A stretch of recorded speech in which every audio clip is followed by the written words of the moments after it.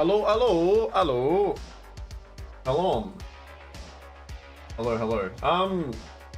These guys are just yip-yapping for a bit in their own chat, right? They're doing their own thing. I'm hopeful that maybe we'll have a game soon. I mean, look at, there we go. We're getting some stats. We love it, right? All right, you know what? We might do a bit of yip-yapping.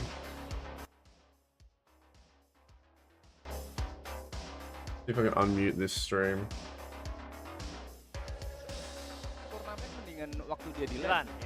Ada rasa-rasa apa ya, mungkin I don't know what they're saying, but that's okay. We're here for the Dota, which is a universal language. Mahal banget kalau G-Croy kan mahal. Nah nih, dari Reckoning ada Dalul, FVZ, In Your Dream, G-Croy dan juga Faris. Alright. Apakah Faris bakal SCPD? I wonder what they tell the players when they take photos of them. What do they tell them to do? I'm not sure. Now, I'm very hopeful that this is ticketed, okay? Because we're going to try to find it. I'm going to be co-casting with Godot today,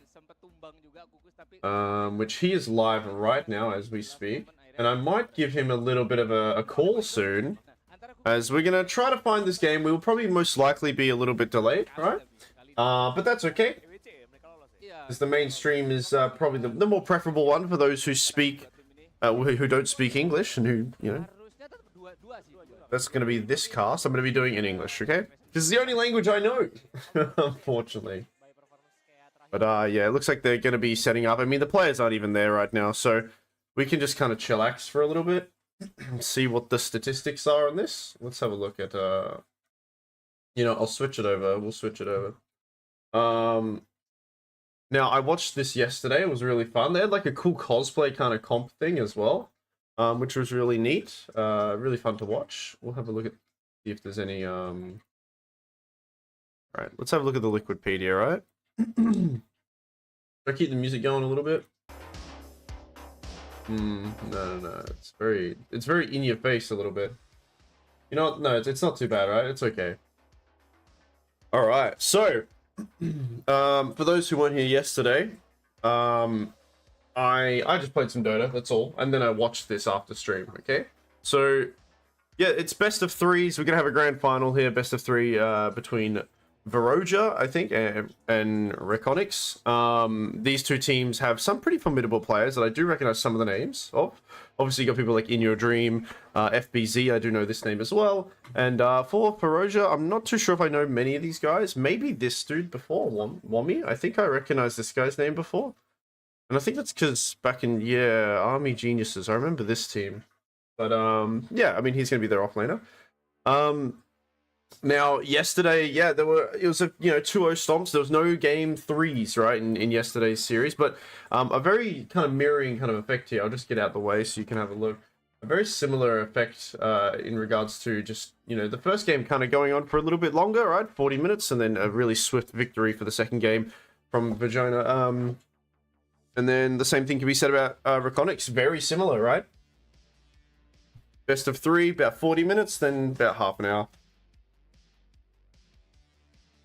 Switching sides as well, right? Radiant, Dire, Radiant, Radiance. And one interesting thing is, I said this yesterday, I was kind of having a look, and yeah, both of these teams didn't really overlap their heroes. I mean, they only had one hero from each series kind of overlapping, that being the Pangolier for Varoja, and then the Dragon Knight here for Reconics. So we'll see what they bring to the table.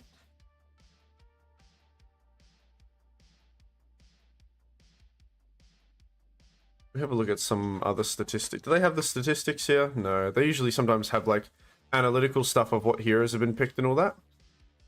But yeah, so this is the Indonesian qualifier, right, for the main tournament of the Asia Pacific Predator League, which I think most of these teams are starting to fall into place now. We have this was interesting. I didn't watch this, but I would have liked to watch an Indian qualifier. That's kind of interesting. I wonder how they're going to pair up against a lot of these other teams, because I don't know many good Indian teams or players. No offense to lovely India, you know, but I don't really know many players from there.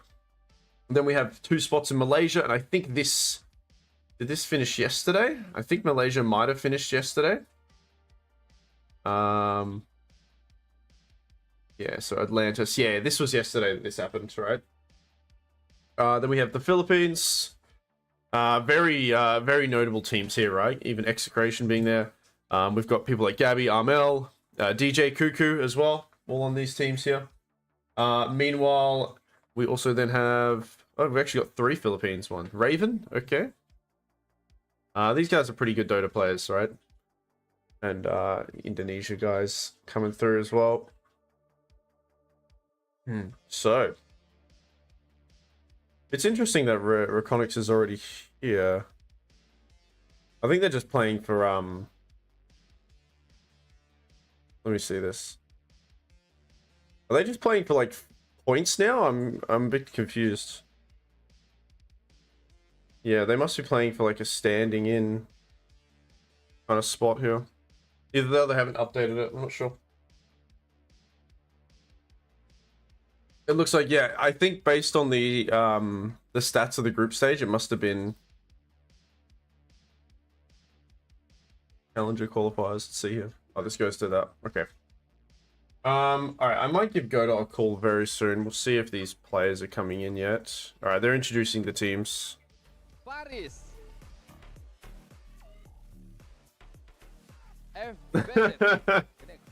Could you imagine? I don't know what I'd do, man. I don't know what I'd do. It's kind of strange.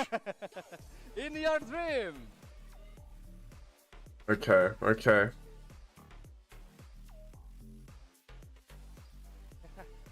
I mean, you just walk out. You just walk out, say hello, and go back. Main yang satunya yang kali ini yang balik ke originalnya ya. What would you do? Adalah Dalul dan tidak lupa kata penonton ya, Flul ya.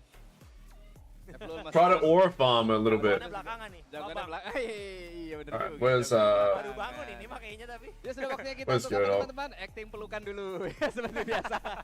1 PM. Dan tentunya ada 2 finalis dari Indonesia Final Predator League 2026. Dan nantinya informasi aja buat kalian, 2 tim ini udah mendapatkan tiket untuk masuk ke Asia So Pasifik strange. di New Delhi. Alright, pep talk. Seperti biasa. Tawa tuh Faris tuh. You do a 360 and walk away. Oke. I feel like I don't know what I'd do. I don't know, man. There's some real cringe kind of moments. Like I get it, you want to kind of be, I don't know, like you gotta. Some people will try to aura farm or something, but I don't know. And you know, really good emotions from guys here. I think they're all kind of mates. You know, usually when you're in that higher MMR, you kind of get to know your pool of people. So no doubt there's some positivity and friendship there, or equally so, maybe some rivalry, right? Dan juga Feroja, karena melihat di beberapa negara lain itu sudah mendapatkan kandidat atau finalis juga. They're just in a shopping center. That's insane. I love that. I love that they're just in a shopping center. I want this. I want this in Australia, man. Let's go. It's really cool. I am a bit confused though, because they've got a grand final here, but it looks like the slots make it so they're already both in anyway. Like they're in here anyway. So I don't know what's happening. We've got Mongolia, and there's these 2 other slots here. Now this wasn't. I think these 3 were open last night. Shop tourneys, yeah. But like, are you talking shop tournaments or like shopping mall center? Like the entire look, they've blocked out an entire area for it. You know, they got the whole stage and everything. Kind of interesting. It'd be cool. It'd be cool. All right.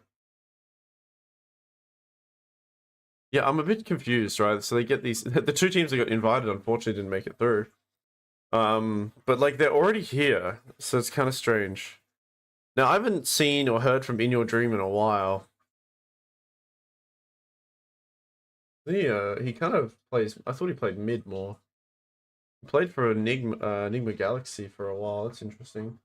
Or SCA version. No, it doesn't count. Yeah, do you guys remember Tigers? Do you remember this team? Oh no. Oh, Velo. What is Velo doing? Not any team anyway. It's kind of cool to kind of look through what people have been doing.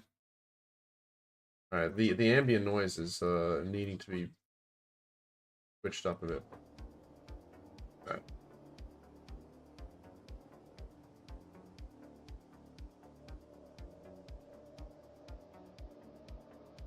I'm just gonna tell Godot.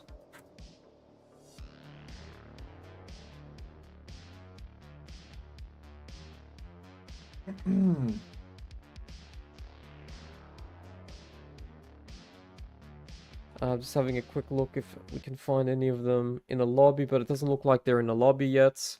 Yeah, Nah. as soon as the lobby goes up, I'll let you know, and then we can just pop in Deluxe on a call and start getting ready to cast it, because it should be soonish, but it's probably gonna be Let's see another lobby. 5 to 10 minutes, I would assume, at least. But yeah, I mean, just for the follow, by the way, Wong Bugul. The one with Mushi Coach is your Paj FBZ jacket. Yeah, it's one of the most recent ones.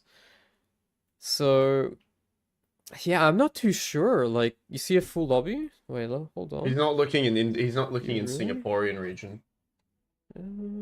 Oh, yeah. Oh, Demo Hero level 30 Invoker tournaments. No, no. Huh? What is What's it? that? Custom lobby. Do you actually see the full lobby? I didn't see the full lobby yet. He doesn't see it. I see some players, but it shows up as Demo Hero. That's weird. Don't know why that's the case. I don't know if it's ticketed, man. I mean, if How do I that's there, switch it's to gotta be. Singapore region? How do we go about Go that? You mean custom. on the Dota 2 settings?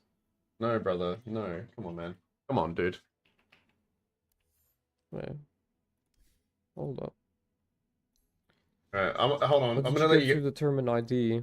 Look at this guy. He doesn't know what he's doing. Just go to the... Why am I talking like he can hear me? He can't hear me. Let's see, browse. Oh yeah, I see it. I see it. There we go. He's got it. You're right. I actually do see it here, but yeah, I guess we wait a little bit. Just wait for the lobby to start. It's weird because like on my friends list, it doesn't pop up like that. That's really strange. It's hard to explain, but organization in Indonesia, alter ego RRQ, don't want to build Dota team, costs a lot of money. Alright, we don't want to be, you know, leeching off of him right now. So he's figured it out. Now, yeah, it still doesn't really, Oh my god, my MMR. Is my MMR not immortal right now? This MMR thing is wrong, by the way. MMR tracker. It's totally wrong. Off by a little bit. I'm gonna get rid of it. Okay. Yeah, I had 3 losses in a row. It was really rough. Really rough. But I'm not sure if this Predator League, because if you look in Predator League, it's got Malaysia qualifiers. It's got all these different qualifiers, all except for Indonesia. I can't believe the Dota's. Can anyone else please relate to me? I say this every stream. How you type something in, and it just well, okay, now it stays. As I complain about it, it fixes itself. Malaysia qualifiers. 2026. Oh, now it's gone. I love it. 2026. I just don't understand why this will never fix itself, man. Someone just play Boar? That's disgusting. Alright. Alright, so yeah, we're gonna chill for a bit. The game's gonna start soon. I forgot I had the Vor one. Gross. But we'll keep having a look at we'll just check in on their stream, right? Like I said, I kind of warned Godot about this a little bit. They're gonna be yapping a little, right? There's gonna be a bit of talk here and there. Yeah, so I got a Vor. Oh, Ren, hello. How have you been? Good to hear from you or see you with the Vor. I mean, not really see you, but you know what I mean. Thanks for reminding me that Vor exists. How great. Okay, so the players are getting set up. The lobby is here. There's 10 players in each one. We'll call Godot in maybe like 10 minutes. Okay, we'll have a bit of a 10-minute yip. I need to ask him as well. I mean, these two teams have already kind of qualified, so I think this is just a bit of fun here. If anything, just prize money difference, right? Which I don't know what this currency is. Indonesian rupiah? Is it just rupee? I don't know. But just under, you know, not that much of a difference, but almost, you know, $1,800 for the winning team. Yeah, it seems like they're both qualified. Sorry, I'm a bit tongue-tied right now. Qualified for this tournament here. These other two qualifiers, I don't know. We got one Mongolian team, which is cool, right? Spent too much money. Uh-oh. You know what I want to spend money on? The new VR headset coming out from Steam. I might get that. I think that'd be fun. What have you just spent money on? Why are you Mick poor now? When is this actual tournament happening? This is happening next year, January the 9th, right? Because this is American, so it's switched around. Oh, you guys can't see. So January it's going to start. Hopefully Godot and I can continue to wow. An MVP award for just an MVP of just 10,000 US dollars. That's awesome. This prize pool actually jumps it up. Tier 3 tournament. $65,000 split amongst 5 people is pretty good. Tattoos. There was a tattoo expo in Sydney recently that my friends all went to, right?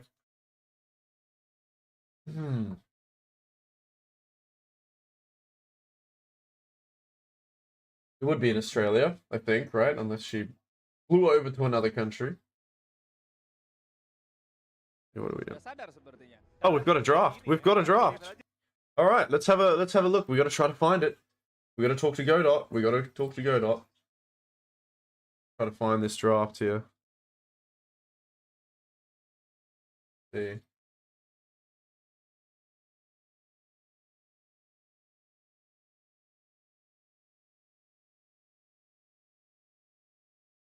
All right. All right, he's actually started to call me, so I'm going to have a yip yap with him. All right, give me 2 seconds, guys. Okay, we're going to collab with Godot right now.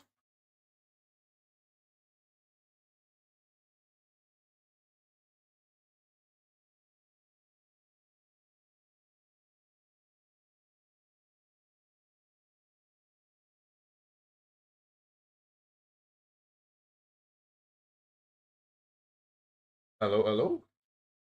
On for a little Hello? bit. Hello? And then I'm gonna pop in straight. Yo, what's going hello. on? Hey, man, how are you?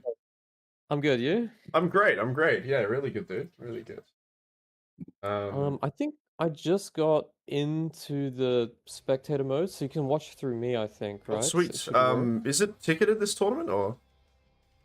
I actually don't know. It won't let me watch it through you either.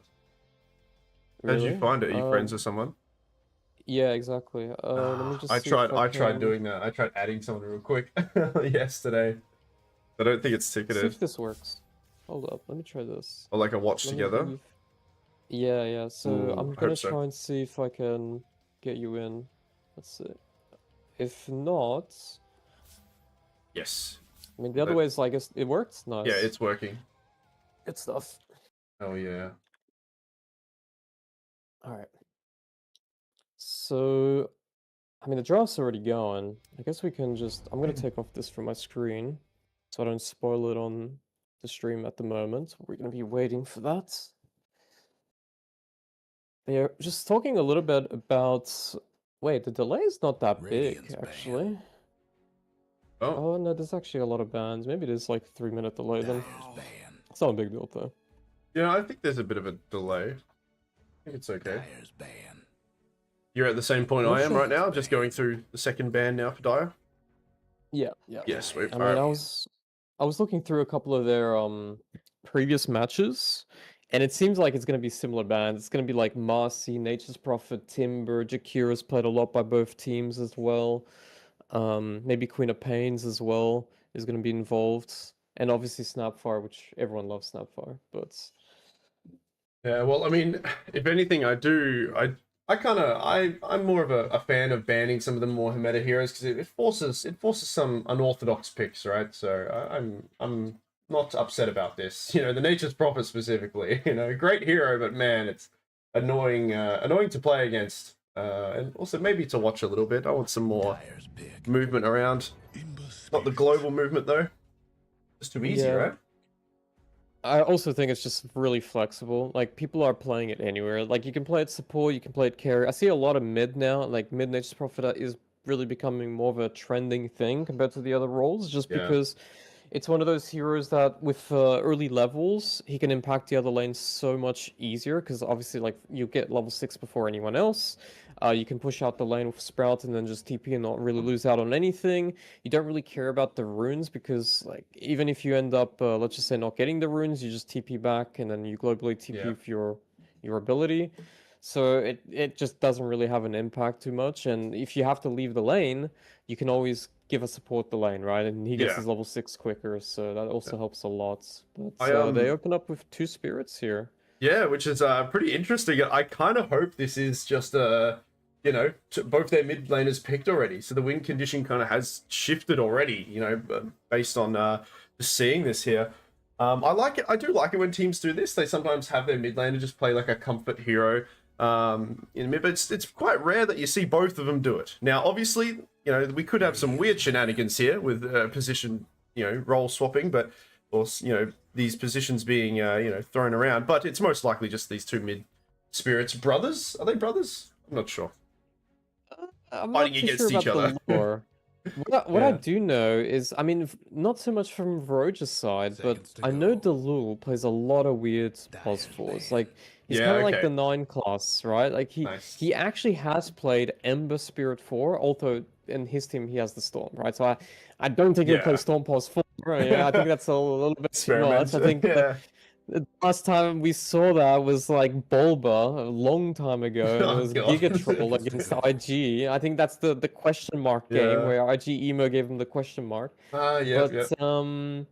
yeah, I mean, if you see some weird picks, like for example, Slaughters being rotated to pos fours or Embers and stuff like that, like Yeah. Delul is probably the one that's going to be playing it. Okay. That excites me. I just looked at the like the Liquipedia about this as well. This game, the only real difference in this game and this grand final is just the prize pool. These teams are both already qualified for the actual Predator League, right? The Asia Predator League, if Okay. you look. So I there was see. 2 slots. These are the last 2 teams. So right now they're playing for that delicious moolah right now. So I can see a bit of shenanigans going on here. You know, there's not much up.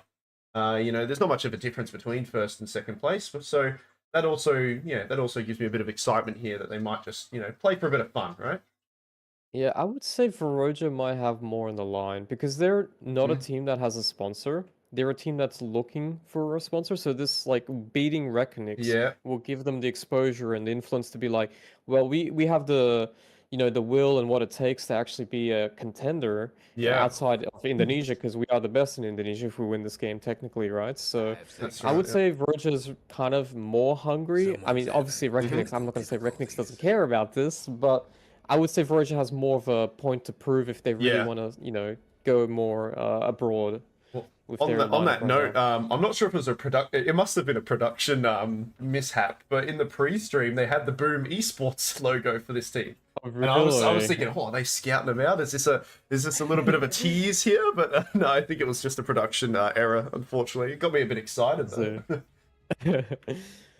But yeah, I mean, Snapfire, like I said, this hero just played by everyone, and then you're gonna Yeah. have heroes like Hoodwink that's not touched either. I mean, I would be surprised if they don't take it, because Hoodwink's one of those heroes like Snapfire, which just does really well. The only difference is Snapfire is generally a little bit more flexible when it comes to playing both the 5 and the 4, whereas Yeah. Hoodwink is more so 10 just for the seconds 4 to role go. itself. And then if you're forced to play Hoodwink as a position 4, there might be a couple of heroes that excels against it in the laning phase, and you can swap around the Snapfire if you don't want to put the Snapfire against the Hoodwink as an example. But yeah, they go for the Silencer here. Really good at canceling Snapfire ulti mid-fight. You don't even have to think about it, right? It's like Ember jumps in, or your enemy Storm jumps onto you, you global silence, and now Mortimer Kisses just doesn't come out at Yeah, all. that's So you right. missed that opportunity. So that's a pretty good pick. Huskar as well to match a bit of that early aggression with the Ember. Pretty good 10 too. seconds to go. I just think it's a yeah. very solidified pick right now, right? 5 It's seconds. even if you wanted to do like Tusker in the safe lane, you could. Even if let's just say you want to pick a ranged carry, right? Maybe it's not Yeah. a game where you want to play a melee core, you want to play Yep. like a Medusa or something like that and do like a siege tank body build timing, maybe around 20 minutes. You have your Manta plus, a couple of stat items, and Tusker can always Yeah. save you. Tusker's really strong in the laning phase. Tusker can move around and leave the Medusa if she can play alone, so it's very flexible. A Husker, okay, and then straight away with a Mars too. So it's that combo with the Arena and the Snapfire ulti. Obviously the Silencer, like you said, can cancel that out, but you know it's still a pretty decent little combo though, regardless. Yeah, it's Husker gonna be pick is interesting. I'm wondering where they're throwing him. Off lane? Safe lane? I mean, right now it's looking more like a carry Husker. It's looking Yeah. like a carry Husker Mars offlane Storm mids if you were to just, I mean, flat out pinpoint it by traditional roles. I've seen a lot of Husker support in C now. Oh yeah. Husker support is becoming a little bit more predominant. It's Okay. not even just on C, even in the CIS region, European region, they're starting to do it. Yep. They're playing like this POS 5 lane bully Husker, goes for Glimmer armlets, owns the lane, and then at some point just jungles, and he jungles really, really quick, so he gets his armlet timing at a pretty decent time. And I mean, I was saying, like, the Lul plays some weird shit. I mean, this is one of those heroes that I could see him playing on Yeah. the... I haven't personally seen him play Husker supports, but I could probably expect him to play it. And they go for the Weaver, so they are playing that ranged core. Whether or not the Tusker's paired up with him, I'm not too sure. If they want to really bully the Mars offlane, it would make sense. You know, I'd hope Nova they would. Tusker against Mars makes a lot of sense here. Yeah, absolutely. That's, I mean, I play Tusk a lot, and the amount of times that even regardless of me being 4, I've asked very nicely my 5 and my, hey, switch lanes with me if I'm up with a drow or something. We're gonna kill this lane, and it's just free kills really with that tag team. It's just bonkers. And you know, looking at a Mars and Snapfire, most likely going to be this offlane duo for Reconics here. I don't really see what they can do against it. Right, so it's going to be a lot of damage coming in their way if they choose to do this. I would assume if Husk is not playing core, they play it with the Mars, and like Okay. it's the Lul's hero. If it's a support playing the Husker, it's gonna be the Lul, and he plays POS 4. Right. So it would make sense for him to play it with the Mars in the lane. It doesn't make that much sense to play it in the lane, to be honest with you, because Weaver is one of those heroes, like, when you see Husker, you don't normally want to pick melee cores into it, especially because of the laning phase, right? Like, you just can't really deal with the burning spears just coming through, especially level 3, it just becomes too overwhelming. So you want to have a ranged core to fight it, and if you have Tusker in the lane, even though the Tusker might not be able to bully the Husker, you can still go for those kill timings. Like, level 2 is going to be a very strong power spike with tag team, shards, and then obviously the Beatles and Chikuchi from Weaver. It's going to be an insta-kill on the Huskers, so I'll be honest, I don't think they should put the Husker in that lane. I think if the Husker is going to be playing in any lane, you want to put him in a lane where he can really bully the core, and right now, I would assume Husker can still have that flexibility of playing carry, because it's very likely to be one of those melee, tanky, off-lane utility heroes. I mean, they're banning it out as well, like Centaur. Centaur would be one of those heroes that could be in the play for the side of Varoja. From what I know from Womi, he likes to play a lot of Slaughter, he likes to play a lot of Timber, he likes to play Centaur. All of those 3 heroes are banned, okay? Yeah. So you got the micro heroes, and none of them are touched. You got Beastmaster, Lycan. It's not really a good Lycan game here for Varoja, so I wouldn't assume Lycan. But you got Beastmaster here that could definitely work for the side of Varoja. It's just really scary to lane it, I would say. So yeah, I'm thinking. I'm just thinking of what I would pick for either of these teams, and for Varoja, I think I was looking at Wami's, you know, heroes that he picks as well. And you're right, they have banned out a lot of them. I don't know if he's willing to experiment a little bit. It's a long cooldown, but to pair it up with the silencer and just have this timing, I'm thinking maybe you could go for like Brew and just get the split off. But I don't know how popular this hero is. I haven't seen it in a while. It's kind of one of those, if somebody likes the hero, they pick it, right? It's not necessarily that meta right now. It's a good hero in theory, but it's fallen off a lot. I think it's just the fact that it's a bit ulti dependent. Like, it doesn't have stun. The lane matchups are a little bit iffy as well, because he excels when you have an ally that can break the the Cinder Brew, right? So he Yeah. can actually proc it. Yeah. But not every matchup, even utilizing that, is very effective. Only got But 10 I seconds would to say think it's about like something. he doesn't have like that playmaking ability. I think that's the Yeah. biggest issue with Brewmaster, besides his ulti. Okay, There's so the they Beast will Master I get was there with talking the about. beast. Cool. Yeah. I think it's gonna be a hard pair up in the lane if he does go up against the Husker carry, but Mm. we'll see what the matchups are gonna look like. I would assume it's still gonna be a Husker support, but okay, BB. Okay, then it's definitely a Husker support. So I Yeah, was he right. is It's gonna the do Will it. Pulse 4. Yeah. Interesting. I just wonder how they do the lanes here, because I'm really worried for them. If they do Husker Pulse 4 into the Weaver lane, it might not go the way they're expecting it to go. But I think the other lanes are going to do really well. I mean, Storm against Ember is going to be pretty chill. You're going to have a pretty free game on Storm. I think Ember's going to do fine, but it's probably going to get a little bit out CS and a little bit more pressure because of the obviously moving spirits from the Storm Spirit now. Yeah. Which is completely different dynamic. I mean, I remember this matchup before I stopped playing the game. Storm Spirit would just be kind of a weak hero in the lane because obviously getting CS would rely you to get really up and personal. But nowadays, you just spam your spirits. You bottle refill so easily for all the water runes. And if you have to go back for a bounty rune, you get the bounty rune. If you have to get your 6 from jungling, you get those 2 camps next to you on the bottom right side if you're playing Radiant, or on the opposite side if you're playing Dire. So I think In Your Dream is going to have a field day in the laning phase. The only threat I would say for mid is the rotations coming from DB. Yep. But I think DB is going to have a lot on his hands at this game because he might be facing the Husker in the laning phase with CJ on the Weaver. So you can't just leave the lane because Yeah. if you leave the lane, then the Lul's going to just stomp that lane with the Husker, right?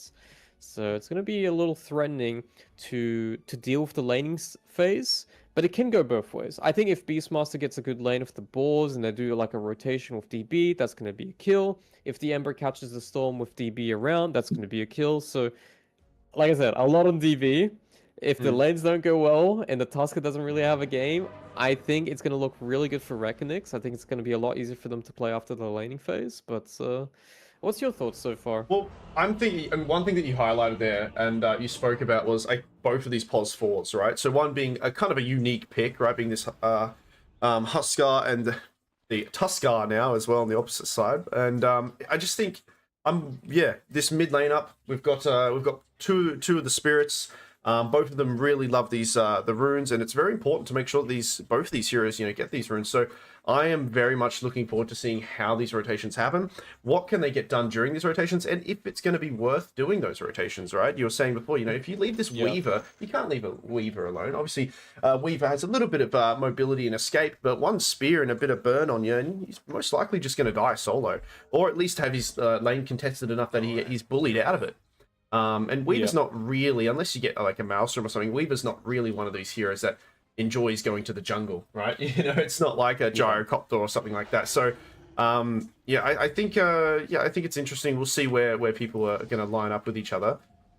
I don't know about the one thing I'm not sure about is, this Huskar Pos 4. I was thinking the knockback. Is it if he goes up against the Tusk here, is that knockback enough to really stop this aggression from the tag team? I want to see how that works. I wonder if that's one of the reasons why they picked it. The distance I think of the the tag knockback. team is going to outvalue for sure. Yeah? It's just Okay. the spears, like stacking of the spears. That's going to be the issue. Yeah. Could you do me a favor, by the way? Could you give me the command to the Dota spectator thing? Yeah, I shall. I will send It'd it be a to you lot on this. easier. Yeah, thank you. Yeah, Nothing's happening right now. there you go. Come Thank on. you. And there you go. All right. Well, there we go. best of 3, and we're gonna have a boar. Unfortunately, bite the dust. Bit of gold there. What's he gone with? Yeah, He's gone for Seeing Red. Okay, I've seen a lot more people hit the people jump between Snot and Seeing Red. I've seen the other one, sorry, the Snot facet a little bit more lately, but obviously on the carry roll, I think it's if it was off lane, it'd be something different. But yeah, Seeing Red. Pick here. Seeing it just does so much damage in Yeah. the scaling game. And okay, DB actually pinches that rune. It might cost him his life though. Nice use of the he's burning down, but he should be okay. Tower regen helps him out, but he's gonna have to go back to base for a while. Yep, they used the blood grenade there, so 50 Yeah. gold expended, and also a lot less threats if you don't have the blood grenade, because it'll probably most likely be on cooldown. Now, I'm gonna look a little bit more towards the Beastmaster. That's the lane I think there's gonna be a lot of kill potential. I mean, both lanes, to be honest, are gonna have a lot Yeah, of kill potential. But absolutely. you can see here, they swapped out the Tusker, because they don't want the Tusker to Yeah. fight the Husker. Like I said, the melee heroes just don't really do well against the Absolutely. Huskers, so they're going for Glaives level 1. Which is and interesting. just hard bully. Stealing the 0-inch that he already has, almost. Well, not that he has 0-inch, but he's got no mana anyway, so the Lul, I don't think, really fussed by it. I'll be honest, I don't think this glaive trade will really work, because as soon as the Lul gets level 2, he's going to have that the passive that gives him so much attack speed, so Yeah. if you're trading 1-to-1, you're still going to lose the trade. Yeah. It's just really a matter of how many stacks of glaives you have to begin with. So if he ends up resetting the glaive stacks, then there's no chance for Juju to trade him. But the Mars is doing some creep shenanigans, as you can see here, dragging so he Yeah. doesn't have to take harassment, saving his regen until he gets his bracers.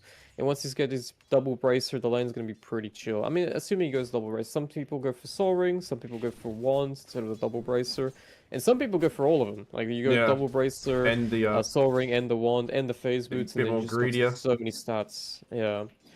It's more laning emphasis. this top lane. A big creep wave actually up here. It looks like they pulled the wave, and yeah, they're doing the Wommy here, pulling the wave all the way between these tier 2 and tier 1 tower. There's some uncontested farm there, and he's getting some good denies as well. But Yeah. able to The do so. one thing I like that they're doing here is he's using the balls to help the support Yeah, team to this try and is- drag or block absolutely. camps, but he's gonna actually manage to pull the camp there with the range, and the He Tusky... blocks, he blocks one. Ooh. Yeah, not bad, not bad. I mean, they just need level 3 on the Beastmaster, Yeah. honestly, because this lane here, pre-3, the balls are really easy to kill. As you can see, one Yeah, scatter I blocks, mean, one little spike there, and that's already one a gone. free And it's a one, yeah. lot of experience. Like, if you don't know, one ball at level 1 feeds you 1/4 of your XP bar. So 4 Oh, balls wow. gives you a whole level. Yeah, so, I mean, Oh, that's okay. between one hero shared, but if Yeah, obviously you yeah. have 2 heroes, it's going to be half of that, right? So, I didn't know it was that much XP. That's insane. it's a lot. Well, they hit Yeah. level 2 quickly before Radiant doing. Pressuring a little bit here. DB getting quite low. Should be okay. That's a little shredder there. Also, another really good spell against some of these summons here, too. You can shoot that bird out the sky or the boars as well at minus armor. Yeah. Yeah, both lanes, I mean, I was talking about this before we even popped into this game, but laning phase is becoming a little bit more detrimental than what I've seen from TI. I mean, Falcons is a prime example of dominating lanes and then getting a lot of resources, because when you win the lanes, you open up the map faster. When you open up the map faster, you can start spreading out and farm more resources off the map, and that's where, Yep. like, for example, Amar, Skitter, and Malrine take full advantage. Even their pulse 5 support snaking as well. I mean, that's why they always get so much net worth leads, even if they don't have that many kills. It's just really just farming distribution, being Yeah. distributed very quickly and very efficiently.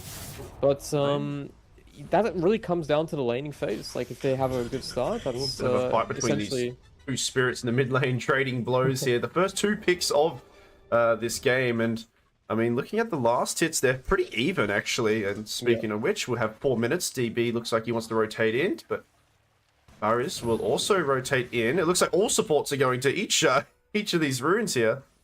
And Pota get a bottle charge up. It looks like Tuskar did take DB that other one, but he will go down first blood. He didn't stick. He might have actually lived. He had 6 Oh, he had stick 6, charges. you're right, yeah. Yeah, he would have lived. He had blood grenade, but he was gonna fog him, and he was already Yep. blocked off anyways from the shards. So yeah, I think- 80 damage. He wasn't expecting that bonus damage coming from the. Is it the innates? Yeah, it's the innates. The Yeah. buckshots, 30% more damage for auto attacks. Yeah. Unlucky. Well, now Wommy getting pressured as well. But yeah, you can see DB immediately TP's mid. He's trying to find like some sort of opportunity here. Emma's surprisingly doing a lot better than I expected. And keep in mind that he's versing in your dream here, one of the better Yeah, players yeah. in Southeast Absolutely. Asian Oh, we region. lose the Husk down bottom, but he trades his life away for Juju, which, if you're Radiant, if you're this Silencer, I think you're pretty happy with that. Yeah. Yeah, I'm trying to consider from a course perspective. Obviously, CJ got the kill, right, Yep. over FBZ, so he got the gold advantage for the lane, which means he can get an item that might allow him to bully the lane a little bit heavier. But I look at FBZ's farm, he's almost got his phase boots. He's got Yeah, his he's bracer. doing pretty like, well. Yeah. Yeah, he's fine. Like, even if CJ gets an item a little bit ahead, like, it's not really going to affect the lane too much. Mid lane here, a lot of action. He gets the kill, but they almost trade Porta for it, but not quite there. Very low. I You'll mean, limp this on is back. really big because Yeah. you look at the level 6 timings from the two spirits. Ember's just pretty much 1 or 2 CS behind level 6, and then you look at the Storm and he's half a level. So Yeah. he might have to jungle because if DB comes back mid with a full HP Ember Spirit, that's going to be another guaranteed kill. But at least So he'll in your get dream, the you need to get 6. he'll get the rune at least, but they are Okay. committing a lot of time here from the supports of Dire for this. Oda will poke his head out forward. Got to be careful. Doesn't have a... Okay, he might actually get killed here as a result. He gets level 6, so he's able to reposition himself a little bit. There's no cookie, so he actually lives through this, and Dulol actually loses his life. Okay, good. Nicely played here. Yeah, it was really good there. I love to see like these spirit usages where they send the spirit to in and back, and then they just get that quick kill and Yeah, they yep. zip out. Zigzagging in and out. Very beautiful to see. 7 minutes. We'll see if there's any contesting Radiant's top for the tower in XP. bad shape. Looks like we've got 3 Top lane. heroes here. Looks like they want to try to... Roy, he's in a bit of trouble. Switching Can over his switch treads. He has power treads on strength, but I don't know if it's going to be enough. I mean, with the rest of the heroes coming in, he does lose his life. DB, quite low himself, and he actually lives through it, waving at his opponent, and a bit of a crippling financial problem there. They Radiant's committed a lot, and they didn't get anything out of it. Yep, and this is the time where I think the Lure will chill, because, Yeah. like I was saying, it's Husker is really strong, but Hmm. in certain matchups, it's not that easy to get much out of the laning phase. And when you try and like compare yourself to a Tusker after laning phase, who's going to be more effective controlling runes? Who's going to Yeah. be effective getting more kills? It's going to be on DB, right? On the Tusker, it's just way more impactful. Yeah. And it's shown. It's definitely shown. These fights, even killing a BB was possible thanks to tag team, the slows, the snowball for the stun. And you're going to see another play happening at top. Womi's Yeah. almost about to hit level 6. He's kind of behind, by the way. He doesn't have that much CS. Level-wise is okay, Oh, but DB he holds. doesn't have Helmet on. Holds Croy there, but nearby him. He's literally 1 XP away from... There we go, level 6 on Wommy. Power runes. It's a haste He's rune. lucky. Storm's going to zip to it. Top lane again. DB. They're dancing Doing around here. They the- want to use this this primal roar to Yeah. get a good kill on the core. But I mean, the 2 supports actually find VAR here.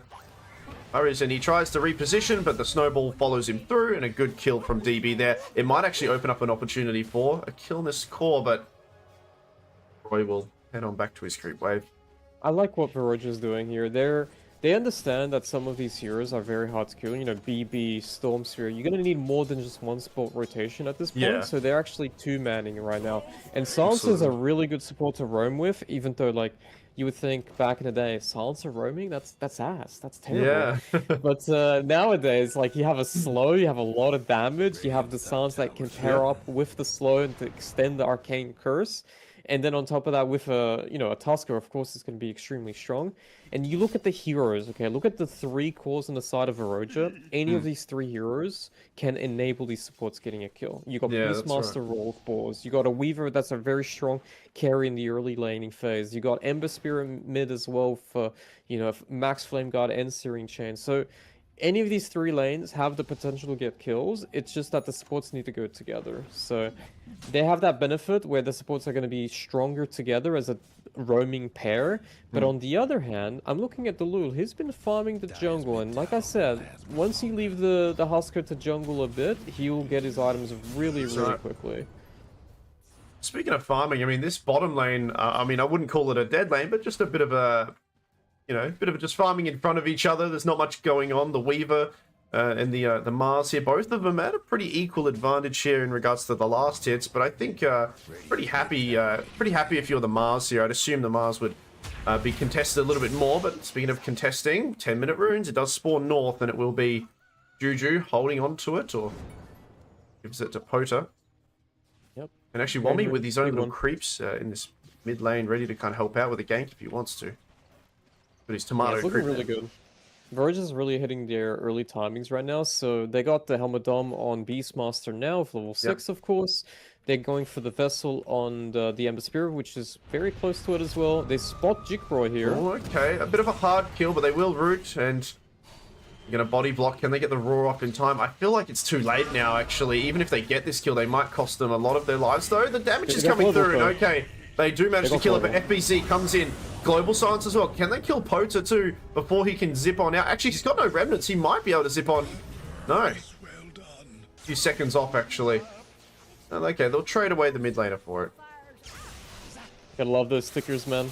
I need to start adding them to my artillery as well. Now, Global and Arena used. You do lose the Ember, but I think it's still go time for Radiant if they want to at least pressure one of these towers. It's a little bit of a misplay there. I was calling out the global ahead of time, thinking as soon as he saw the Mars, he should have globaled. And the reason why is if he globaled, he could have just TP'd out, and he would have been fine. Yep. But he actually lands the spear, so even if he globals after the spear lands, he doesn't have enough time to TP out because then the storm just zips in, right? So a little bit of a misplay here from the Silencer. I think it was a bit too slow on the global usage, but overall, I mean, it's still a 1-for-1. The issue is farming efficiency is always going to favor the Dar team here. I think in terms of fighting, obviously Varroch is very strong, and they should bring CJ into these fights. I mean, you have a Weaver here, maybe they're just waiting for that tier 1 tower to fall, but at some point he needs to be involved. Like, their lineup is really strong, utilizing their cores, and the Weaver is the primary one that's ahead. Absolutely, right? So he's they at the need top. to make him escalate the lead here. You know, It's a smoke play in the middle lane. Oh yeah, I see that. Yeah, Weaver, like you said, been left alone. You know, no deaths to his name. He's closing in on that Mithril Hammer to finish off the Maelstrom. We're going to run into each other here. Storm finds DB. And, okay, Snowball to dodge a bit of damage here, but it will probably lead him towards his death. I mean, he's going to commit for the punch and everything. In Your Dream, he's getting quite low. He's going to have to zip out if he can. He certainly does. The Roar response. There we go. We'll take out the Sapphire. Okay, 1-for-1. Too bad. 1-for-1. Use the Roar. Top tower has gone down.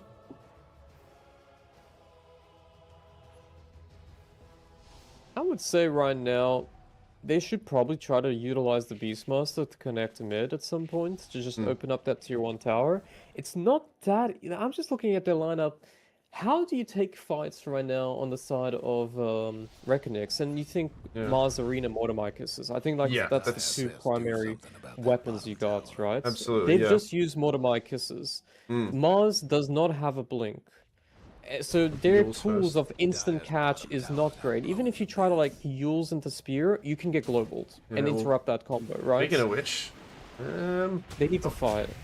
You're going to have to trap him off. He can arena defensively if he wants to. He's actually staying alive, and also there is a TP that gets forced out. Meanwhile, actually, he gives an opportunity for Pota and Juju take out the Snapfire here. And this is just before the 14-minute XP, so I have no doubt that maybe Radiant are feeling pretty good and they want to stick around for this. They have a global. They have a pretty happy Weaver as well, and this is going to be a fight for sure. Yep. As CJ, 100%. FBZ is going to go behind him. The arena does come out, the global silence again, but it's a little bit too late as the arena's already been used. However, Dulal getting quite low, and actually DB living through most of this arena and fight, and they used a lot to get him. He finally goes down. In Your Dream pretty full as well. He's going to try to chase CJ. Does he have detection for this little Weaver? The Weaver jumping away. He manages to elude In Your Dream. In Your Dream running out of resources, but the rest of the team will come through. And Dire actually winning this engagement here. Oh. In Your Dream, he gonna die? ticking down. He should live. 12 HP. Ember wanted to get a pinch there. Who got the XP, actually? Oh, CJ grabbed it. Yeah, it was again, I'm not too sure if they're on the same page with the Silencer. Like, Yeah. this time I think it was a little better, because as soon as the arena came out, he globaled, and therefore you can't combo it. But CJ was inside of the arena. He could have just free hits while the global was going out because there's no threat on him at that point. He immediately time-lapsed out of the arena. So he put himself outside of the arena, not having that vision, not being able to hit during that period. Oh, Mortimer's kisses, but it's quite awkward when there's little bugs scurrying beneath your feet as Zavar will lose his life, and that's the Mortimer's gone. Roy. Just supports. Well, now. Not the best. I mean, you commit a lot of heroes to this bottom five. That's 5 heroes, by the way. So, yeah. What are they going to go for here? The Helmadom 2 just got picked up by Womi, so he's going to get a big creep. Maybe they go for tier 2. Maybe they make a smoke play, if they have any left, to start playing topside for Roshan. Because right now, Beastmaster's got his strong power spike timing, utilizing the Helmadom 2. You don't have the global yet, but it's going to come up very shortly, so I do expect them to do some sort of objective play here. Like, you can't slow this game down. You can already see CJ rotated top. He's going to push out the top lane. They're clearing out mid. I think they're going to connect top. They understand that right now Roshan is really up to grabs here. Top area, I mean, Roshan, if it's not Roshan in 4 minutes, it might be the Tormentor. Speaking of which, CJ, he's farming right under the enemy's noses. He does time-lapse to dodge in your dream. Realizing this, he grabs him. No detection, though. What a bounty.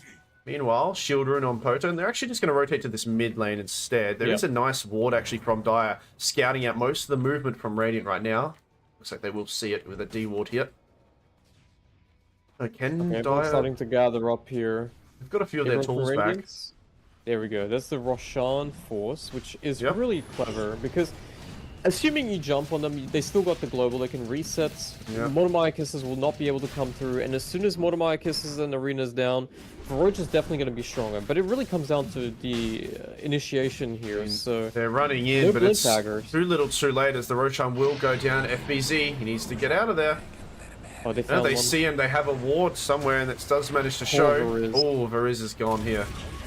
Variz has been gone many times. Yeah. I really feel bad for him. I mean, they don't really have like that melee support, and the Husk is always generally like half HP, so he doesn't really want to show his face there. Yep. So, yeah, bottom lane here. They actually spotted Jikroy. There is no Lotus, but they missed the Searings. Unfortunate term events. They do have the Vessel there, so if they ended up getting actually got a good amount of farms. He's at the top. Yeah. Jikro is one of those players that are generally global committed actually up top on the Storm. The Roar as well. Can they kill him? The burning damage. 100%. He's silenced as well. Yeah, he's gone. Mid lane at the same time here. They're trying to get a return. Absolutely, and there's that combo now that the global silence is not there, so they will use the Arena and the Mortimer's Kisses. They lose the Huskar. Quota. Okay, that's really good for Varoja right now because they've committed the Arena, they've committed the Mortimer Kisses, they still have the Aegis, they have the Beastmaster pushing tier 2 top.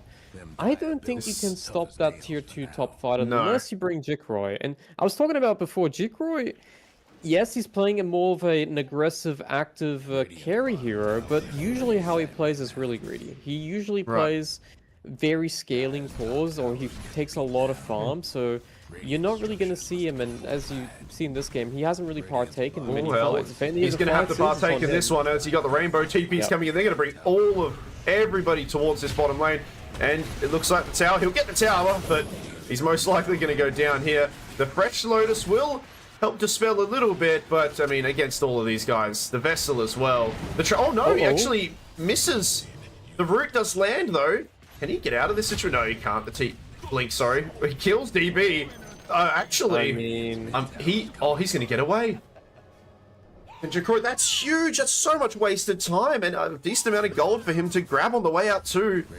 That was awkward. Yeah, that's tough, man. I mean, they committed a lot of numbers there. He gets a kill, a tower, and he gets away. Yeah. Oh my God.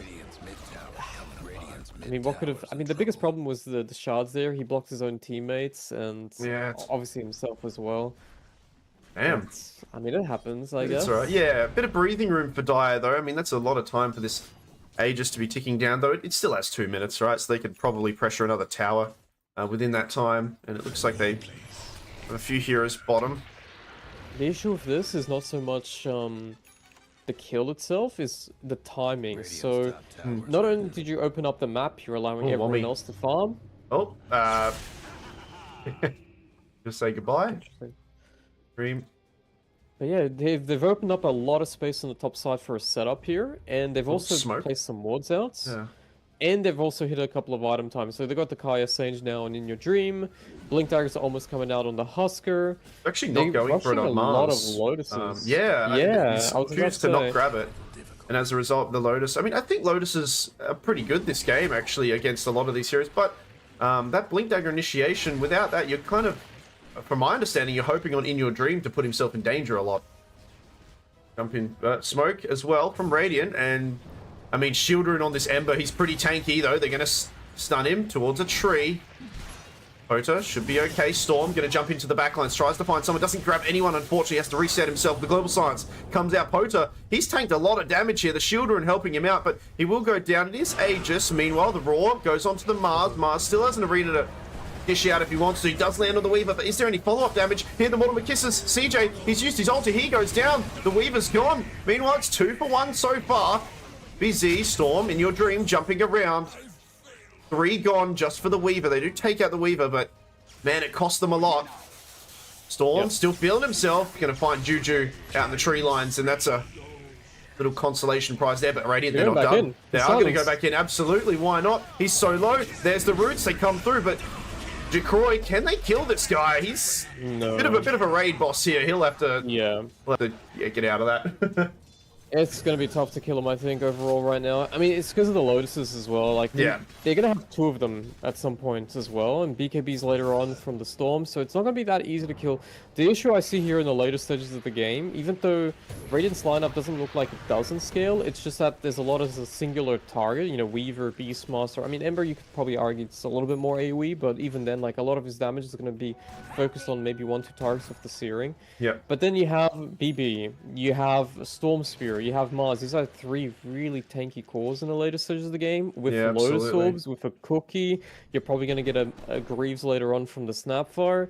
I think the later this game goes, the harder these cores are to bring down. Yeah. And Beastmaster is one of those heroes that, unless you go for the Axe build, he's just going to go full Util, so the damage is not going to be insane. Maybe you get Shivers or something along those lines to really help out to bring down some of these cores. There is. Well, there's actually a TP coming in from Weaver, CJ. Okay, I can catch him in time. But yeah. And that's why I think, even though technically you shouldn't be thinking, well, is Radiant on a timer? I think this game can go both ways late game. It just really comes down to initiation. But the execution is going to be harder for them in the later stages because Lincolns are going to be really disruptive. BKB is going to be really disruptive. I think they jump on. Global Silence as a response, though. The arena's already out. He's going to try to TP out from Wommy. Wommy, no, he gets stunned. Grabbed in by the Snowball to try to help prevent some of the damage. The Huskar does go down, so that's the first death of this fight. Meanwhile, Dire, they're dishing out too much, and the Raw comes out defensively, but he's gone. The Mortimer Kisser scouts out Pota. Pota doesn't have a Remnant for a few seconds, so he's going to have to... a bit of distance between each other here. But even with a Remnant, I don't know if he can get himself out of this situation here, and he'll most likely go down. Okay, jumps. Oh. Bottle. The Radiant's courier didn't make it. Oh, he's so gone. Yeah. Guess what's happening? The Death Trap. I like how the team was split into 2. You had the Mars and the BB set up on the previous Remnants, and the other 2 were chasing the Ember himself. The Weaver completely bailed on that fight, so he just immediately respected that it's a fight they couldn't take after that initiation, and I couldn't kind of see it. The one problem I had that fight, and they ended on... I think they started the fight on the Beastmaster. The Beastmaster is, again, kind of tanky. He's got Pipe, Helmet Dome 2 stats, had the Snowball save as well. Yeah. The Global to back him up. Still, they end up losing that fight in the longevity of things, and I think it really comes down to the damage. I think they're just lacking damage here. Yeah, a lot of the damage is coming down from the vessel to kill the tanky boys, and that's getting removed, right? Beastmaster doesn't really do that much damage until he gets like AC or Shivers or something like that. Weaver's going for BKB, so he doesn't have that, you know, that cheeky little Chrysalis yet. He's going to go for it after the fact, so he's still going to be lacking damage. Even with this BKB coming off, sure, he's going to live a little bit longer, most likely, but you're right, he is lacking a bit of damage. I think a bit of miscommunication there, because that Beastmaster went to TP out instantly, and it almost went to full duration, and he was kind of healthy a little bit. He wasn't too low. But yeah, he just went to TP out. It was, I don't know, bit of an awkward fight there. Oh, well, there's another global there. CJ still has the ult to play with himself, but global use absolutely fine. Yep, Blink Husker FBZ now is a threat as well. Yeah, I mean, look at FBZ. I mean, he hasn't gone Blink Dagger, but his arenas have been scary enough to force out globals and still catch 1 or 2 people. I think he's been playing this Mars really well. Despite not having that perfect initiation, he almost doesn't need it. He's just getting some nice arenas. He's got the Lotus. He might still go for a Blink later. We'll see. Yeah, there is a chance. I just think it's a game he doesn't really need it because look at their cores. Like I said, they're really tanky. They're just going to frontline, and the enemy, which is in this case for them, Verger, right? Speaking of which, he might get an arena onto 2 here. Spear. Oh, he just completely deletes there. Yeah, the snowball to help out. Oh, okay. He's not going to live through this one. FBZ, he's has a Yules to help himself out. He's going to use the Weaver, actually, and now, as a result, it helps set up the rest of the team to come and take him out. DB also going to go down. Yep, it's becoming a more apparent issue by the minute. I mean, there's just not enough damage. They're too tanky. I mean, the Mars, even though, like, statistically it's only like 2.4k HP, but look how much armor he has, and then on top of that he's got the Bulwark as well, he's got the man's defensively. Even. Yeah, it's gonna become more, I mean, there's a heart on the BB, and I'll be honest, I think this is a terrible item. I just don't think it's an item that anyone should be picking up nowadays, because, well, mid lane, first of all, Varys is getting jumped upon by Porta. Just to maybe cheap a quick kill. You will get the kill. It's Yep. But yeah, I mean, you go for a heart, it gives you 40 strength and some max HP regen. You could probably go for just like a Satanic as an example, and you get overall better stats and a better active as well. And if you really wanted stats, you could just go for Skadi as well. Yeah, like, Skadi is 35 for all 3 stats, right? So you get agility, which is going to be armor and attack speed. You're going to get int for mana pool, and I'm not sure if it'll really amplify much of the damage anyways, but it's physical, but... And then you get the effect as well, which is much better as well, to slow them down, combos with the goo.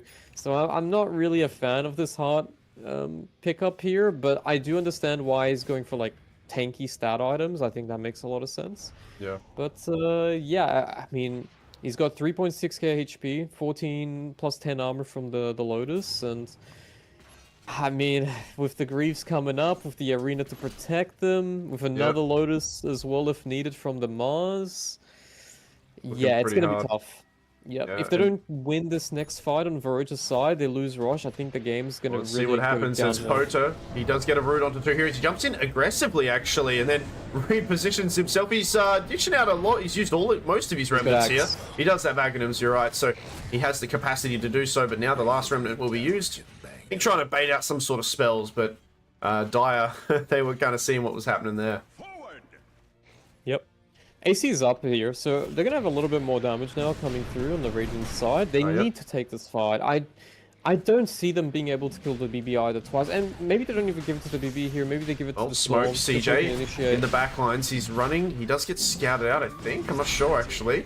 As this Roche is getting really low, the neutral creep does scout out the HP of it, and this fight is kind of split up a little bit. The global is used first. They lose the Huskar really quickly, though. Storm with a fresh BKB, I believe, jumping in and out, tries to find any target. Nice use of the Ghost Scepter. He actually TPs out on Juju. You lose one. Okay, they're going to pinch the Roche. This is really good, though. Snapfire comes in. Who can click fast enough? It is CJ that grabs it this time, as both supports from Dire are gone. The Roar, the Spear onto 2. In Your Dream, trying to help out as well in the backlines. This is a tanky set of heroes, though. And although they lose their 2 supports, they're still coming out pretty healthy here, Weaver. Finds Storm. Is he going to TP away in time? No, he doesn't. Okay, they pinch him. Roshan still was so good. I mean, CJ getting the Aegis and then getting turned upon by the enemy, which means now they have a lot of sustainability. And on top of that as well, that was a really nice prolonged fight. I think the Mars can find an opportunity. He was, I think, chasing one of the supports on the far left, and then the Sansa was getting chased by the Storm. Ends up living as well against the Storm. And yeah, and then they got the sneaky Rosh during that process where they were chasing around. Free kill on Variz, and Really, Yep. honestly, beautifully played, utilizing the mobility of their heroes with the Weaver and the Ember specifically, right? So ignoring Jikroy, Yeah, I they mean, just kited him like a I little bit said, there. Yeah. he doesn't really have an item to really catch someone, right? There's no Yep. Basher, there's no Scotty Slow, so it's not that difficult for the lineup of the cores coming on the Verge's side to actually kite him away and Yeah, just kill everyone definitely. else instead. Well, speaking of which, Pretty smart Poda play. gonna force a TP out from Jacroy. Yeah, it seems like the game plan here for Radiant is, prevent the perfect team fight combo, kite the Bristle, and try to kill these other heroes out. It seems like that last fight, yeah, the longer it went on, the better it was for them. It was really good, and the Roshan pinch was really nice. They've actually still got a banner in the Roche pit, so that's gonna be there It's for really someone going to to come grab. down to the supports right now. Like, Yep. whose supports are going to die first? Because Yeah. both teams can kill the supports fairly easy with their heroes. You've got like Storm, Mars, BB on one side that just gets on top of you really quickly. Like I said, though, BB didn't really have any catch, but look at the item he picked up here now, which is He's got a not hex really now. common, to be Yeah, honest yeah. with you. But for this particular game, I guess against Understand, Weaver, yeah. it's going to be a lot easier to kill than, for example, an Abyssal, right? Because you need to get right on top of him, whereas Hex you don't. Hex, you just hex him from afar, Storm jumps in, or the Mars jumps in, because now he also has He's a got Blink Dagger. yeah. So it definitely makes things a little easier. It's just kind of a weird item progress, you know, going from Heart to Hex. Yeah. So Smoke from Dire. They're going to head up north. They don't quite find anyone. This tower will finally go down. Tier 1. The Radiant lost the top tower. What else are we looking for? BKB on Wommy, not quite yet. Dire's mid tower. yeah, a lot of BKBs coming on the Radiant side here. Weaver, BKB, Beastmaster, and Tusker. They're all going BKBs right now. Yep. Then you got Refresher on Silencer. Last much longer. That up. I mean, even BKB on the mid laner on Potter as well. He's almost got about a 2k or under that right now. Dire's mid towers having technical Well, 2 towers are getting pressured in towers comparison to the 1, so Dire, they might have to do something in return. They will throw Jacroy down bottom. And they instantly, look at the, I love this play. They're going to instantly smoke. I don't know if, yeah, they should go left. They're going to go left away because they know that this core just TP'd there, so they're going to try to find anyone who's lingering for a little bit too long. Though I think Pota might have been seen by a ward, so it's a bit obvious this play. Can they catch anything here? Yeah, good intuition here from Dire to dodge this. They're looking in all the wrong places, unfortunately. Asuka's going for an Aghanims. He's almost got it as well. So he's going to give yep. that taunt, I believe. Yeah, it's like a 3-second taunt. I mean, it's also really good for the cast range mostly to get initiation, even though he Yeah. does already have a Blink Dagger. Great for people like Weaver that you need to hold down an Ember. Speaking of Weaver, okay, I saw his HP going down. I wasn't sure what was happening. Who get the Tormentor? How much longer for this Aegis? 50 seconds. Oh, Oh, bottom lane. No one's around. I think he's just trying to put some pressure here. Or Yeah, try he to might force have, a reaction. yeah, maybe a little bit too much pressure as the rest of them are going to come by, and he's in a bit of trouble. Blinks away. Oh, nice, really well played. Can he stop him? Oh, and he misses the spear. Oh my goodness. And this is a really good opportunity for Radiant now. They should try to take a fight. 100%. I mean, they still have the Aegis for... Oh, speaking of which, CJ, yeah, Aegis for 15 seconds, and with that 15 seconds, he's going to kill one of the cores. He takes, I mean, one of the supports, both supports go down for CJ there. And he'll regen back up in no time. He did use his BKB, however.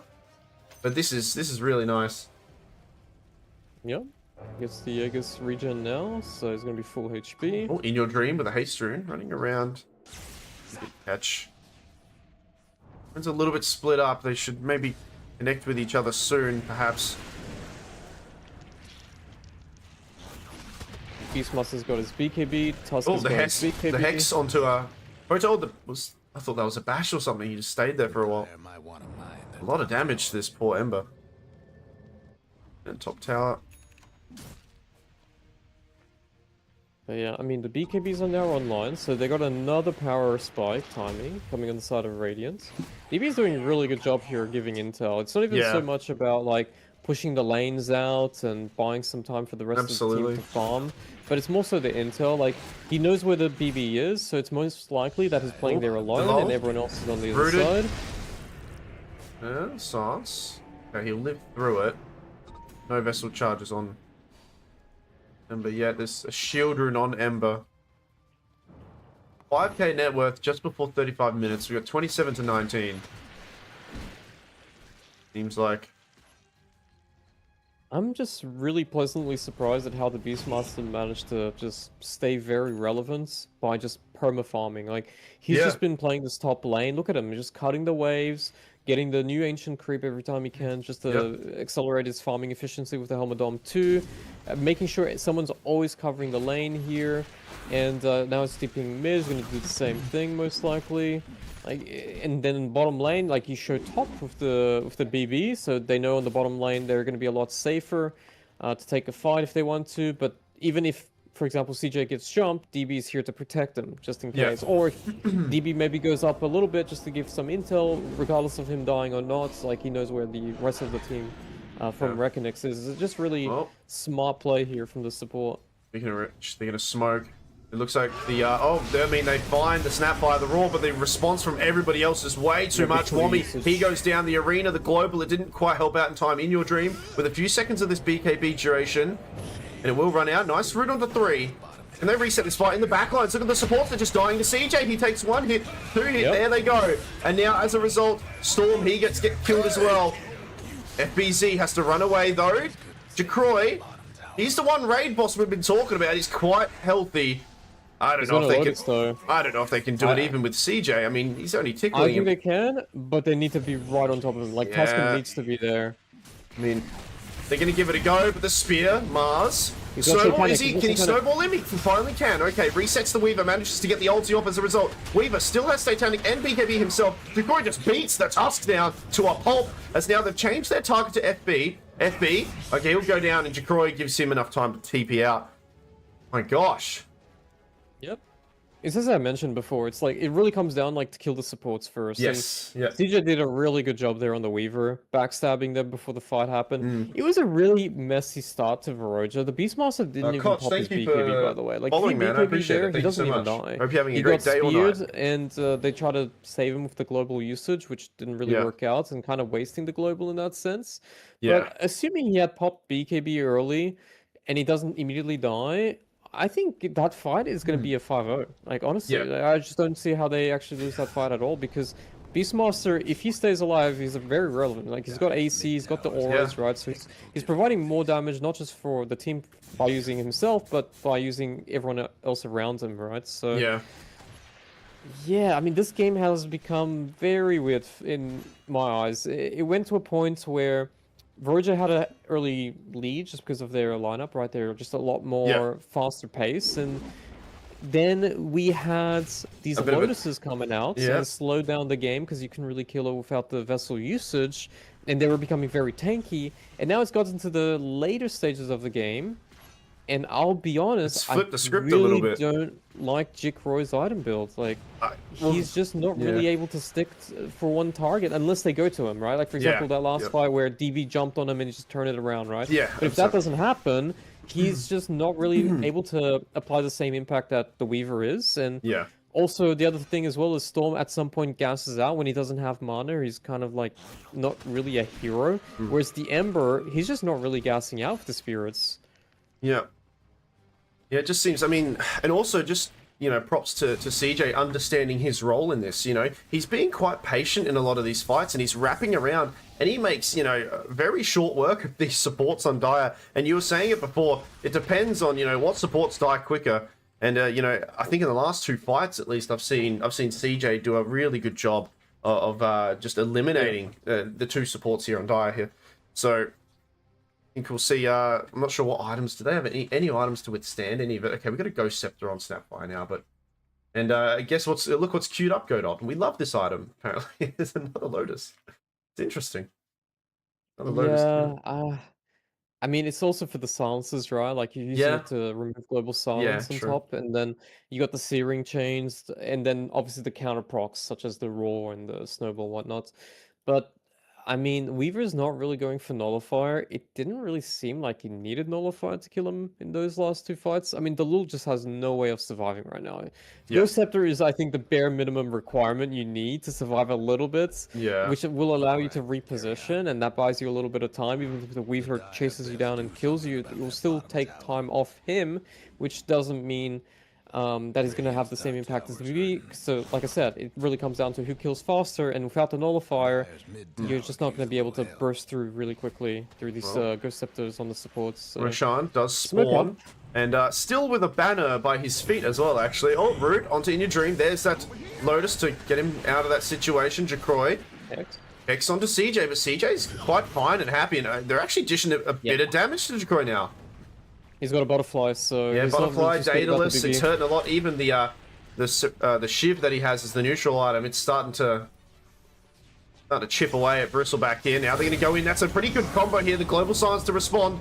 DB, can he snowball any of his friends out of this? He snowballs himself. It seems that the Snapfire ulti does get used. Root, another global silence. There's the second one. Raw onto Dalal. Dalal, tanky, not tanky enough. He'll go down. FBZ trying to withstand some of this damage. Meanwhile, in the back lines, DB gets almost taken out by In Your Dream, but he's kind of outfighting him here. He lives through that. In Your Dream, he's used everything, and now he's going to go down. Nice. Radiant, it's all Radiant. Decoy, he wants to get out of this situation. He's the last man standing. Teleport out. Not quite. There's the Root, and that's a team wipe. Well played. Really well played.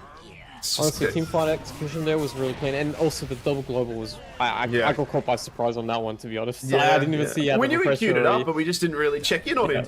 But there we go. I think DB as well, by the way, keeping In Your Dream on his ass the whole time, snowballing out of some situations. He's playing. He's 3-11, but he's playing this Tuskar, sorry, very well. Just being such a nuisance. Absolutely agree. On top of that as well, I think the itemization here between the two carries, you have one carry that just doesn't care. Like, CJ was one of those heroes that he needed to be playing life, you know, he had to make sure he could get his time lapse out. Now, I think he could just take pretty much anything. Refresher right? onto Popa. B-Fly Satanic is pretty much the two best item synergies in the later stages, because even if you get low, like, you can just use Satanic to, you know, get all your HP back. And even if you get low the second time, you can time lapse, right? So he's got so much defense, and the beautiful thing about Weaver is he's one of those heroes that doesn't really require boots, right? Because it's Chikuchi, so that's gonna also enable him to get like a 6 slot a lot easier than other heroes. And Ember Spirit has a refresher, so he's already used it, but that's also going to be making sure he's got perma uptime in these fights. We'll get some cheese still in the pit. I wonder who'll grab that one. And now I've seen. I mean, Wami seems to be the one here who's kind of biting the dust at these early, very early in these fights, but. I'm not sure if I noticed it last fight, to be honest, but I have, throughout this game, he is getting his pipe off, he is getting his roar off, and, I mean, I guess that's enough, and they throw out everything on him, and as a result, I mean, Radiant, they can just, rinse, repeat, turn around, they can just kind of turn these fights around. They've just dumped so much into this guy. Roar does roar himself, however, it will still stun. Oh my god. Oh, yeah, that's a lot of damage there. And they stop this, the Snapfire too. There goes and they're crumbling now. That's 116 seconds no buyback on this Bristle. 1k crits, and he can hit 3 times, right? I know there's like a talent that, here we go. Yep, Plus he's 1 got it. night attack. Yeah, so. absolutely. That's insane. And they're just going to go for the end. They're going to threaten it. Buyback from the Snapfire. They want it. Buyback on BB. I mean, they're asking, does Bristleback have one? I don't think so. In Your Dream, trying his best. There's some Mortimer Kisses to dish out to the creep wave. They do global it. They have 2 globals, so they can do that. And actually, they find Huskar. This is probably going to be game here. They've got the banner. Yeah. No BB, no fights. So, do they have creeps? Is the backdoor going to kick in? They're just going to kill it. Yeah, there we go. Backdoor does kick in, but they don't care about backdoor protection, Godot. They're just going to bash through this Ancient anyway. In Your Dream, trying to delay it a little bit. And this could make or break the game for Radiant. I mean, they're still doing it, though. They've got enough damage. In Your Dream, again, he gets roared straight away. And they get a global silence, and he will go down. That's a dieback on him, I think. He doesn't have any, and they'll just go through back door. Okay. What a surprise. I mean, I was saying, like, these teams, like, not just these two, but Carstens as well, that they all can take games off each other. It Yeah. really just depends on, like, their execution and their drafts. I think they both had a good draft. I'll be honest. I Yeah. think they both had their timings. I definitely think their lanes were strong. They could play for specific heroes, like core heroes, at different moments of the game. And of course, like you had the Lotus timings, the Vessel timing, the Helmadom timing, the Blinks coming in, the BKBs later on as well. I don't know where exactly went wrong. I think it was that second rush fight where they stole the Aegis that they just didn't kill anything. Like Arena didn't really manage to snipe a Yeah. kill. Yep. You didn't really find a target with the Storm. Like both supports, both DB and the Silencer survived through that fight. And then Yeah. the Beastmaster sneaked in the rush. CJ on the Weaver gets the Aegis, and Yeah. then he gets immediately targeted. And then they realize, oh my god, he's got an Aegis. We can't fight this. We got it back. And then they lost that fight, that second rush. I think it was the biggest kind of advantage that Roger got from, in my opinion, at that point was a losing game. I think they were Yeah. just not really having the damage to really fight the cause. The supports were actually scaling better on the side of Reckonix because obviously the Lu was just perma farming. And after that fight, I think they played just extremely well the later fights with their mobility. I think CJ just outvalued Yeah. Jikro in the fights when it came down to sniping the supports first. I definitely think, you know, Weaver has more mobility, so it does help him more than Yeah. Jikro, but I also think it's a lot of it the automation. I did not like the hard build. I think if he had gone for you know, either a basher earlier. I've seen Ame as well go for Blink Dagger sometimes as well on this hero when he plays a Well, carry he and queued just it up gets for on a the little face. bit. He did have a blink queued up. I mean, yeah, you're right. He did go for this heart straight away after, and I think, I mean, even after that grabbing the hex, there was a moment up top where they do hex the Weaver, but I don't know. It just he just managed to live through most. They didn't really burst him down. A lot of these arena and Snapfire combos just got used all on, I think, you know, Wommy. Wommy ended up being the sole absorber of a lot of these spells here. Only how many times? He didn't die that many times actually, but yeah, without bursting the Weaver like that, he just reset these fights a lot. I think that mid fight where he just turned around and wrapped around, killing the supports in like 3 hits, it was insane. Yeah, yeah. And yeah, later stages, I mean, really, really late game. I mean, Silencer is one of the best supports just because global is such a crucial element. Like, not being able to Yeah. cast spells is just broken, right? Like, if you Yeah. can't cast spells, how do you take a fight? And they were, you know, they had Lotuses, they had Greaves. I mean, in one of the fights, I saw Snapfire immediately Greaves him. The first global got a full Mortimer Kisses, then the second global came out, and everyone who's already used their BKBs and their Lotuses and their Greaves, now they just can't cast spells for like 5 seconds against a Weaver and an Ember just running at you, Yeah. right? With all these remnants and the Chikuchis, like, there's just no hope at that point. And I definitely think Reckonix could have been a little cleaner. I think they could have won that second rush fight. I definitely think their itemization could have been a little better. I actually believe that the Mars should have gotten the Blink Dagger earlier. I think he should have skipped the Lotus and just gone for Blink first because Yeah. there was a lot of fights where a lot of it just comes down to instant initiation before the Silencer globals, right? And Yeah. he would walk up, and like you said, he did a couple of times walk up and not really require the Lotus, Yeah. but there was also, sorry, the Blink, but there was also a lot of fights where he could have just Blink Spear Arena'd, and it wouldn't have given the Silencer enough time to react, right? So it would have just been after the combo's already unleashed that he could have globaled. So I definitely think some more instant initiation would have helped against lineups such as the Silencer and the Tusker as well. I didn't mention the Tusker, but the Tusker also was using Snowball to save. So Yeah, DB need that played really instant well. jump. I think he played so well. I mean, although these were the first 2 picks, look at the difference between these 2 spirits right now. I mean, Pota 2, he got a lot done, and I remember, you know, he was jumping in and out and getting, getting some really good roots off, and he wasn't necessarily killing a lot. I mean, he is 11-3, but there was a lot of moments where he could poke in and out. Now, in Your Dream, on the other hand, I watched a lot of these fights, and I mean, this Storm Spirit, there was a pretty early Ghost Scepter on the Silencer, and then or post the Glimmer Cape, and then even Tusk, he was just making it so hard. In Your Dream, he couldn't really play the best of his ability as a Storm Spirit. Who could you really go on? You can't really go on the Ember. You can't really go on. You have to go on the supports here. And I think these two supports on Radiant just kind of outplayed a lot of Dire's heroes in general. I think they outperformed the supports on Dire, and they outplayed some of the cores when they were getting chased. Yeah, I like their itemization as well. Like Juju was using Glimmer, Ghost Scepter. He would use the last word, baiting out the BKB, and then he would Ghost Scepter himself so he doesn't die during that BKB period. Then would Glimmer himself and then try to TP out. Like, really clever usage of the defensive items. And I mean, this is also probably naturally because the supports have a couple more tools that are more useful, right? For example, the Tusker, right? He could just snowball and wait it out and then blink out, right? And then you don't end up getting the kill. Whereas on the other hand, the other supports, they get globaled, they get jumped by a Weaver.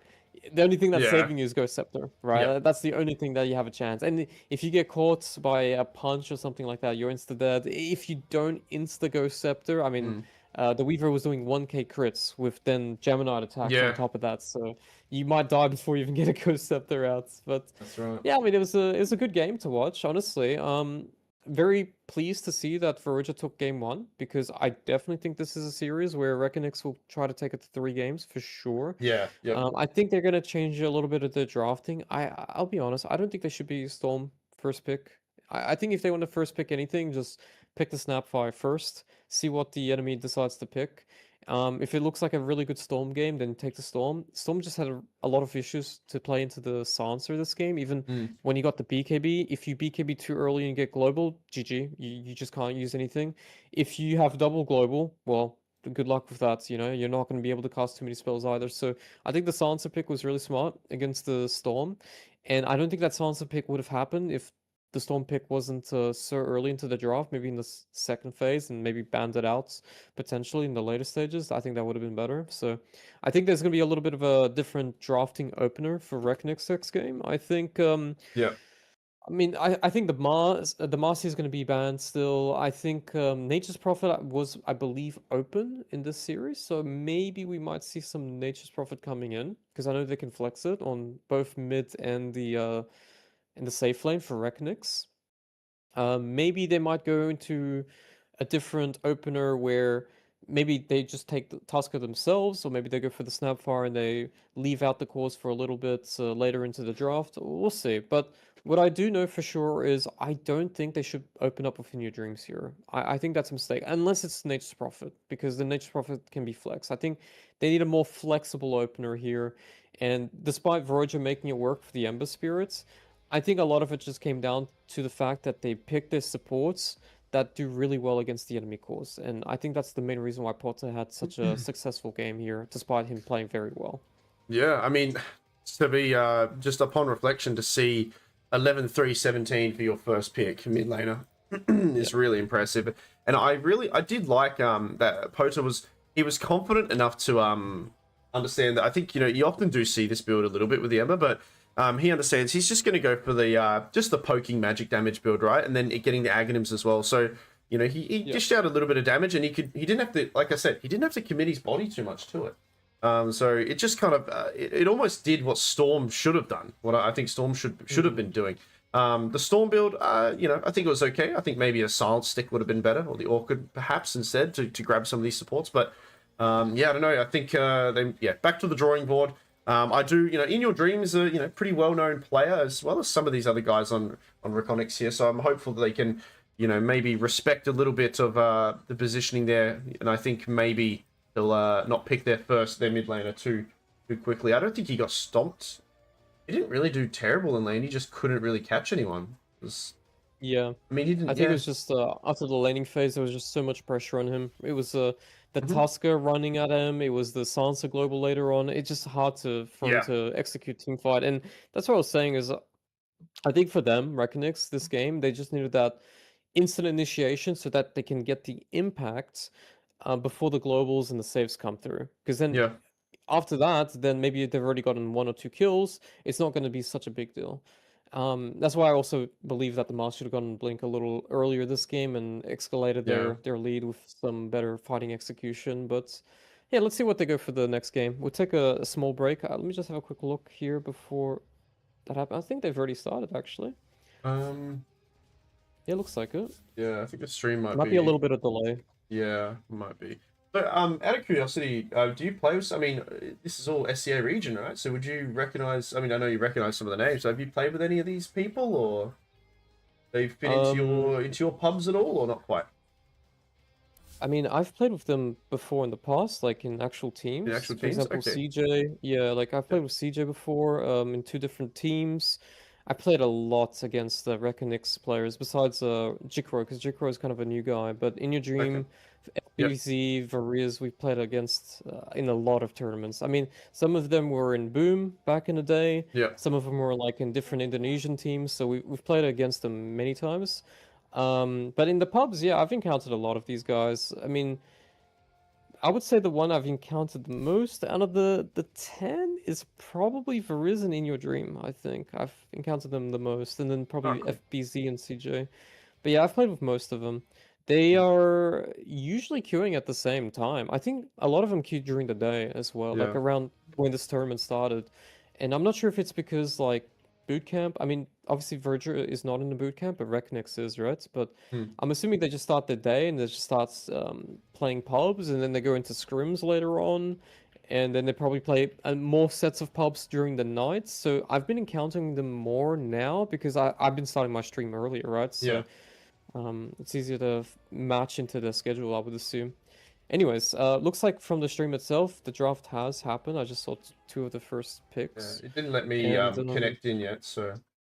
yeah, But same. We're just gonna wait for the Dota TV. I'll pause the stream. I was just looking to see if the game's uh, already started on yeah, the no, official mine stream. my Dota TV didn't even let me get into that. Oh, It said okay, hold after up then. several it said after several attempts. Da, da, da, da. Let me do it again. Yeah, we'll see if I it think it's works. gonna be starting really soon. See, waiting to watch. Okay, that way. It worked that time. Thank you. All right, give me 1 sec. I'll be right back. Just gonna use the toilet. Yeah, awesome.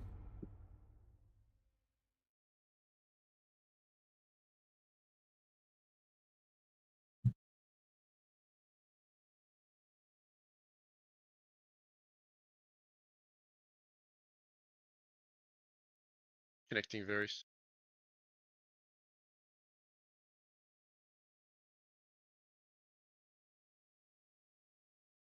No, did he leave me? Oh, he didn't mute me. I could ruin everything right now, chat. I could say anything. He won't even know. We should when he comes back, we should all pretend that something crazy happened. Like somebody got DQ'd. That'd be kind of funny. Like, oh no, DQ. Write it in the chat. I don't know. They got disqualified. If we could fool him, we could fool him for not muting me. Mess around with Godot's chat. Unless he can, unless he no, he can't hear me, right? No, it'd be funny. It'd be funny. I'm really hopeful that we get to a best of three that actually results in a best of three, because these other two games, I'm pretty sure Godot told you guys, but they were just two not so quick, but 2-0 stomps, right? Which is fine, but I want as much Dota as humanly possible. If this could be a best of 7, that'd be amazing. But we'd all be here quite tired after, obviously. But just best of 3s are fine. Best of 5 would be cool. We'll see what happens very soon. Just gonna connect in.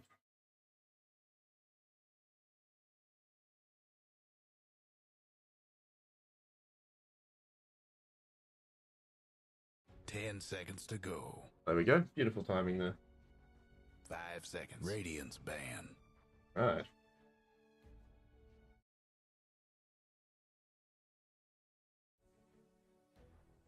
And out Dyer's Kez. ban. Radiance ban. Dyer's ban. Dyer's ban. Radiance ban. Yo, all right. Looks like it started. Oh hey oh yes. Horn Band, Ember Band. Dyer's pick. Actually both from Reconics. Start off with the Chikiro. Not switching sides at all, so it'll be the same. Yeah. So what Radiance do we got ban. here? Angolier. Cure. I mean, these are the two heroes I've seen, so everything else now is going to be pretty blind. I mean, again, Nature's Prophet not touched. There's Snapfire here available. Hoodwink did not. I don't think it even got touched last game. Beastmaster was in the later stages, which made 10 sense. It seconds didn't to really go. look like a tempting game. Husker's bans. I'm wondering why they banned Storm and Ember. Is it just because they think Veroja will pick the spirits? Like they will pick Storm as well in the first pick like that? Yeah, I wonder if maybe he plays both of these heroes and perhaps that influenced. I'm not sure what the picking order was exactly, but maybe that influenced the draft of these picks where they picked one, so then he just picked the other one instead. I'm not too sure, but it is interesting, right? To see them both just get banned out. It is. I'm quite surprised to see. I mean, I'm not surprised about seeing these heroes banned. I'm just surprised that they're scared of it being first picked, right? Like, Yeah. because you can deal with them. Like, there's heroes that do very well against them in the laning phase. There's heroes that can roam upon them before they get like their level 6 timings. There's heroes like Sansa that can nullify their impact in team fights. Like, it's not. They're not OP heroes. I do understand. Like sometimes you're scared of the impact that they can create. Because, like, for example, Storm is one of those heroes when it gets ahead, you need a lot of tools to deal with it, right? You need CC, you need silences, you need to make sure your supports don't get evaporated at the start of the fight. You need to start the fight on your terms, and Storm makes it very difficult because obviously you can just pretty much, not globally TP, but you get my opinion, you can just zip away from miles away. So it makes your strategy a little harder to play because Storm can start on his terms a lot of the time. And that's why I was saying in the last game, I mentioned this already 2 times, but the emphasis of having a blink dagger, for example, the Mars, is not so much because you don't need it, it's just because it makes it an instant fight on your terms. So you don't have to walk up, you don't have to care about the global, if the global might be too late. And you saw in those first couple of fights, the global were a little too slow, and they lost those fights, right? And that could have been the story for the most of the early to mid game. And then in the later stages, yeah, Mars got the blink, but he already had 2 globals at that point. So it's not as impactful. And now we're going to see the Wind Ranger.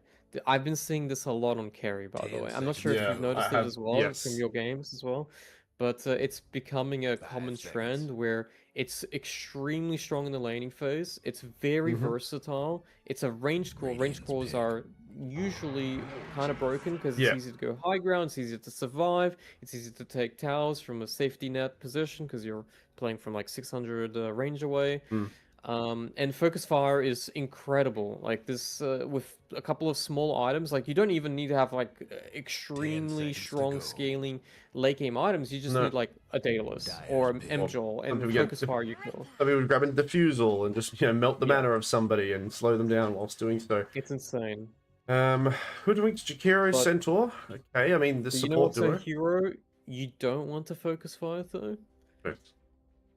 Centaur. Oh, well, yes, Centaur. I doubt that will be happening this game unless he's very far ahead and very healthy. However, if I had to pick 2 heroes, the list of heroes against a Wind Ranger, who often, will evade a lot of that physical damage, Hoodwinked Jakiro, they have a little bit of catch. They have to be quite accurate with how they hit these spells, though. They're not necessarily reliable stuns, but they can catch this Wind Ranger off guard a little bit, so it's a little bit of hope there. The Centaur ulti as well to reset a fight, it's nice. And pick up a Sven on Recomics. Yeah, it's interesting. So it pretty much already gave him away that Wind Ranger is not a carry. Like, there is no way anyone's going to say, well, you can flex this event. And there's probably AO Zenith in my chats looking at and listening to this and be like, what are you saying, man? Just Sven sports shit? Because he's played it a couple of times. And I've said it on stream, it's not good, man. Just pick a normal support, it's much better.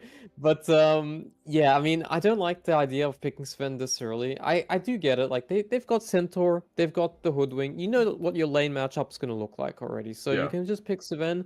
But the thing is, you don't know what carry you're versing. So now you probably want to pick these hyper carries that can get on top of you.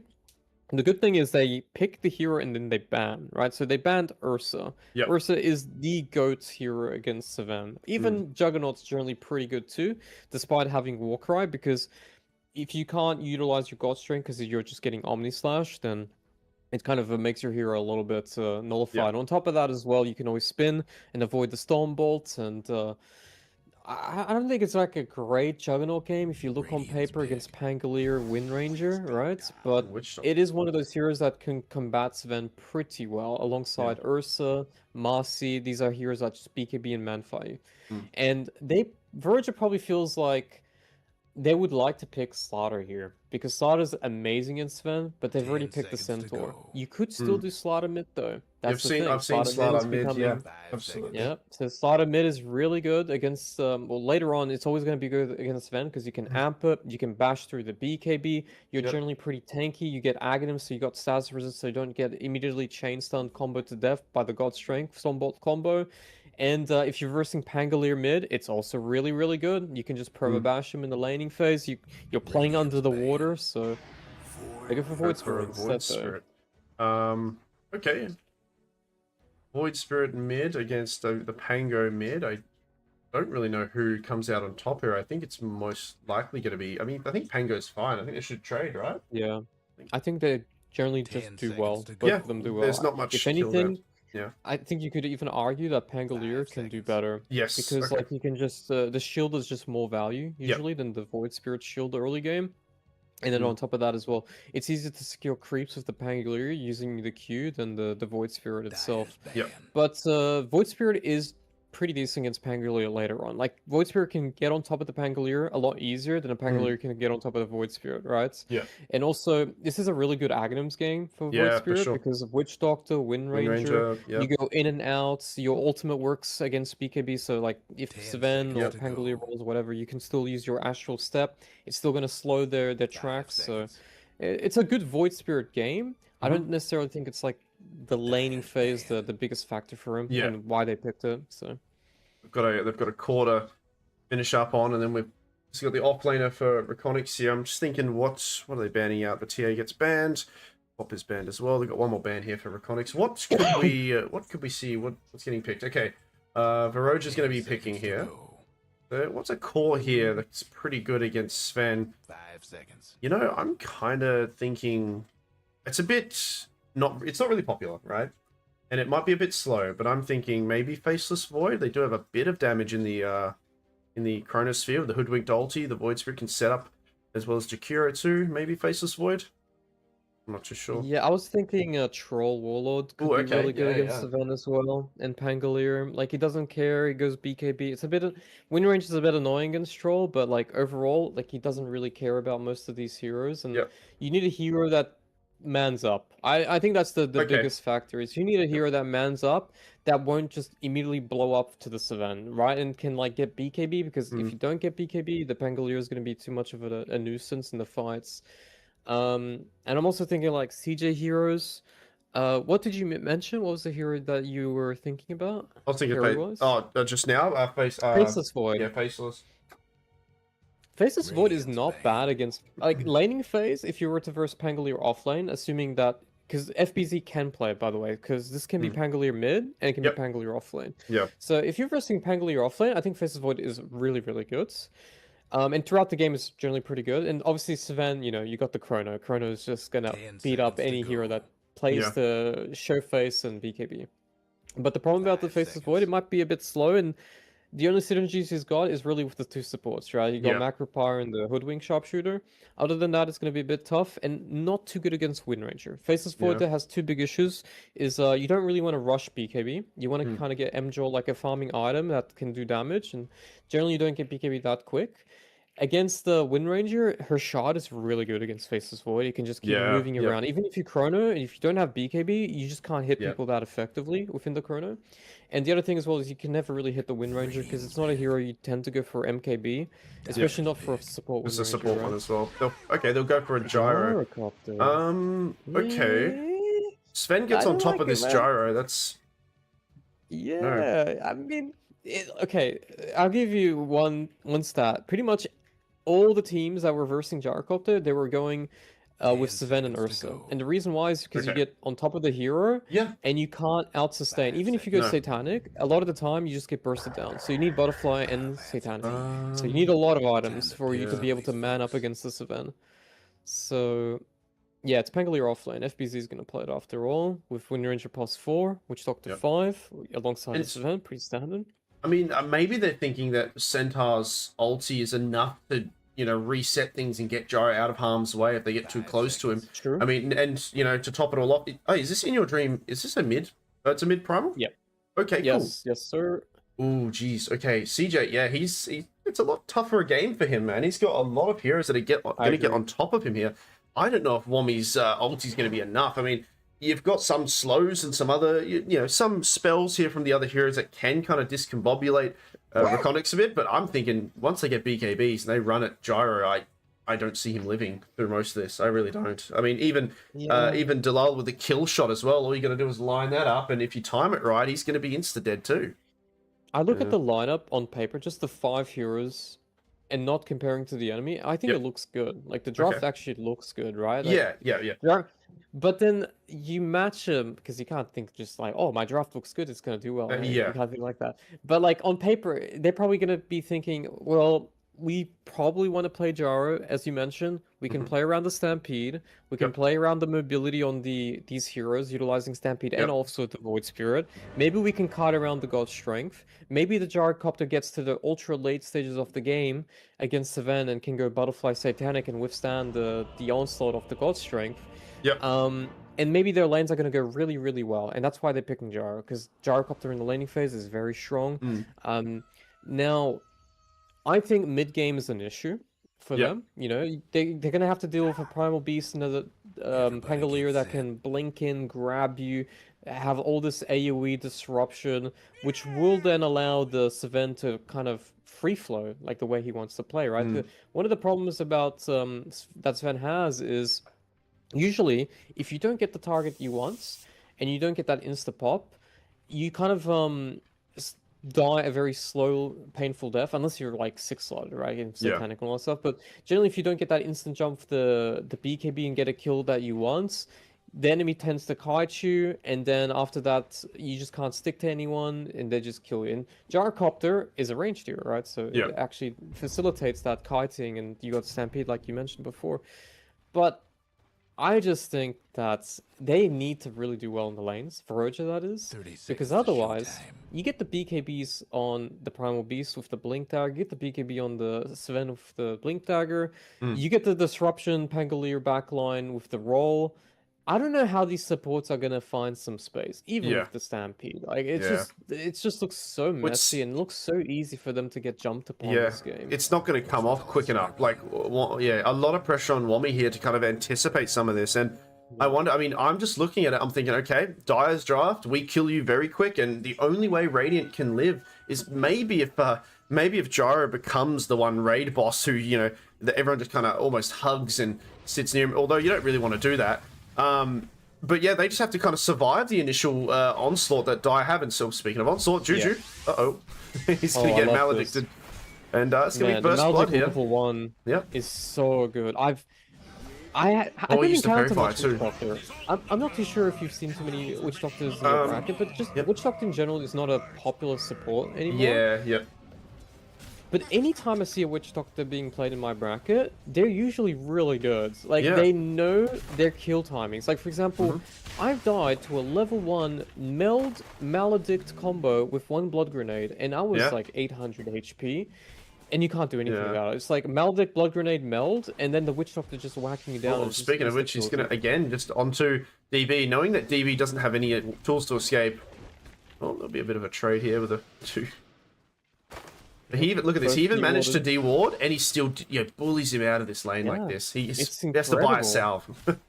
It's a very strong spell. I mean, a percentage spell, right? Yeah, loss. Yeah. It is, yeah. Yeah. So it's I'm not too sure why it lost a bit of favor, because maybe it's because it's not too mobile. You know, you're like Snapfire that has like a defensive. He's not a defensive support, even though he used to have or can have a heal. But he's got a lot of damage, and his laning is really, really strong. Yeah. So low on Wommy because of it. Yeah, I wonder, I think what you highlighted, Jet, was the problem. Like, he's just a very slow and a little bit predictable. If you see a Witch Doctor walking at you, you kind of see, all right, he's going to Maledict now. But, yeah, still very strong here. I mean, very strong spell, I guess you could say. Wommy, quite low. Meanwhile, bottom. Lane's pushed a bit forward, CJ. But I think, this is just going to be one of those games. Can Radiant survive the jump from the Sven, as well as, the In Your Dream coming in with his Primal Beast? And I think if they can, they might be able to turn the fight around, but it's very hard to play. It's easier to play Dota Godot when you have the initiating you know, bursting kind of lineup, right? I think it's easier to kill people than it is to think about how to survive something, right? So Yeah, and another thing as well is this is a game where there's no saves. Usually Yeah, yep. nowadays there's always like a defensive support that can save. For example, you had Tusker last game, but even Snapfire has like a cookie which can save you. You know, you Yeah. can cookie into full stuff or cookie into Glimmer, and it can actually relieve that instant threat of dying from 100 to 0. But this is not one of those games. There is not a singular support hero that can actually save their cause, so initiation is going to matter even more so this game than Yeah. the previous one. And mid lane, I mean, we haven't spoken too much about the matchups here. I mean, we were looking mostly at top because a lot of pressure coming from Yeah. the Maledict of Veriz's Witch Doctor. But the Void Spirit's doing really good. I know Yeah. Primal Beast doesn't generally have like the strongest early laning phase, and that's why... Oh, top lane here. Some pressure from Mommy. But that's why generally like Malrine on Primal Beast does a lot of shenanigans. You know, they drag the creeps We'll go around. between the towers, right? Yep. Yep. And sometimes you've seen like offlane Primal Beasts just like cutting the bottom wave from the tier 3 tower before right after the first wave spawns, and you get your level 2 immediately from that. So, like, we've seen a lot of those little tricks, you know, to make sure it relieves some of that early pressure that Primal Beast doesn't generally handle too well. And you can see it here that it's already affecting him. He's definitely behind in CS, 7 denies, but it's going to be these water runes that matters the most. So let's see the supports here. lol. How are they going to be impactful? Let's throw out a power shot here. So in your dream, Oh, Centaur. Actually- Oh my god, is he going to die? From the Maledict top he lane? has to get close to the tower. He tried to for that regen, but yeah, that's a death there on the Centaur. Not a good start here for this offlaner. And Oh, look Jacroy at with the a river. full wave, yeah, the river. Oh, in a dream, he does get the bottle. No, he trades his life away for it. Ooh, Okay. man, I mean, In Your Dream has had like a pretty tough start these 2 games Yeah. now, right? Like it's Potter here with the. This was the last pick on this year, right? Exactly. Yep. I was about to mention Yep. top lane here, though. They go Oh, on yeah, Zen. there's a few casks. Jacroy should be okay. Maledict onto Womp. I mean, he's just come back to lane and he's already at like 20% HP again. It's insane. Maledict's level 2. Just crazy.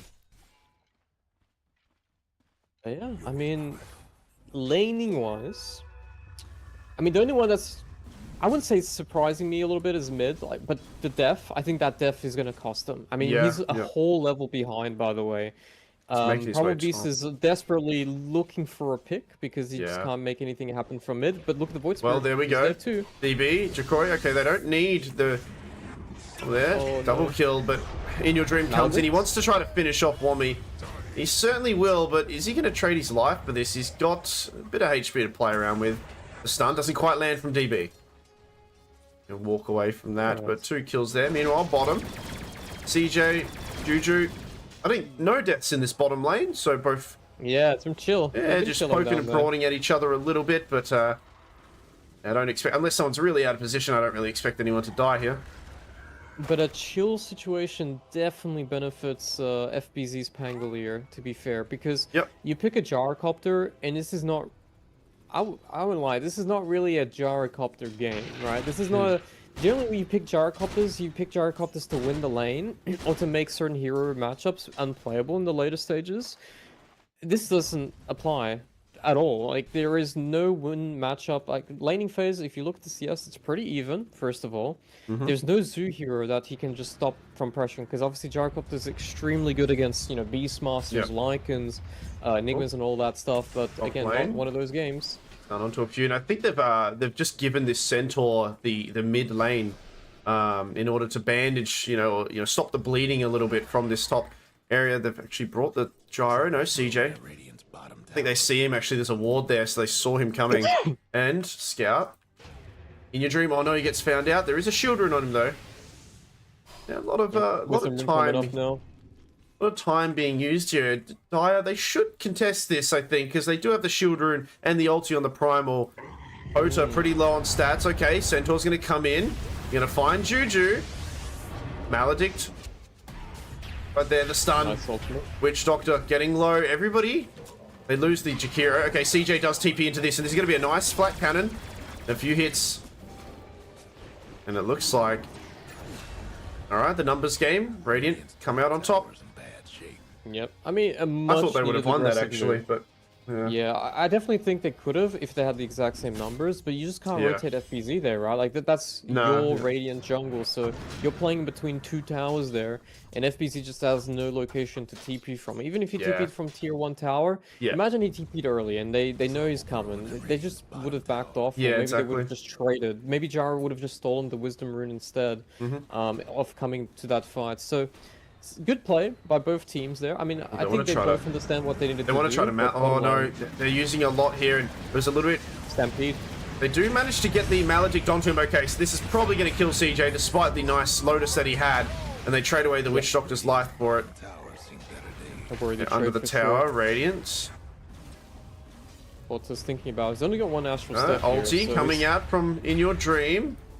Holding on to this Ice Path. Oh, it doesn't quite connect, unfortunately. The double roll, though, FBZ dishes out a lot of damage. Pota should be fine to reposition himself, but can't say the same about Juju. Has another step. He will step away. A really nice win there for Dire. Gets the kill on the Primal Gyro, and Beast. they pressure the tower. They kill Primal Beast CJ. is slowly crawling back into the net worth here for a couple of these Yeah. fights. So, I mean, he hasn't really had the best laning phase, but he's making up for it with these early rotations. And Yeah. is there any stacks? Let's have a look. Tell me, you like stacking, right? I've been watching do, some of of your course. streams. You love triangle. I don't we even know love why it's called a stacking. triangle anymore, but Yeah, just it's two not camps, really. so- Yeah. Well, the 3 points of well, it's actually 4 points of entry, so yeah. Yeah, they've got a few stacks going in for on Dire at least, but Radiant equally so. I don't think they've got as much. We get a nice juicy stack here for the Pango to possibly grab all the Sven, obviously. I think this game they should give it to either the Primal or the Pango. I think it should actually go to the Primal because he wants Yeah. to get that Blink Dagger as soon as Yeah, possible. yeah. The Pangolier just needs Diffusal first of all, so it's not really going to change. Yeah, he's going for it now. And Sven, even though he could do it and get his timings quicker, even if he does end up doing it, he's still going to be jungling for a little longer. Yeah, So yep. it's not going to match the timings that they want to meet, which is going to be, for example, 12 minutes, you probably get a Blink Dagger, you get your Diffusal on the Pangolier, obviously Blink Dagger on the Primal Beast, and then you go crazy, right? You start fighting, you get those tier 1 towers out of the way, now you open up the map so you can take over more of the FBZ. jungle. Now the He uses the ulti, he repositions himself, he has the roll if he wants to. He's half HP, and this is a good opportunity here for them to turn it around. They hiding in the trees, like, destroy the trees in your dream. Meanwhile, Very good mid. question here. Oh. Looks like he's okay. Okay, Yeah, very good question here is essentially who's stronger on the late game. I think I gave it to the Dire side, right? Because Jara Yes. versus Sven is not really favorable despite Jara being last pick. But it's Yeah. not just that, it's like you want to play a kiting game, you have the Stampede that you mentioned that you can help the Jara relieve maybe some of the pressure, initiation. yeah. But at the same time, you're going to have Pangolier roll, you're going to have Primal Beast, and Primal Beast late game is insane. Like, it's one Yeah. of the best heroes in the late game. And In Your Dream plays at a very good Primal Beast. You get the BKB's refreshers later on, you get double pump, and it goes through BKB as well. I'm not even sure what it's called, the ability. Pulverize, there we go. I call it the pump, man, because you just pump The him to the floor. pump. That's The awesome. pump. You pump him Yeah. down. But yeah, it's just gonna be really hard for a Jar to singularly carry this This game. whole game, Porter's exactly. good. I mean, Yeah, Porter yeah. did amazing last game, right? So if anyone's That's gonna true. do it again, he might be able to actually pull some weight and. I think he's going going to to go for a similar build. He's going for the Vessel. He might even get a Kaya again if he wants to go for this magical build with the Astral Step, which is pretty nice. But, I mean, yeah, like we highlighted before, the Sven getting up in your face as well as the Primal Beast and the Pangolier, it's a lot for a Gyro to handle, right? Gyro's a pretty good hero, but at the end of the day, if you've got all of that on top of you, I don't know if you can outgun your way out of it there. So I would say like Reckonix definitely has like favorable late game just because there's no save. If there was one singular save here on the side of Radiant, Yeah. I would be maybe in doubt. I'd be like, okay, Sven jumps in, you save him with like a Shadow Demon or something like that, and then you could argue something Yeah. for the late game. But this is not one of those games, so I definitely No. think Sven here is going to shine a little bit more. The Pota, I mean, he just There's gets the ulti. pump. He used all of his mobility. He does have a regen rune, but he's not going to regen through all of that. I think he was being a little bit too disrespectful to these Dire heroes with his mobility. He thought he could get away from them. But no, they take him out. Double damage on In Your Dream as well. And they might use this opportunity to just pressure mid-tower. Look to the aggressive wards possibly coming in from the Switch Doctor here. bottom area. Blink Dagger's coming. 12 minutes. Yeah.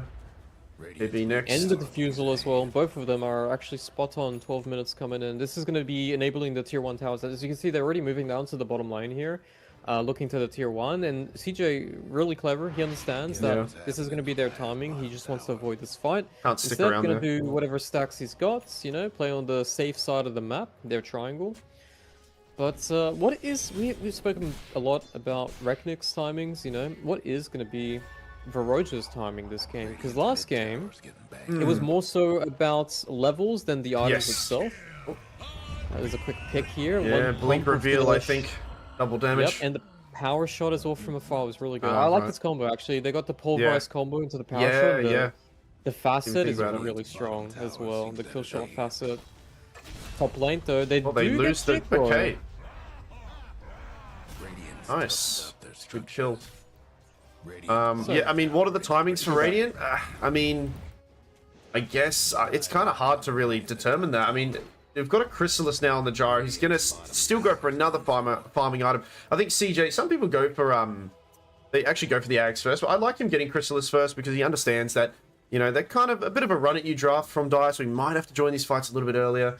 He's still ultimately, though, going for another farming item. So, you know, the timing in regards to Gyro, it's still going to take a while for him to come online. Meanwhile, what else have you got? You've got a Centaur, Helm of the Dominator. Void Spirit's just finished up his Spirit Vessel.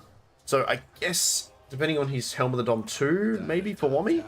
Or if he goes for a Blink Dagger, I'm not sure what he's bottom tower going for here. I don't think 1300. we'll go Helmandom too, but yeah, you might be right on the blink. I mean, it's just a weird game to spec into.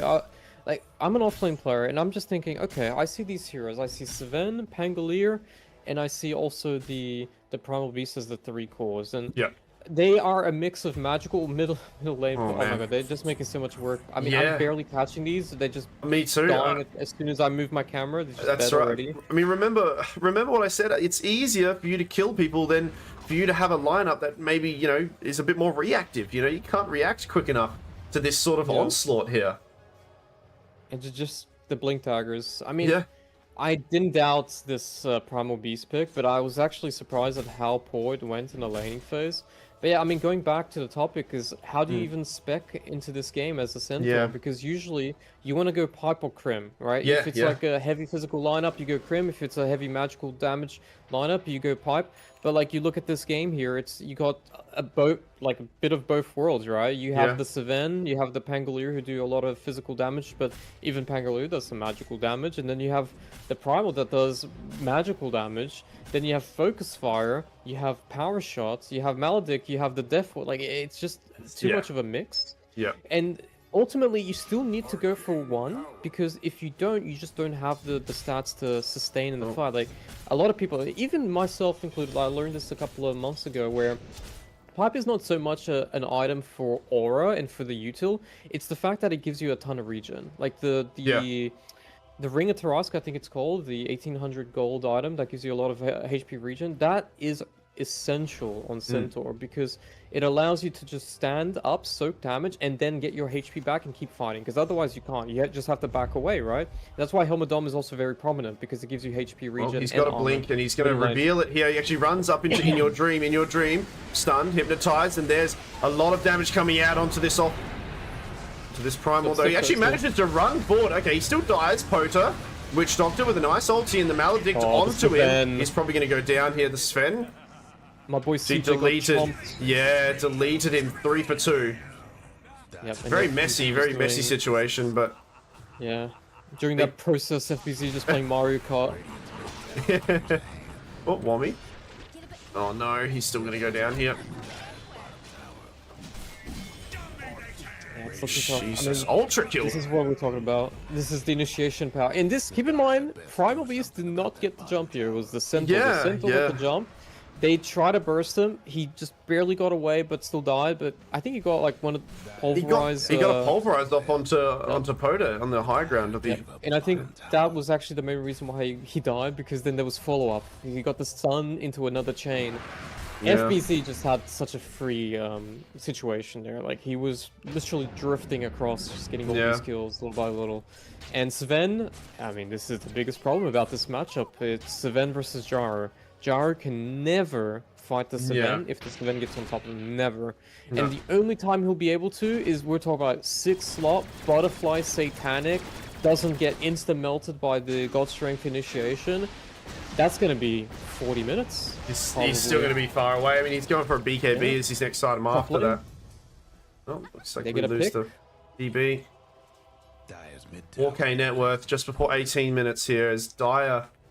I mean, this draft this time is very much, you know, blink on top of you, initiation, and yeah, I mean, Radiant, they can't react in time. They might have to ulti on here, Wommy. Blade Blade Mail. Mail off. Okay, well, you're gonna try to turn it. Do you have any friends with you though? I mean, so, I mean, Oh, if they anything, your mid laner dies as well now, and he's still in trouble. The shard from Dulal, and they just turn it around, and they're just outplaying them heaps here. I don't. Croy. He's gonna go for a TP out. He's gonna make it. Just TP. Just TP. Dulal, he might lose his life. Radiant's But my gosh, apart. Acerun. I mean, Your this dream just is never gonna- ends. Yeah, I know it continues to go. Acerun on top of this giant beast. All right, he'll reset himself.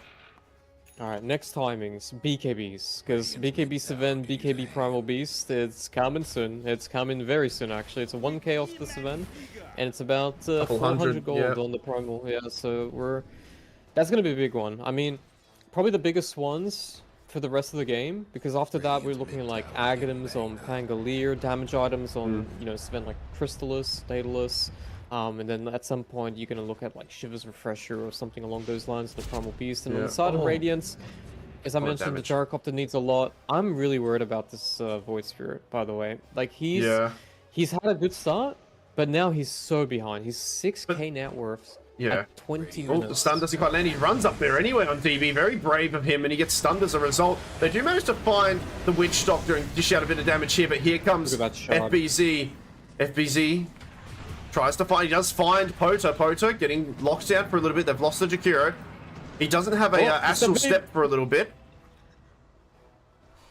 They managed to Stampede get actually away. saving him Yeah, there. finally. But they can just keep going now on Dyer. They can just smoke and go if they want. Yep. And there's yeah, nothing look, stopping Sven's them right now. he's coming through the portal. I think maybe they'll probably get the yeah, they'll get the Tormentor. But And that's going to be BKB as well right afterwards. you know, we were saying before, these supports, they don't have any supports that really save anyone, nor are they really queuing up too much items to help out. We got no glimmers. We got a 4-star on Jakiro coming, but it's still, you know, 1,000 gold away. Meanwhile, Hoodwinked, you don't really like. On a Hoodwinked player, often you see the more greedier kind of items, I guess. He's got his shard burst. But yeah, Sometimes you see Glimmer, I maybe guess. a glimmer, yeah. But, yeah. It doesn't seem to be coming anytime soon. I'm just, yeah, really worried about Gyro. Yeah, he's agree. just gonna die. He's not even queuing up. Still not going for Butterfly. That's why I wasn't really a big fan of this pick. I think there was a couple of heroes that he could be a little bit more independent, and Yeah. CJ's Oh, he's smoke. gotten a Gets lot broken. better. Oh, Wommy. Stun. Onto the... Ooh, Oh, but double stun. 1-2 hits and this Squirrel, both supports are gone. As Jakroy takes them out. They just leave Wommy alone, and now they'll come back towards him and get one pulverize. He's gone. Damn, he didn't even get him to slam on the floor. He just died midair. Yeah. Yeah. Exactly. But yeah, this looks grim. This looks really grim. I mean, the timing is really quick, honestly. Like BKB, Blink, MOM, Echo Saber, and already almost towards the Crystallis. 21 minutes into the game. Oh, no. Uh, Wommy's, Top towers Oh in bad no, shape. the he's Ring still of a bit Thrust. he's still a bit away from the pipe itself, but I just Yeah. don't know what they can get here. I feel really bad for the cause, but I mean, they drafted themselves into this predicament. There is Yeah. no one else's fault other than theirs, right? Yeah, Ultimately, like no saves, and then they pick these heroes that kind of needs to show face. I mean, the Void Spirit has just been really lackluster, and I'm not even so sure if it's like the player itself or the hero. It's just you're not going to initiate faster than someone with a Blink Dagger. Ultimately, yeah, right? exactly. So you're going to get caught first before you get to jump on someone, unless you make a smoke play. And then the other problem as well is if you do get jumped, You would probably think a Void Spirit out of all heroes might be able to survive, but not against this lineup, you're not. Like, there's too much follow-up damage as well. That's another problem Yeah. I've noticed is even if you just get grabbed by the Primal Beast and it does maybe like 500 damage to you, there's still the Power Shot, there's a Shackle Shot follow-up, there's the Maledict as well, there's the Death Ward as well, there's potentially FBZ jumping on you to connect and chain stun. Like, there's a lot of stuff, man. It's really hard for you to survive unless you get a BKB, and it's not a BKB. Break It's like, onto you In Your can't go Dream. They BKB. might be able to kill this beast here. He BKBs Nice. as well. Okay, so that's a nice kind of pick off. And this is the sort of play we needed them to do a little bit earlier, I guess. Top Ulti lane. from the Centaur. Sven, he's popped his Trying to God Strike. run. Oh no, he's trying to TP out. Can they see him? They can't.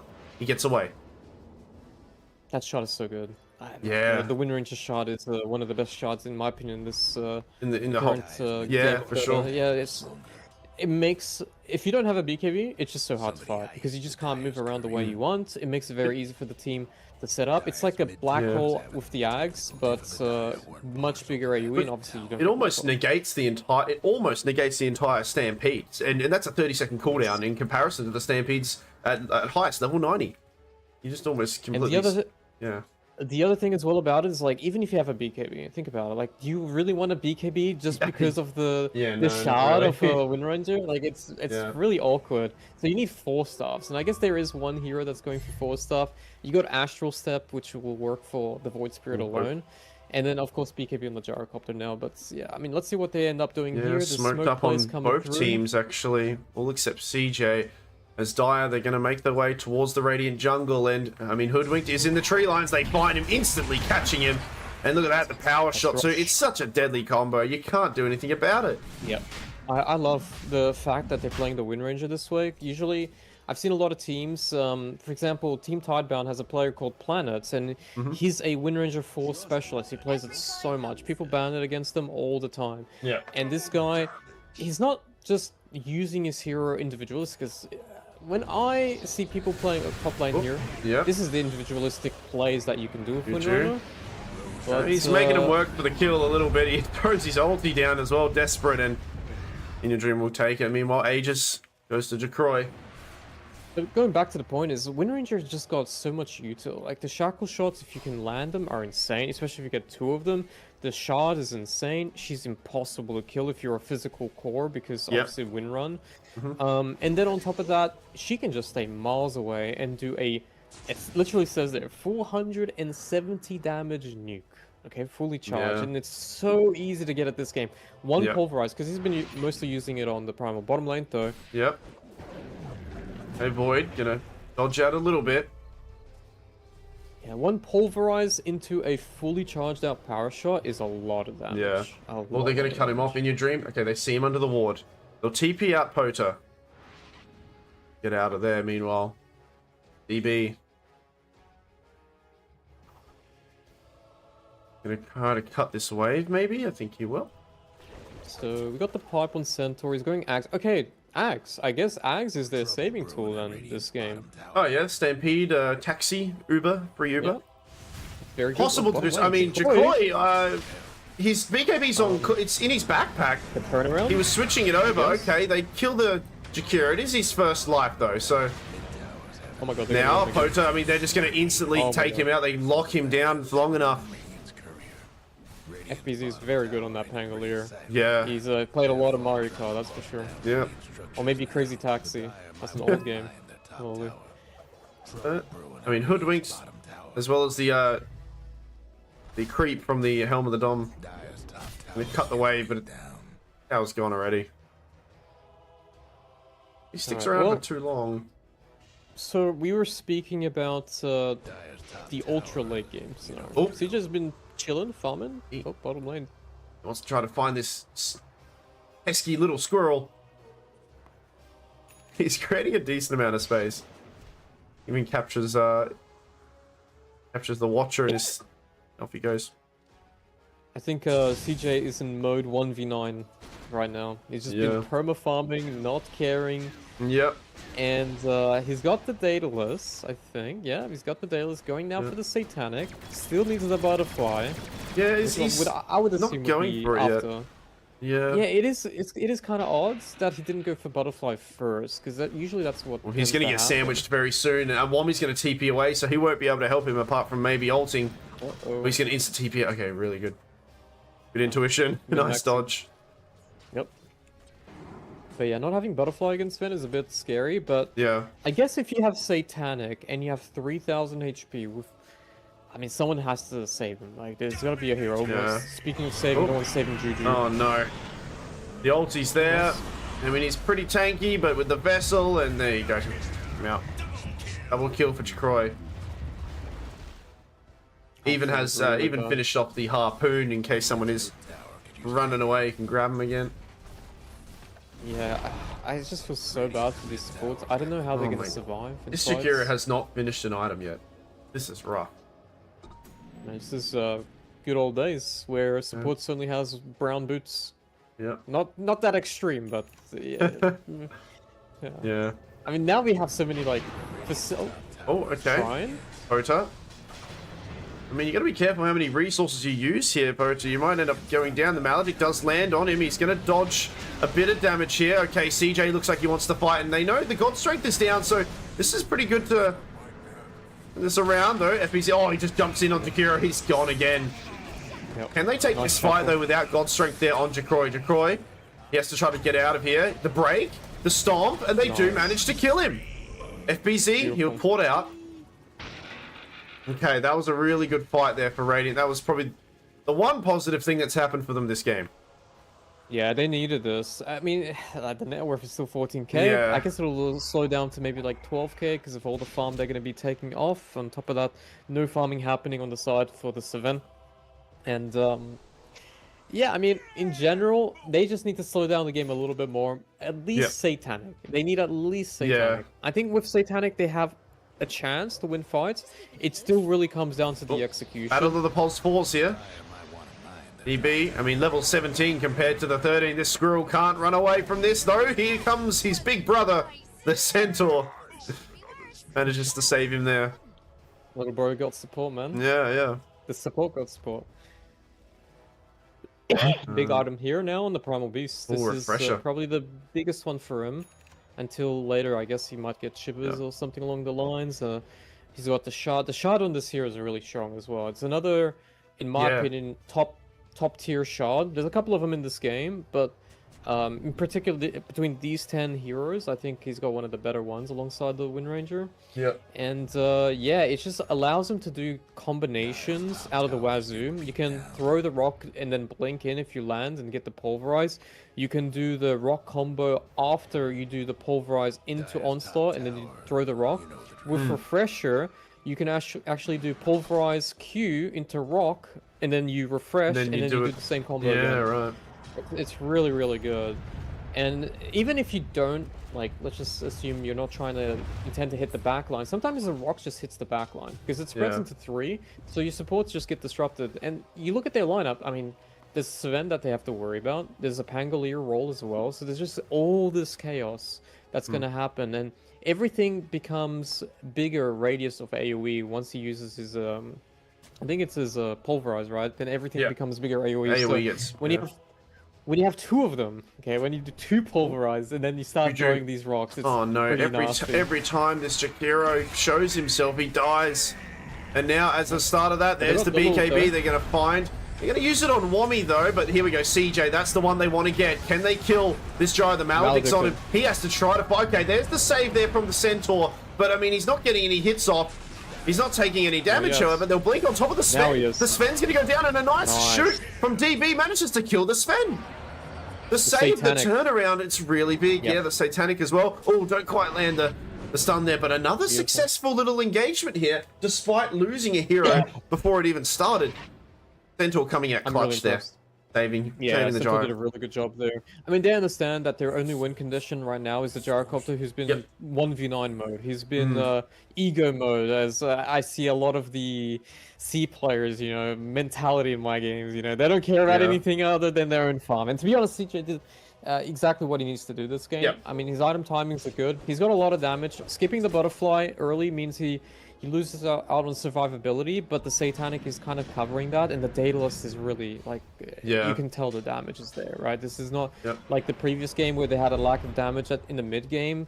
This is already at that point where he can kill anyone as long as he can hit, Yep. and that Centaur is enabling him. That is the Absolutely. save that Yep. we did not see coming, obviously, Yeah, because obviously yeah. it's not a hero that saves, but the Aghanim's itself is a saving tool, and alongside the Satanic, he's got two ways of coming back, and I think once he gets Butterfly, man, this game, like I said, if be a this little bit goes to trickier, the yeah. ultra late game, it's anyone's game. I Yeah. still think that if the Sven gets the right jump, like if he starts pumping one of the cores and eliminates one of the cores immediately, I think Sven will still give an edge to his team. But, you know, you can never really take out Varoja, because we saw them how they fought last game. Like their Yeah. execution in the mid to late game was really, really good. It was tier 1C execution. So maybe they can pull another one of those hat tricks in this game. Yeah, for sure. I think that's why they... I'm not sure if Centaur was the first person they saw, but now understanding that this Aghanim's on Centaur is going to save their main target, which is CJ. So they'll have to take that into consideration and really be careful about their initiation now, which, you know, generally it's been pretty easy to do so, but now they've got to think a little bit harder what they want to do. Shard goes to the Sven, which gives so it's undispellable now. 6 armor to allies, which is nice. Pretty good against heroes like Gyro. Yeah, it's looking... I mean, the supports I still think feel the same. Juju's not really going to have a game.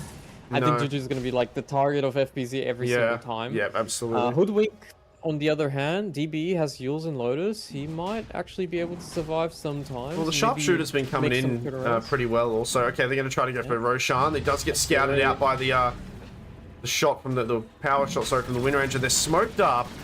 I mean, CJ, can Centaur save him? He does. He There we throws him go. up on the high ground. He's going to run around, and it's a drive-by shooting coming out from CJ. Meanwhile, Nice. then we got In Your Dream making short work of the supports. They're actually going to kite him around a little bit up in the north end of the fight. Pota. This fight's been jumping around, but the one hero that's dead is a pretty important one. That is Sven. Speaking of dead, snatched the Aegis from Dalal, so that's something there. But he's probably going to go down again. And this fight, the third fight in a row, going towards Radiant. And I mean, this Centaur, again, Wommy, he's doing wonders this game, saving the Gyro. On the radiant structures. Yeah, MVP so far, honestly. Like, CJ, of course, he's playing very clean. He hasn't made many mistakes, if any at all, but the Centaur is turning these fights around. Yep, I mean, absolutely. it's not even just saving him, it's the fact that he's saving him and allowing the Gyrocopter to hit the Sven and kill him. The Sven died instantly that fight, so... I mean, what can you say? I mean, Butterfly as well now. So Butterfly, no Aegis, unfortunately. If they had Aegis here, they'd probably just go high ground right now, in Yeah. fact. But, 5k net worth, let's- 20 to 30. yeah, Changing it doesn't now. even feel like it anymore. Yeah, I mean, all it doesn't in your feel dream. Like there is one. They have a Yules, they do. They might not even need to use it. Tango, FBZ comes in to try to help his buddy out. But I don't think it's going to be enough. Wommy, ulti used, and they'll take out In Your Dream FBZ. His ulti's popping. He's rolling around. He's going to have to get out of there soon. Was having technical difficulties. Be careful. The duration will run out there. Good. Damn. It's closed up. 2k only, or 1k actually. Yeah. They are going for refresher now. Oh, on look what he's FPG. queued They up got on their Gyro. team. Let's have a look. Is it a rape? Yeah, it's a Yeah. rape. Of course it is. I mean, There's yeah. yeah, go on. I was gonna say we Let's really see your didn't thoughts on anticipate. it. I was gonna say I didn't anticipate this Centaur to be set. I mean, obviously we always knew this was an option, but for it to be working so well and to happen every time, this is 2 or 3 times. I think second time in a team fight, but surely they got to change something up on Dire. But yeah, what are your thoughts on the rapier? I don't know if it's really necessary. Killing himself. Man, I'm not sure if you've been watching some of the Blast PGL games, and even the casters have spoken a little bit about Rapier in general. One of the interesting statistics is that usually, if you buy a Rapier, okay, in most cases it's out of desperation, right? It's an item that you get that you think, well, you can't win traditionally, so you're gonna have to do a Desperado play, and you get a Rapier. Yeah. And therefore, in most cases, you lose, right? It's an item that generally, statistically, you buy but you lose. But recently, I think it was the Blast event, the very finals. There was a best of 5 against Oh, Tundra. yes. Did you watch that? Yeah, so that was Skitter got insane. Rapier in a winning position, Yep. and then they ended up losing the Rapier. They lost the game. Yeah. Game 5, this was game 4, the first one I mentioned. Yeah. Game 5, exact same Yeah. drafts. Everything the same from the two teams. I've never seen that, by the way. Yeah. Out of my Dota career, I've played Dota for, I mean, since even Dota 1, late Dota 1, Yeah. I've never seen a tournament game. Okay, maybe in scrims, of course, you see it all Especially the a time. grand It's final practice, as right? well. Last game. Yes. Grand Yeah. finals, 2 games back to back, exact same draft, same results. Yeah. I mean, there was even a similar Rapier purchase, but not Yeah. exactly the same ending of it. But banger games. I mean, for those who haven't watched the Blast tournament, I highly recommend. Yeah. Like the finals was really good Insane. to watch. And to be honest, I'm not sure if you watch it from the stream as well. The production of that event was it was like TI level, TI Yeah, it was level really good. production. Yeah. I was very impressed actually with that, and I haven't seen many Dota tournaments like that, but it was amazing to see.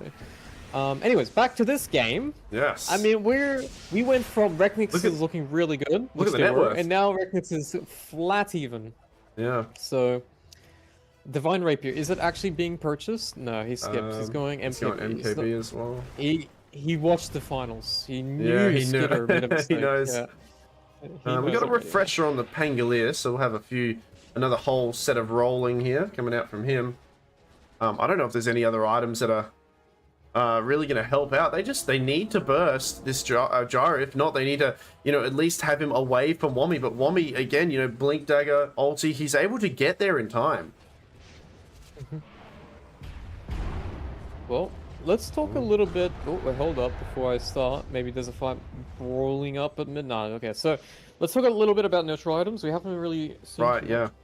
Even last game, neutral items can take a big part of the game, usually in the later stages. Like cast range items are always really good on supports and heroes that need to initiate. I mean, we mentioned that this game is mostly predominantly matters the most when someone gets the jump, but I guess there is one save now, so not as much when it comes to Veroja. Yep. But we see 3 monocles, okay? So we got 3 monocles, 2 on the side of Radiance. We got spell, debuff, amps, and cast range on DB. I mean, this one's amazing on the rats, the little hoodwink Yeah. here. We got Oh double no, cast range, so that's gonna be Juju, pretty big. not again. He has an E-Blade this time though, but I mean, you can't E-Blade off a pummeling, but here, okay. CJ, it's free so, but casting. where's the ulti from the Centaur? Oh, They're don't gonna worry. kill the Centaur, they kill him really quickly. That's the refresh. solution. There we go, the refresh from FBZ, they need to kill CJ now. Can Radiant get CJ out of this? I mean, they're fighting over to the right, but CJ's just getting kited, though. They're not actually finishing him off, and Dire, No more they pull the initiation plug. here. Yep. Okay, I, mean- guess that's their solution to the answer of Wormy just saving Jar is you kill him. You kill the Centaur that Yeah. way. No more saves. But the problem is, okay, you're killing the Centaur, you're not killing the Jar. And then you're committing your Yeah. resources on killing the Centaur, which means the Jar gets the free cast. I don't Absolutely. necessarily think the Jar did too much damage. I could be wrong. Maybe he's... okay, never mind. No, he did a lot. Still 7.8k damage. did a lot of damage. It's just a flak damage, man. Yeah, that's what it is. But, Oh. yeah, I mean... Oh, they got another pick here. Yeah, The little DB. rascal. But, I mean, Sven did 6.5. I mean, not too much on the primal, 2k damage. Even the Pangolier also about 2k damage.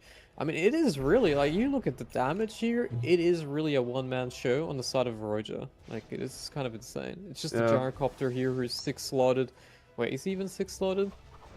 Yeah, kind of. I mean, he doesn't have the 6th item yet, besides the treads, but he's gonna have that Swift Blink later.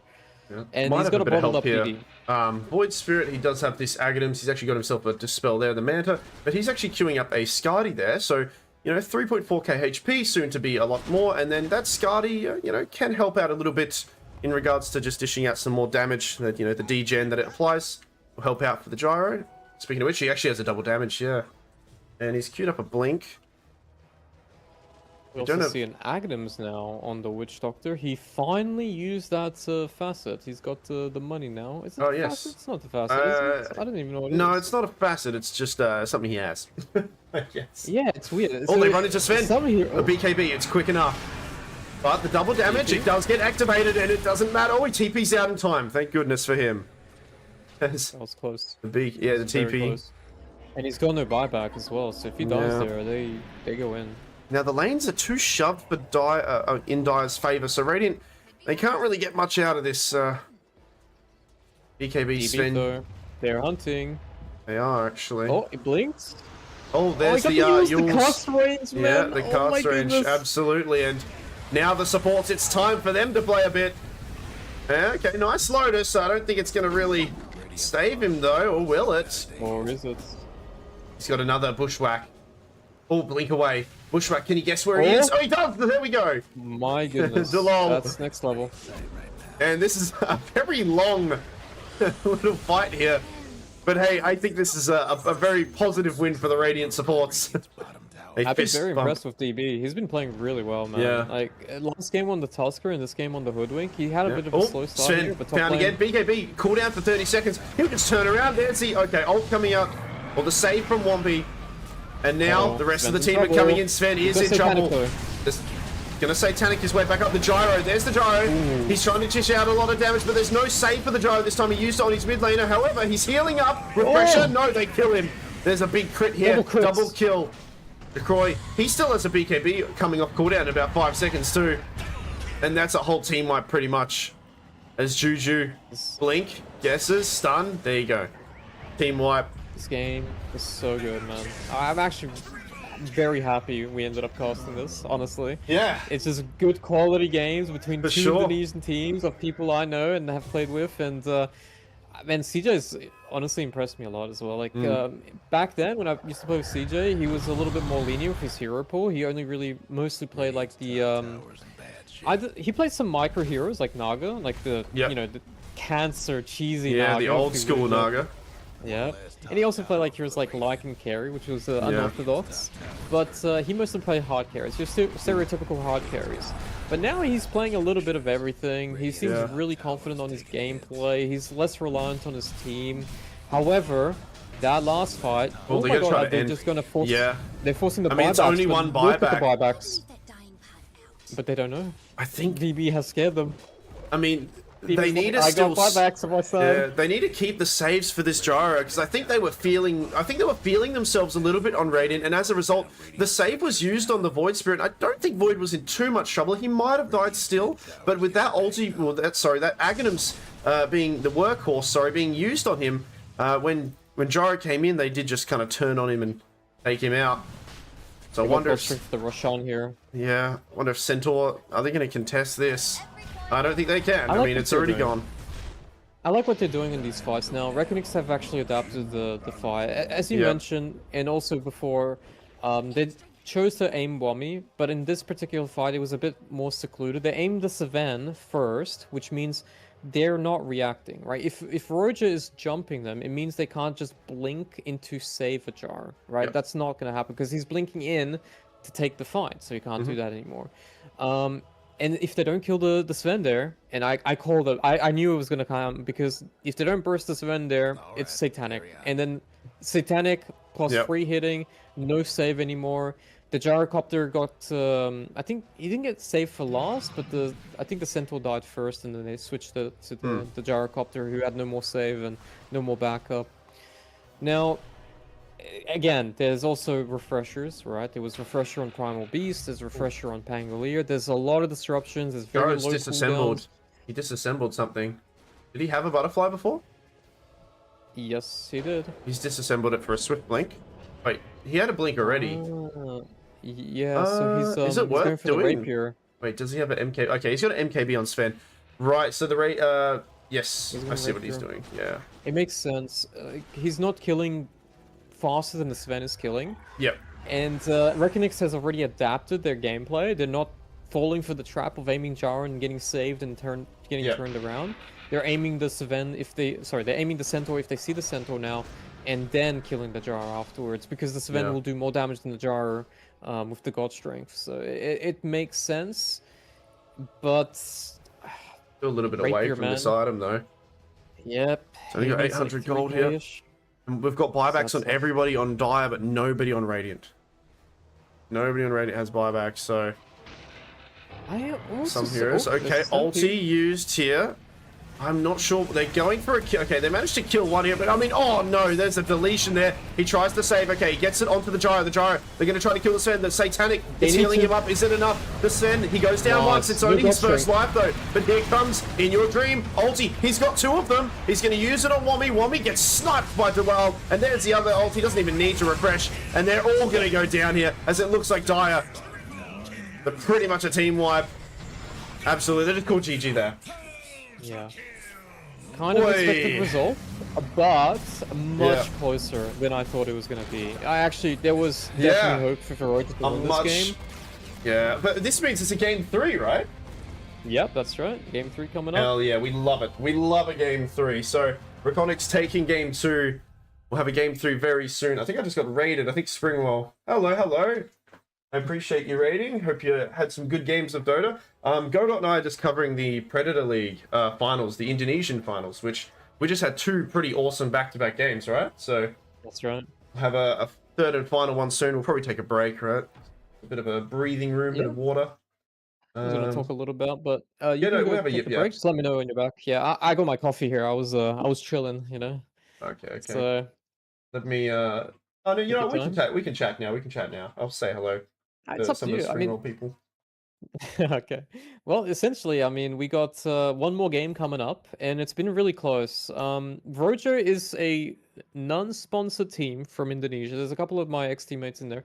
And on top of that, there is a lot of the people who have played with and against each other between these two teams. So there's no surprise that they're going to know each other very well when it comes to like the drafting and whatnot. 2 elements, I would say, in this game that's, I mean, at least caught me by surprise. First of all, I think the Primal Beast getting completely shut down early game and still being more impactful than the Void Spirit. I think that's a major issue. I think if the Void Spirit's having a good start, he should be trying to like transition that lead and give more of a snowball effect. But the Primal Beast, I mean, this hero, every time I see it and on like capable hands, regardless of losing the lane or not, it just does too much work. And it wasn't like per se such an amazing game for him, right? It just needed to like get in there, get one pulverize, get a refresh pulverize again, and that's his job done. Because the pulverize AoE will be able to like stagger everyone else in the fight. And then you look at the draft on these teams, it's like the supports, they're gonna get impacted. Jakiro had no game. Like, let's be real. Jakiro just got eliminated every time. You had 3 heroes jumping in from Reckonix. You had 1 save, and that's the second element this game that's caught me by surprise. Is the Centaur save really turned the tides, and it was the only reason they caught back in this game. Yeah, they stayed up. Yeah. Like, Gyrocopter did a good job. Like, don't get me wrong, there's only so much you can do, right? Like, ultimately, you just farm and then you fight, right? That's all there is to it. You can't make pickoffs, you can't really be flashy with your gameplay. You farm your item timings, and then you hope you can hit people and not die. And I expected, you know, Sven to always beat out a Jar. Generally in pro games, especially at the highest level TI, you pick Sven into Jar. It's just a common theme. I mean, a good example is Extreme Gaming picking Ame Sven into Skitter's Gyrocopter and then owning it, and then to the point where they bait picked the Sven in one of the other games afterwards to then pick Ursa offlane, because Ursa counts as Sven. So they baited the Jara, and then they picked the Ursa to counter the counter. The big brain 3D chess move. pretty much. So if they want to go for Jara, I don't think they last pick it into Sven. I think that's a mistake. I think you pick the Jara first, you let them pick the Sven, and then you counter something in the lane phase. And that's why Slaughter, man, it would have been such a good game. If they went Slaughter mid, it would have been the perfect hero against the Sven. It would have been a really good pair up for the Gyrocopter, because the Gyrocopter now would have had Amp, which means he will do more damage. You can stun the Sven during the BKB God Strength. And even if they had gone any of the spirits available, like Void Spirit, for example, even Primal Beast mid does not do well against Slaughter, because Primal Beast relies on movement. Slaughter permabash pretty much denies that in a 1v1 matchup. Exactly. So not only would have it been a really good pick to follow up with the Jara late pick into the Sven, but it also would have been a pick that would have negated a lot of the mid heroes that In Your Dream would have wanted to play. So I think a bit of a missed opportunity there, because it is a hero they play, by the way. Like, it's a hero they play for mid, they play it for offlane. Both teams love Slaughter. it didn't Hmm. seem to be contested at all. I'm not sure if it got banned towards I the don't think very it. late I bans, don't think but it I got didn't see banned it at in the all. first. Yeah, I think it got away that game, and Hmm. maybe go back for it, potentially, because just judging from the heroes these two teams play in the mid lane, Slaughter generally will do well. Like, Yeah. worst case scenario, he just comes out neutral, but then he's going to be a good hero for the remaining of the game. So we'll see. Maybe it's definitely. I don't necessarily think this was like a purely a drafting issue. I just think the matchup late game between Sven and Jar is always going to favor Sven, Yeah. unless you have defensive supports. And Centaur helped out, but I don't think it was enough Yeah, that it game. kind of seemed like it was, a little bit of a bright surprise. Obviously we, like I said before, we understand that, the Centaur, Ags is the thing that does exist. It's been in the game for a while, but I guess it just kind of went over our heads a little bit of how effective it Yeah. would be. And, Yeah, it was so I good. mean, Wami, he got, I think it was 2 or 3 fights where it was really well utilized. And then unfortunately, Raconics, they just, they adapt and they manage to turn things around as a result of that. Yeah, I mean, look, a really good game from both teams here. I think Varoja, they performed as best they could. I mean, CJ, I think, was really well understood of what he had to do here. He knew that he was in a bit of a game that he couldn't necessarily win unless he farmed for a very long time. And like you said, 1v9. for And sure. he tried his best, and I think he did really well. And I mean, even the scores on some of these cores here are not too bad. I mean, Pota too, he's done okay on the mid lane too, but his hero, I mean, he got a Skadi, but then the game finished very quickly after that. I'm not sure how much impact it had. Yeah, I mean, it's very simple, right? Sven versus Gyro. He's going to jump at you. You've also got, like I said, the refresher on the Primal Beast and whatnot. They got another Yeah, game. Lobby up. a good team knows how to win. Like they understand their win conditions, but a better team knows how to adapt from a losing position. And Yeah. Reknix did a really good job at adjusting to the Centaur Aghanims. I think that was Yeah. what separated them this game, essentially. Yeah, for sure, for All sure. right. Do you want to take your break real quick? We probably have a little bit of time. Yeah. Maybe you want to grab some water or Yeah, something. I'm gonna be right back. 2 seconds, all right? I'll be right back in like about 2 minutes. Yep, sounds good. Cool. All right, give me a few moments, guys. I'm gonna be right back. I'm gonna get some water, but we're gonna have game 3 very soon between these two guys. Yeah, it's been really fun so far. Casting with Godot again. It's been really good. So I'll see you guys in just 1 second. All right, be right back.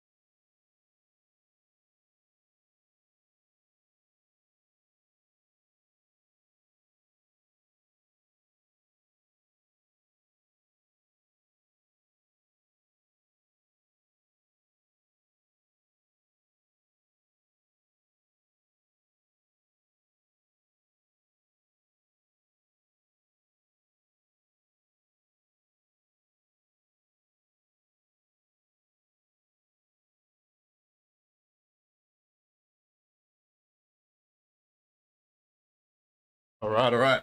Oh, I'm so glad we got a game 3. I'm really glad. It was looking like for a moment that it was just gonna be another 2-0. But what a way to have a grand final, right? You want the best of 3s. They're the better sides of Dota.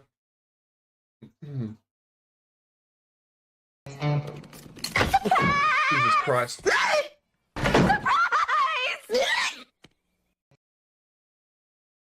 Yeah, no, you cannot use the surprise one. What the hell? Surprise. All right. It looks like I'm having a look at their stream right now, and they are in the drafting stage. So I'll unmute myself with Godot.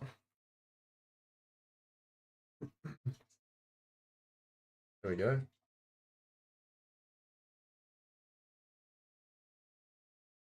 I mean, you can use it. That's okay. I just didn't expect it. I forgot that I had it, actually. All right, well, I think this draft is starting very soon. Oh, are you in yet, Yep. Godot? Are you still here? I can redo it. I think the draft is about to start on the Dota TV because I was just looking at the stream, checking the event and stuff like that, Yep. and they're already like 2 picks in, so it was kind Oh, of the okay. same when we started as well. So I think it's about to show up on Dota TV. All right, all right. Let's see.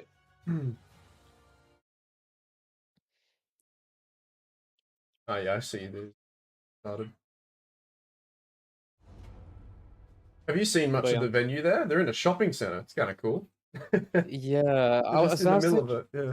I was actually saying I've played in Indonesia, same event. I think it's the same mall as well. Oh, all right. They've I been could doing be it for wrong. years. Yeah, it's not uncommon thing for sure. That's cool. It's That's cool. because they like the public. They like to see the public around as well. And you probably notice that like they're in the middle of the shopping mall, so that the top floors can see it as well, so that Yeah, people can yeah. actually put themselves up there. Yeah, It's kind of cool. it's actually pretty Radiant's cool. ban. Dire's ban. They All do it right. a lot for mobile events now, like Mobile Legends and stuff like that. Really, Oh, even here in mobile Thailand, I've games? seen it as well. Yeah, real games, man. Obviously, but the Yeah. real deal, not That's these it. newbie plebby Dota 2 games, man. This is 10 no skill, seconds man. to go. Mobile Yeah. Legends is where it's at, Radiant's man. ban. Hell Dire's yeah. ban. Insert ad here. Sponsor me, please, guys. Yeah, sponsor me. So, 10 what do we got seconds to here? go. Same bands, Ember Marcy, Quapkez. This is pretty much the same stuff we've seen so 5 far. I think seconds. the other bands we saw was like, I think Timber was banned and Storm Spirit in the last game. Almost banned. Marcy was banned in I'm not game sure if one. Snapfire. Dude, I don't even think Snapfire was touched last game. It was picked in the first game, but Hmm. I don't remember seeing it banned on the second game, which is kind of unusual.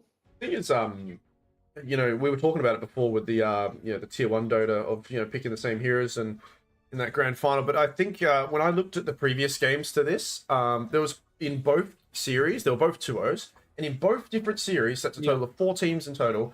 There was not any reoccurring picks apart from 2, like I think 1 game of each. I think, yeah, 2 heroes in total, right? So that makes sense. So yeah, there was like mid laners got picked the same way. What I'm trying to say is they switch it up a lot. They do a lot of switching. 10 seconds to go. I see. Interesting. I think Well, you're I think really Ursa good. was banned for the Yeah. most part, right? I think Ursa was banned in the second phase for maybe they picked Sven and ban Ursa, right? Yeah, it was pick Sven, ban Ursa. Yeah. Ursa's banned in the first phase now, and it's probably because they want to first pick Timbersaw here. They ban Ursa, pick Timber. It's the biggest counter. Gyrocopter is also a pretty good hero against Timbersaw, just because you have so much magical damage, right? Yeah. But it's not in the same way. Like in the later stages of the game, the Timbersaw can survive pretty easily, and you can also go 10 seconds to BKB to go. negate the magical damage. But it's more so the fact that Ursa seconds. is one of those heroes that he just kills you by Radiant's staying on top ban. of you, kind of like Sven, right? Yeah. It's kind of the same thing. Do you think it's Is wise he- of them to pick it so early though? Like again? I mean, not again. Sorry, they picked it I- last before, but to pick it this early, I think maybe they're just feeling pretty good about CJ's performance. They want to give it another go then. Yeah, it's the thing is in the laning phase, it's probably the 10 best seconds hero to go. left to play into Timber. Yep. But Dire's Timber ban. can also be played mid. In Your Dream can also play Timber. So if they Yeah. really wanted to flex it, they could. But at the same time, I don't think Veroja will be like unaware of this. Like if I know this, they know Yeah. this, right? So Yeah. they're probably going to be aware of the mid Timber potentially being flexed, and either they save their mid pick for later in case like they see 10 their seconds other to go. offlane pick, or potentially they pick a mid hero that will do well against Timbersaw in the mid Yeah. lane, regardless of them flexing it or not. So I think it's fine. I think you played well on that Gyrocopter game, not being a Gyrocopter game, in my Yeah. opinion. And this is going to be a game that's already going to be better. With that being said, they could also be baiting out certain heroes like the Yeah. Seven and do some shenanigans like Well, yeah. Falcons did, right, in that TI finals. Yeah. The reason why I was a little bit worried is, from my understanding, very briefly, based on the games that we've seen, it has been, you know, they've been usually picking Pota's hero quite early and just he has a pretty decent mid lane, right? He's not necessarily the win condition. But in this case, now they've kind of picked their win condition carry and, you know, accommodated for that player. And I'm wondering, okay, are they going to switch it up and really give Pote? And is it Pote's time to shine, is what I'm saying, right? Not that he hasn't. He's actually performed very well for how early his heroes have been picked. But I wonder if they're going to pop off on some crazy mid pick here, some sort of stomp. DK, another pick here. Yeah, I think DK was banned a couple of times actually. Yeah, But DK against Jar carry to carry matchups not too bad. You know, he can withstand Gyrocopter. They're both 10 technically seconds to ranged go. heroes. I mean, Gyrocopter is shorter range than DK when Dragon 5 form, but seconds. yeah, I mean, you're generally always Dragon formed in fights, right? You don't really not have it. But yeah, that's two heroes that are pretty hard to kill. Two heroes that has a lot of impact if they end up scaling towards the mid to later stages of the game.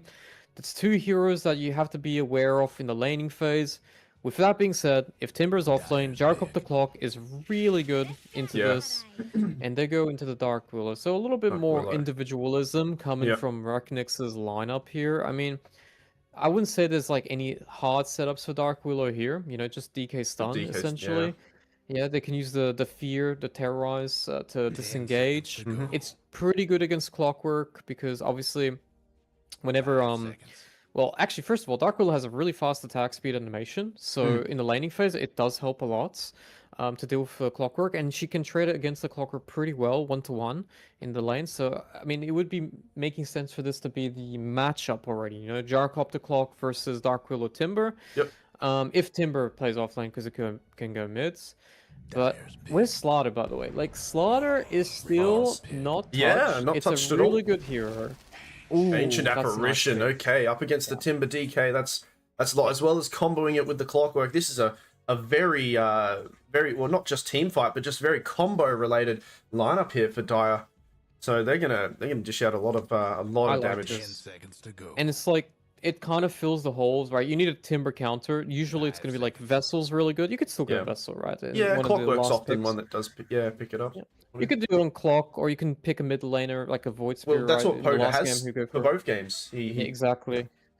So, I mean, like, now you have the A Blast, and you have potentially Vessel.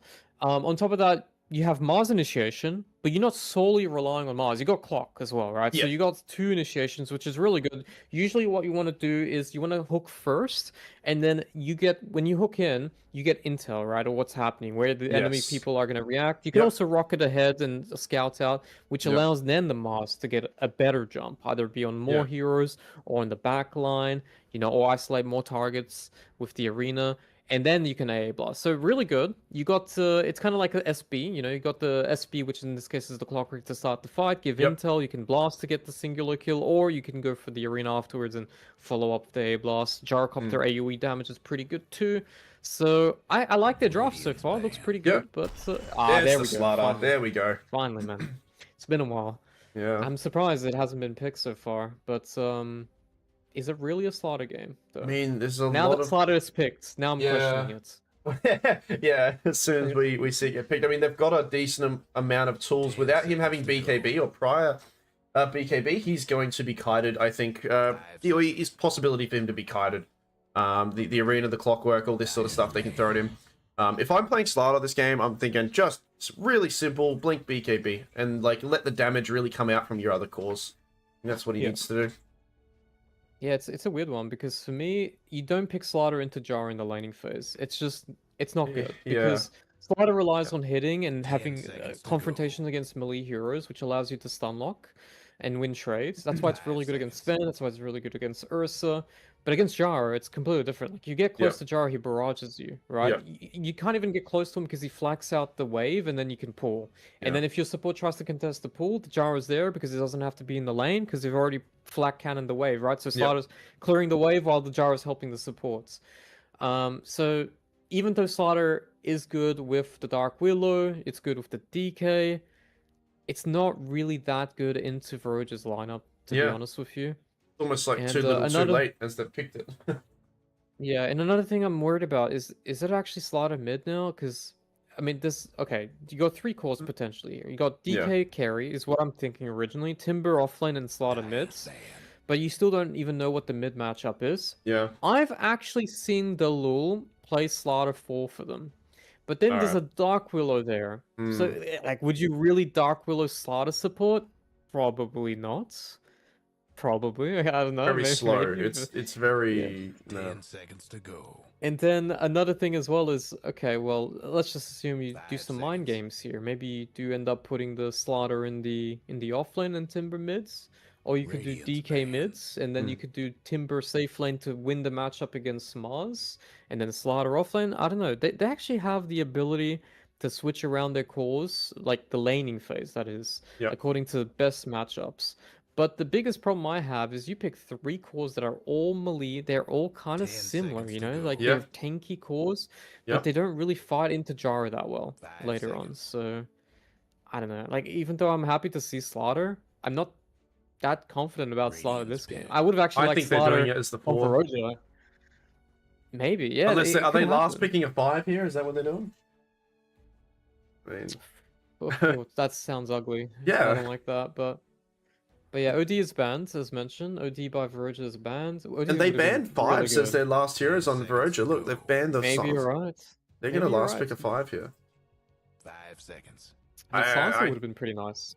Yeah. I'm not confident to Yeah, I do don't a really know predicament here. I don't really know what's going on with this Radiant draft. I'm not too confident either. Yeah, I don't know. I mean, they got 35 seconds to think about something. What they're I mean, gonna the do. heroes that I see obvious ones are like Snapfire. Snapfire's still in the pool, I Yep. believe. Yep, Snapfire's still in the pool. Cookie's really good. Dire's pick. Works well with Slaughter. Oh, there they it goes, pick it. Snapfire. Okay. I mean, that was the most Yep. obvious one because it's like OP. I mean, I consider it as like OP support, like one of the best supports in the game. Yeah. And it fills in the holes. But Mm. yeah, it means that Slaughter is mid most likely, or Timber's mid. One of the two are switching between offlane and mids. 10 seconds But to go. I mean, if I'm their coach, I'll be honest. If I'm their coach, I would do some 5 shenanigans with seconds. the lanes. Like even if it's to put the Timber against the Mars in the Yep. safe lane, just to Yeah, get okay. that Timber like a very snowbally effect, you know. And then the support can leave the lane a lot easier that way. Folks. So it's SF Aw. mid. Yeah, I mean, like who Yeah, do you put mid against an yeah. SF now, right? It's like that's the This issue. is really hard. Do you just throw the... You possibly just throw DK there just for the... Nah, it's Slaughter mid. Alright, let's try. This is That's- why I didn't like the Slaughter pick, man, because it's just first of all, Slaughter into ranged cores is never ideal, Yep. and second of all, your tri-core are all melees, all the same 5 style of seconds. cores. Yeah. Man, going into the series, I was expecting Reckonix to win, and I was expecting them to win 2-0, but close matches, like decent Yeah. fight matches. It is currently 1-1. And I actually think Varoja has a better draft in game 3. Oh, I think 100%. I think this draft from Reckonix is very ambitious. No, like, it's very predictable of how they want to play Dota. And I think that's one of the ways that, that really separates the different tiers of teams, right? If it's predictable what you're trying to do and what you're going to do, we kind of saw what was happening as soon as the Slaughter pick was done. We're like, okay, they're going to, that's the 3 cores that we're seeing, unless they're doing some really weird stuff and having it as support Slaughter, which still doesn't seem good anyway.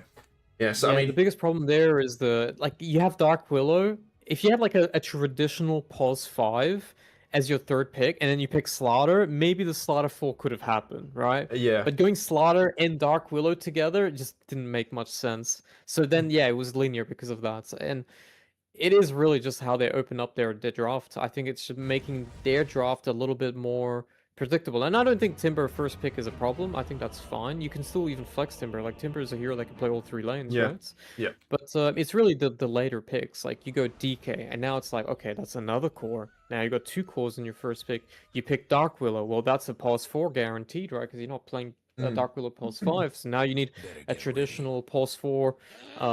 Traditional pulse 5. So now that makes your draft also linear. Like it is, as you said. Like I think their picks are just too clear. Like it's just too Yeah, obvious. And it's- these yeah. are 2 Indonesian teams, right? They would know each other pretty damn well already. So if you make Yeah. your draft opener already a bit predictable, the rest of the picks are going to be pretty straightforward in terms of understanding how they want to play.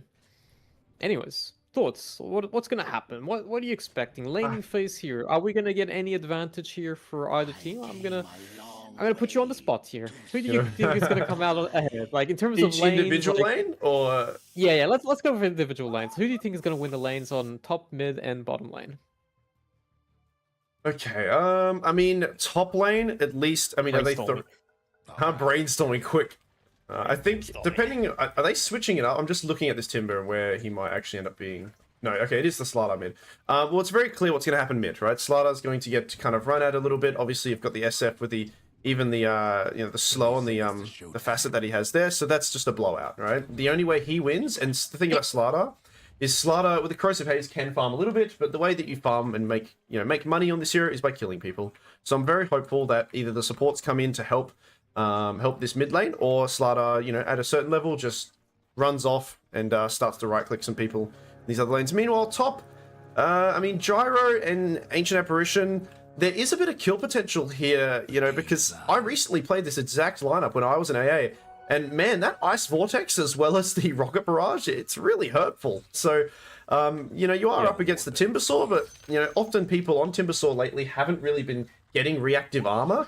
That being said, reactive armor, it only gives you bonus regen and armor, but that's not good against the magic. So I think that they actually might be able to bully a little bit here up top, with a Willow as the support, against an AA. I think Willow can maybe out-trade the AA a bit, but I think it really depends on, the AA's positioning and just managing to, dish out some magical damage to the Ice Vortex and the Gyro. I think it should be slightly favoring Dire. I might be wrong though. I haven't seen the exact lineup of these two, Radiant heroes together. What do you think about that then? Yeah, I Think would it's a lot of say, magical, like, or do you reckon Timber will Veroja be? should win. Veroja should win. Well, look at pretty this. I mean, much. speaking of which, Dalal, they commit a blood grenade to it. Interesting. Okay, you're right.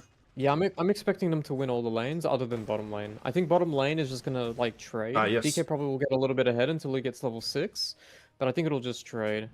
And I mean, you see Clock in the bottom lane here. Yeah. He's just cutting the creeps. He cogged the first wave, so it means it went to Yep. the tower. Mars is now getting solo XP for the first wave. Clock is now pulling the lane all the way around the tower.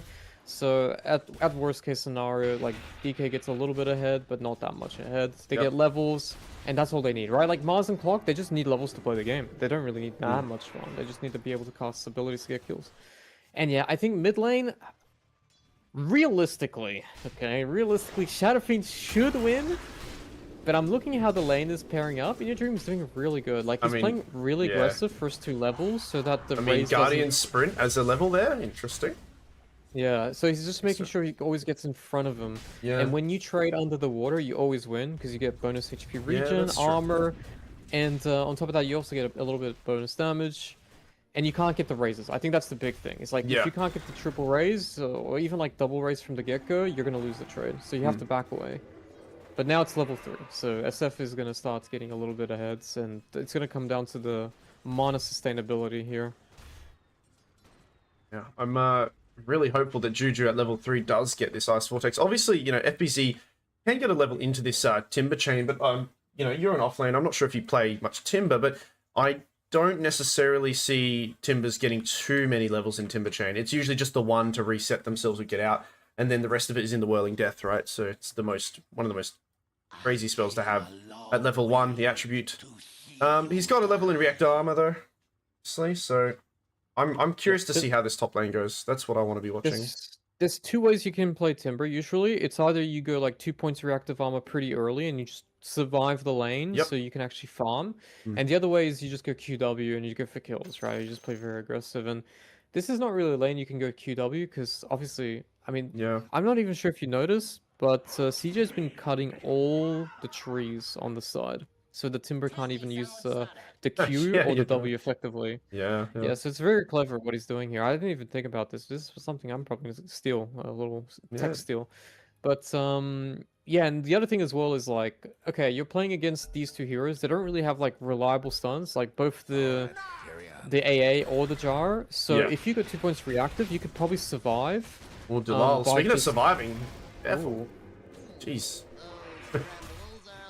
All right. Yeah, it seems like a good way to approach this lane. You don't kill the Jaro, but you don't lose to the Jaro, so you just out-trade CS. Yeah. And then you hit level 6, and that's when you start pumping a little bit of pressure, you know, by utilizing Chakram. But, I mean, even if they don't find any kills on either side here, at least later on they're going to have the Slaughter who can rotate to his lane, right? Yes, Slaughter's that's going to be true. way more effective than in the Speaking set of- when it comes to ganking. In your dream, I do like how aggressive he's playing. Because the one thing I don't think you can really do is if you're up against someone like an SF and you're a melee core mid, usually people crumble under the pressure and try to play safe because they're scared. But I really like that he's flipped the script a little bit and he's playing a little bit more unorthodox, 2 levels in the Slithering Crush. And I think he's just using that to secure some last hits and really just apply a bit of counter pressure here to Pota, who should ideally be, really kind of dominating. Which they're actually even right now, and there's a very early rotation here. Okay, as the Willow, but I think he got scouted out by a ward. No, I don't know he's there. They knew that was coming. they? I mean, I'm not sure, but he pulled away really weird. Like, just even securing that range creep, I thought he was already backing away too early, so I think he knew about it. Yeah. But yeah, I mean, that's 4-minute rune coming up Look soon. at this Look at the ward block here. Yeah, I was about to say. I mean, I've not very seen clever. that one. That's really good. You have to And cut a it's tree for that? December? No, you don't. No, think you this do. century, I don't think so. No, Yeah, that's really good. I'm gonna pinch that one. he's not even helping the rune control, but I guess it doesn't matter. He knows FBZ. the side is always gonna get one. Yes. Yeah, they're both farming very well in the top lane. Yeah. Both the Timber and the Gyrocopter. Bottom lane here, Mars as well, equal. I mean, both lanes are pretty much identical. Yeah. The only Trading difference, I blows. guess, is Womi as on the Mars will have to buy braces to sustain, whereas the DK doesn't, right? Like Yeah. DK just has natural regen, Sure, so he's going to be able to play like, for example, he went for the gloves, which means he was going to have a better time at last hitting than a Mars. And as you can see right now, there's no mana on the Mars, there's no Lotus, so it looks very hard to trade. If anything, they can go for the kill by utilizing 2 points of Little Shredder. It does a lot of damage with one Dragon Tail, so look, I'm going to keep an eye out in the bottom lane here, just in case something happens. Yeah. But I'm yeah, keep the mid watching lane top. is also like really static right now. Sure, I mean the net worth might be a little bit hard to tell because you have to buy more regen on Slaughter, you have to buy Yeah. range drop on Oh, Slaughter. Delal. So Picking around mid a bit. Kind of leaving FBZ to his own devices here. Juju. it's Oh, slow game right now. yeah, he's not going to No get any. kills. He's not going to get any points to Ice Vortex. I still Oh, think really He's trying worth- on mids. Oh yeah. Bottom lane though, Jick Roy. Oh, it's close. Oh, he is on 10 HP, 1 HP. The ticking. Yeah, there's too much there. All right, Point into Rocket That's Flare, pretty 2 big. into Power Cogs. Them die up that's there. really big. Yeah. I mean, First blood, and he's gonna keep going here because I mean Juju's come in, but there's a TP in from the Willow. All right. Cancellation of TP. That means Dark Willow can't save mid if they Yep. go on mid. And look at the clockwork. He's TPing for the rune here. Yep. Ooh, 6 minute rune. It's a double damage. It goes to unlucky. In Your Dream. Radiant's He mid tower needed to getting stop. You might him actually from getting turn that on this rune. hill here. You might have to turn on this hill. I think the Shadow Fiend's too quick. Yeah, In Your Dream is in a lot of trouble. He gets caught in the cogs, and that's a free kill here for Pota. Very He got the nice hit rune, play. but he lost his life for it. Such good understanding, by the way. Like, he saw Dark Willow TP bots. Yeah. He knew that he can't TP mid to save the Slaughter. Immediately TP'd mid.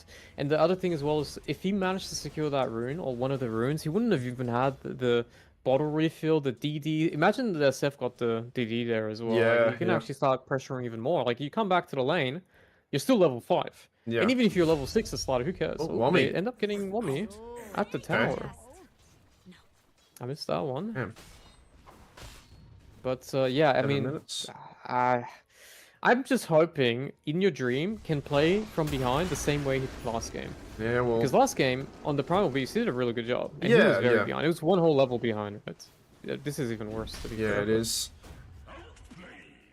And Pota doing a good job of securing these last hits and denying him a bit. He does get level 6 now, finally. Bottom. EB. How's he leveling in this clockwork? 1, 2, and 1.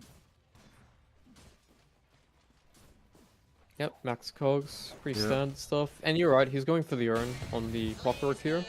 I mean, Yeah. Mars is not really a vessel hero, so it makes sense. And also, the mid laner is SF, so also Yeah. not really a vessel hero. But yeah, level 6 now on the top lane here. So we got Chakra, Yeah. or double Chakra. He's gonna be because of able to the passive. really bully CJ out of this lane, and I mean, there's not much anyone else can really do. Even if they bring other heroes here, I don't think they can really stop it. If they go for the kill, they need SF and probably Yeah. clock, but you see That's that right. they're Well, speaking fighting of bottom. plot, yeah, he's gonna take. They're gonna have to try to just man up on him here. Bota does have the cookie. Oh, but he turned around, or maybe he was feared at the last moment. Really well played by In Your Dream. Not only did he get the rune that could dispel the raises, but he also dodged the third raise damage by using the illusion bottle. So no Requiem now. Yeah. I mean, like all these little things add up. Like you need to make these little Oh, plays nice. to get ahead. FBC actually getting low. Look at these DB with a nice usage of the cogs there. And that's one of the best things about Clockwork against Willow. Managed to hit her through that Shadow Realm anyway. This is the He's- third game so far. I see DB having a lot of He's really impact straight good. away. Yeah. Yeah, he's been really stand out as support out of the four individuals this this series. CJ TP's bots, so it looks like they're gonna go for a setup kill on the DK, utilizing the arena, which is available. Also, not very easy for Jara to stick around top, right? Like you said, Yeah, like, he there's can't no really point. play the lane, so you need to either leave the lane and jungle. And generally, this early into the game, it's not like Jara. Yeah, you can jungle. You got some points of flag. You can barrage the creeps. But because you don't have that much damage yet, it's not that easy to jungle efficiently, right? You can jungle, but it's just gonna be kind of whatever, and then you're giving up a free lane.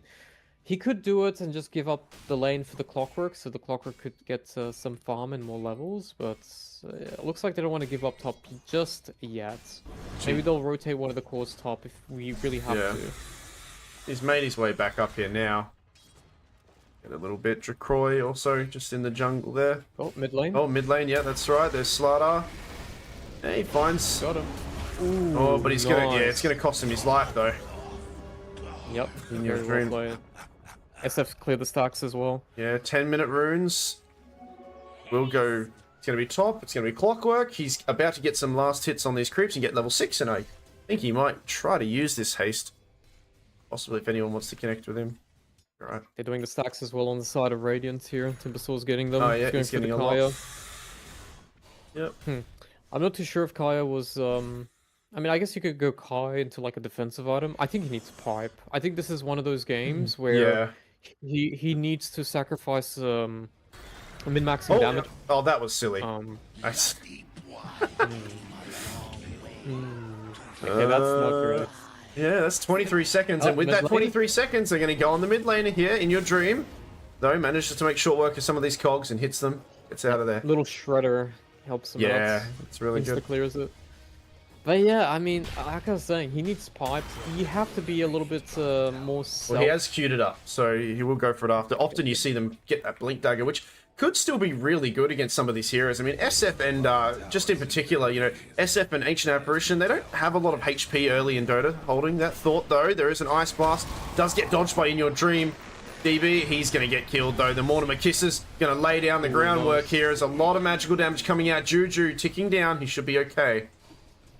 Yeah, I mean, In Your Dream is desperately trying to make anything happen here, Yeah. and it worked out. Like, he didn't get the kill, but he got the assist, which is better than nothing. Yeah. They're committing 3 heroes, but, I mean, what else can you do, right? Like, he needs Yeah. to get the blink. Any assist will accelerate that. He can't really jungle effectively right now. I mean, you can do single camps, but you're better off just trying to play the lane here, get the runes and Well, they whatnot. find SF just before these stacks get taken, but he gets the Requiem off.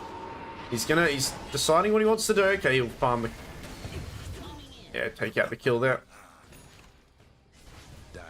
Alright, well, both teams are just playing really efficient. Have you noticed, Yeah. like, they've been just focusing on the stacks and whatnot? don't- They've already cleared the triangle on the Rad and the Dire, and this is the second time they've stacked the Dire, so... Children on Snapfire.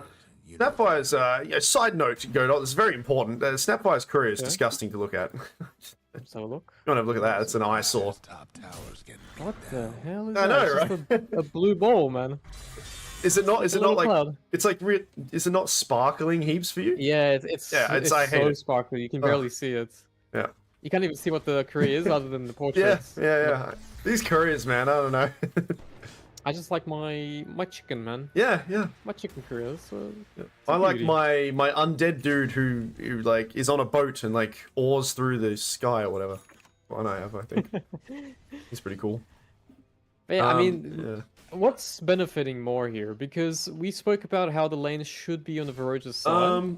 We spoke about how it's an amazing AA game against the cause of Rad. Yep. We didn't talk about scaling. We didn't talk about like mid-game fights. We didn't talk about power spikes. I mean, I would say both teams are happy to just farm their first couple of I think items. I'm happier if I'm dire. Right? Right? I think I'm happier if I'm dire. Well, speaking of which, because I was about to say, CJ, he hasn't died. He's been doing pretty well, but on that note, I mean, there's the blink reveal from the Slaughter. Jumps on top of him, the fear on top of him too. The Clockwork jumps up into him to try to help out. And they'll lose 1 for 1, though. They took what they wanted in your dream. They might turn it around even further. The arena was used as well. Shadow Fiend here, no Requiem for 9 seconds. Hard to fight unless you have Yeah. a hook shot or And now an the- arena, and they don't Yeah, have either. they've just used so- both to try to save him. Yeah. This I would say like early timings benefits Radiance for sure. Yes, I think later timings benefits Dire. Absolutely, Because, yeah. like early timings is blinks, right? Like you got blink on DK potentially, or blink on Slaughter, or Yep. like an early Kaya on Timber. But the SF wants to go Kaya Yasha and then blink. Yeah. The Gyrocopter wants to farm for quite some time. The Mars usually these days they've been going for Yules first into the blink, but he's going blink because he understands that they need some sort of tool to fight, and they don't need to initiate in the sense of like making a team fight happen. They just need to have that DK, blink to he's sticking counter around. initiate or to set up Yeah. for like these little pickoffs, which they can do very effectively utilizing the AA blast. And that's unfortunate because you can actually spear onto the cogs. So he killed the cog faster than he got the spear off, Yeah. and unfortunately he didn't get the stick to Yep. land. But I mean, think about it this way: like they get the blink, they push out the lanes as fast as they can, you know, utilizing flak, the razors and whatnot, and then they find someone covering the lane. One spear combo, AA blast, boom, dead. Clockwork. One clockwork, No trouble. which in this case is getting jumped upon. FBZ, he not, has that jumping Caius. This is a upon. lot of damage coming out, and it's probably going to kill him. Dalal takes the final hit. There's an Ice Blast coming through. Doesn't quite land on anyone. Reset coming out from FBZ, but In Your Dream jumps onto CJ. CJ already half HP. The ulti, the fear, very nice from Dalal to kind of get these dire cores away, and they'll pop in and out real quickly. Bottom tower, very low. Could go down. This one range creep does it. There we go. Oh, Wommy. Nice route here, but...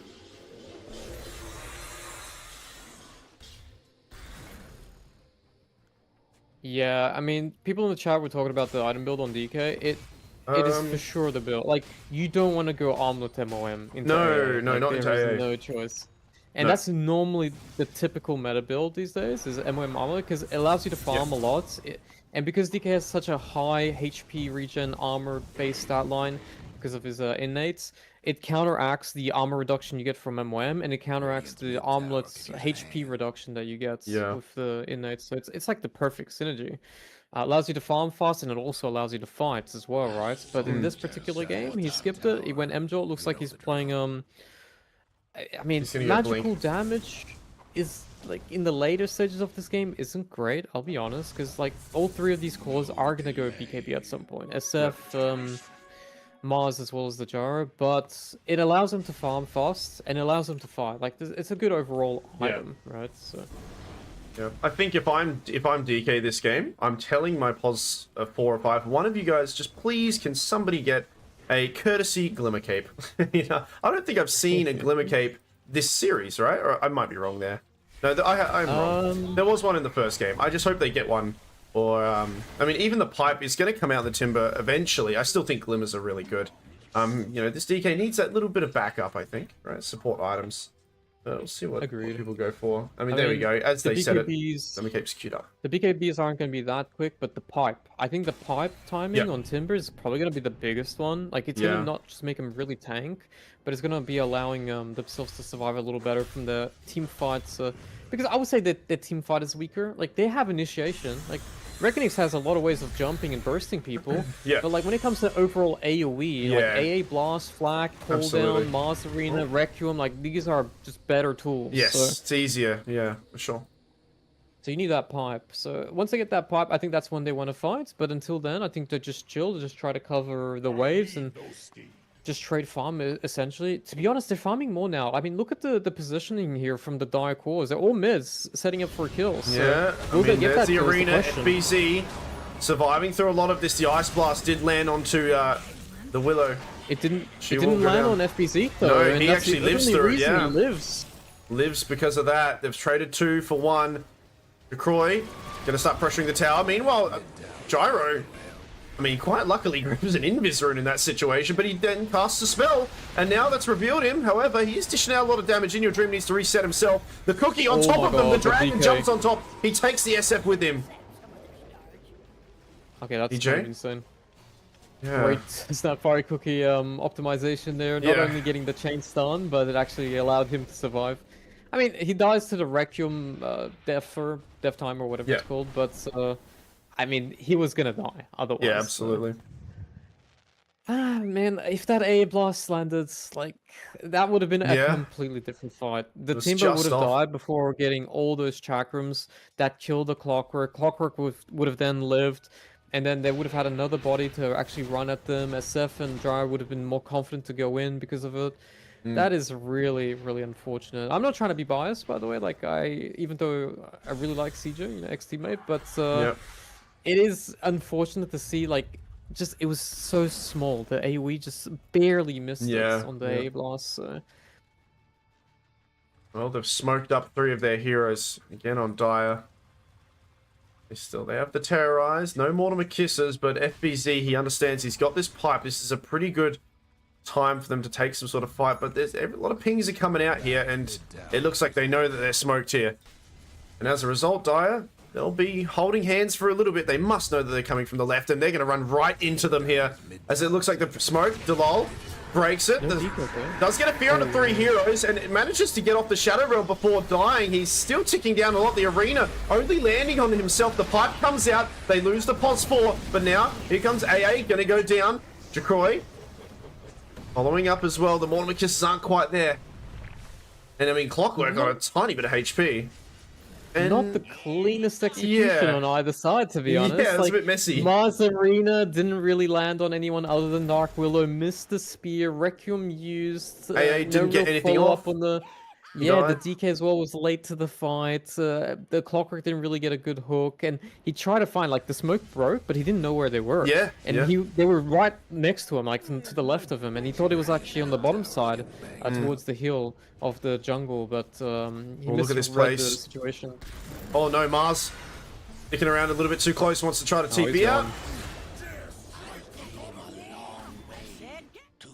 As they Yeah, quickly take the very- Tormentor and rush through the portal again. Often a move that, some people don't anticipate, for you to quickly rush through again. Trying to set up top here. Yeah, they are. As Oh. DK, blink in 7 seconds, ulti in 19.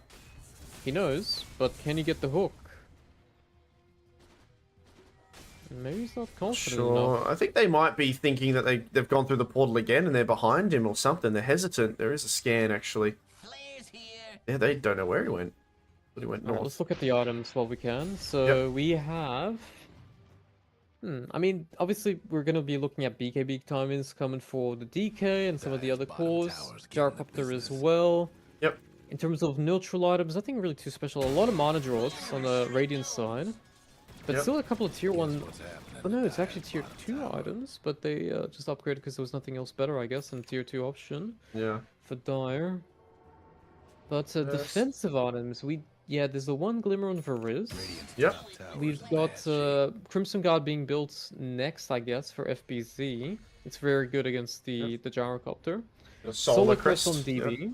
Yeah, and I think a Glimmer also coming on Juju next, because it's yeah. got a cloak already, so... A couple of Glimmers. They heard you, man. They're watching the stream. it's a great item, Glimmer Cape. Everybody knows that. Great item. Will help out a little bit. I mean, yeah, because of the DK not being able to get that armlet build as usual. Maybe the extra bit of magic. But yeah, reduction. I see a Yule, sorry, being built on the Mars here. I know people go back for it a lot, but I really think he should just get a BKB next. I think he really needs it for the next fight. Like, they don't have the pipe advantage, which is an issue. Like, Yeah. I mean, you can technically go pipe on Mars. It just slows down a lot of your item progressions that you need. You know, you need the Blink Dagger or the Yules. And if you go for one or the other, you might still go back for the other one afterwards. You need the Shard, which he has already. And if you go BKB, then going pipe is very unrealistic. But you need the BKB because you just melt to the timber otherwise. And if you don't go BKB, I mean, and you go pipe, let's just assume, like, I don't know, you can tank up and help out your team a little bit, but I feel like it's too selfless, so he just doesn't really get to play the game as much. I don't know, it's a tough situation. I guess, like, Veroja just needs to chill and just play for BKBs. Like, honestly, just SF needs to finish his BKB. Jara's already got it, actually. I didn't even see that. That's really quick, man. Look at his item timings here. BKB, Ags, Chrysalis, Falcon. Yeah. He's He's 1, ahead of 1, the and DK. 2. He's doing really well. Satanic will DK's be also next. very farmed. But DK's had, I think, a bit of a freer game than the Jar. The Jar's been ganked a lot more than the... Like, the Jar there's been a few attempts on him, but he's actually only died the one time on CJ. That's true. He hasn't been down for a while. So he's been doing quite well. Smoke onto Radiant. They find a pretty good target here. Pota, and then the stun to follow up as well. DB goes down as also. Mars tries to TP away, but I think the bash, the root actually... There we go. That's 3 dead. Double kill for In Your Dream. Yep. Without those BKBs, And now straight to Roshan. No chance. He's still 1,000 gold away. They can't fight. They have to drag it out. Yeah. That's a really bad mistake, though, because now they give Rosh, as you mentioned. Yeah. Their levels are looking really scary as well. Like, I mean, sure, Jar is also matching the DK here, you know, it's not too bad, but the one concern I have is this game still boils down to initiation. A lot of the time in this current meta is like whoever gets the fight going their way, unless you have defensive heroes. You look at the Radiant side, they have the Cookie, they have the Terrorize, which can help, they have got the Glimmers. On the Dire side, they don't really have too much. Like, no, defensive-wise, it's going to be like one Solar, one Glimmer, but nothing really to get someone out of trouble from, for example, the Slaughter DK combo, right? And that's really scary, because even if you get BKB, if you do get amped, you can still die.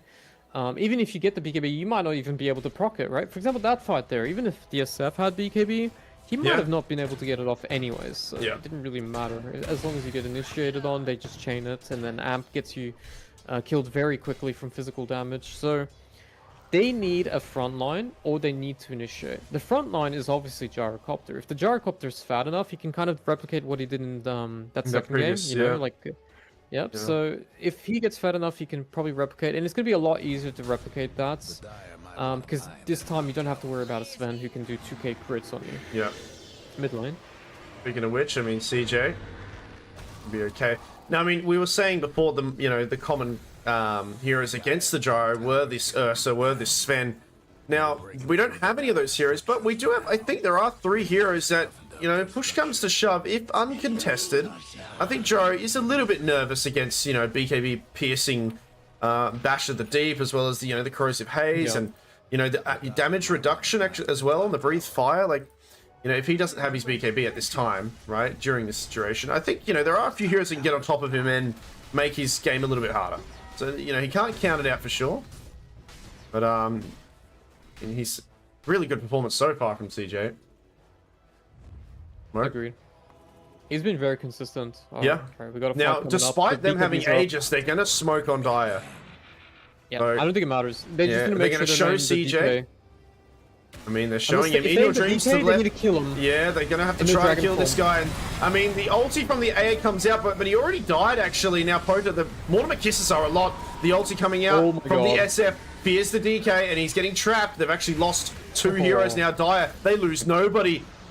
A Snapfire. Willow, they're on the run. The Spear, it lands. And it's most likely going to be a win here. But FBZ, he's showing face. Pretty brave of him. He can dish out a lot of damage here, but he's got to be careful. Try to catch here.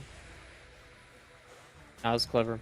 I mean, if they aimed the DK there, they needed to blow him 100-0. Spear, Glimmer Cape, CJ. There's the Terrorize onto 2 heroes. It is the 2 cores. They're getting controlled pretty well here. Do they have enough damage? They do for Pota. Now, Snapfire. They turn it around on CJ. He's dishing out. He's got a fresh Daedalus as well, by the way.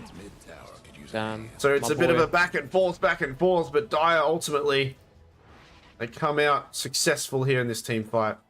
Despite having clever. Aegis on DK. So the way they thought about it is, if DK already dragon forms, they kill him. When he comes back to Vegas, it doesn't matter because he doesn't have dragon form. He can't really fight. Yep. And what else they did there is they set up the cog so when he respawned, he can't even BKB. He got immediately cogged. Yeah. And then pushed him back and forward. They got him already half HP before he even got the BKB off because of the fear. Like he wrecked him with the cogs and he just kept bouncing on the cogs. That was really smart. A combo we didn't really highlight. Just if you're cogs up and you ulti, that's a lot of bounces coming off if you're running into those cogs.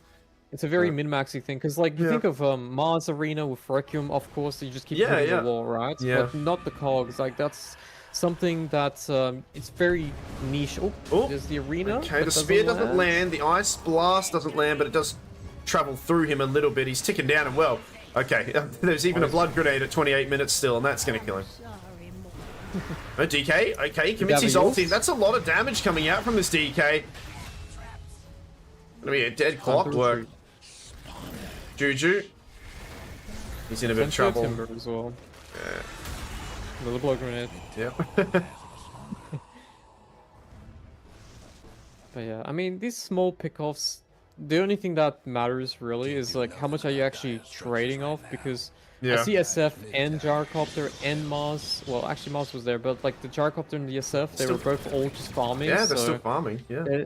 You get a kill, sure, but how much gold did you really lose because of the process of the others farming at the same time? 2 lanes of push now, which means you have to cover them. There's a nice ward here, and actually CJ manages to get out in time. Yeah, they think he was there. So next couple items, let's see. We got Shivers being built up on the Timber, or at least looking like he wants to get it. Aghanim's is almost up on the Slaughter. DK has opted to go for more damage, so he's going Daedalus, which makes sense. I mean, Slaughter plus DK, you want more physical damage, and MJL doesn't really help in the later stages.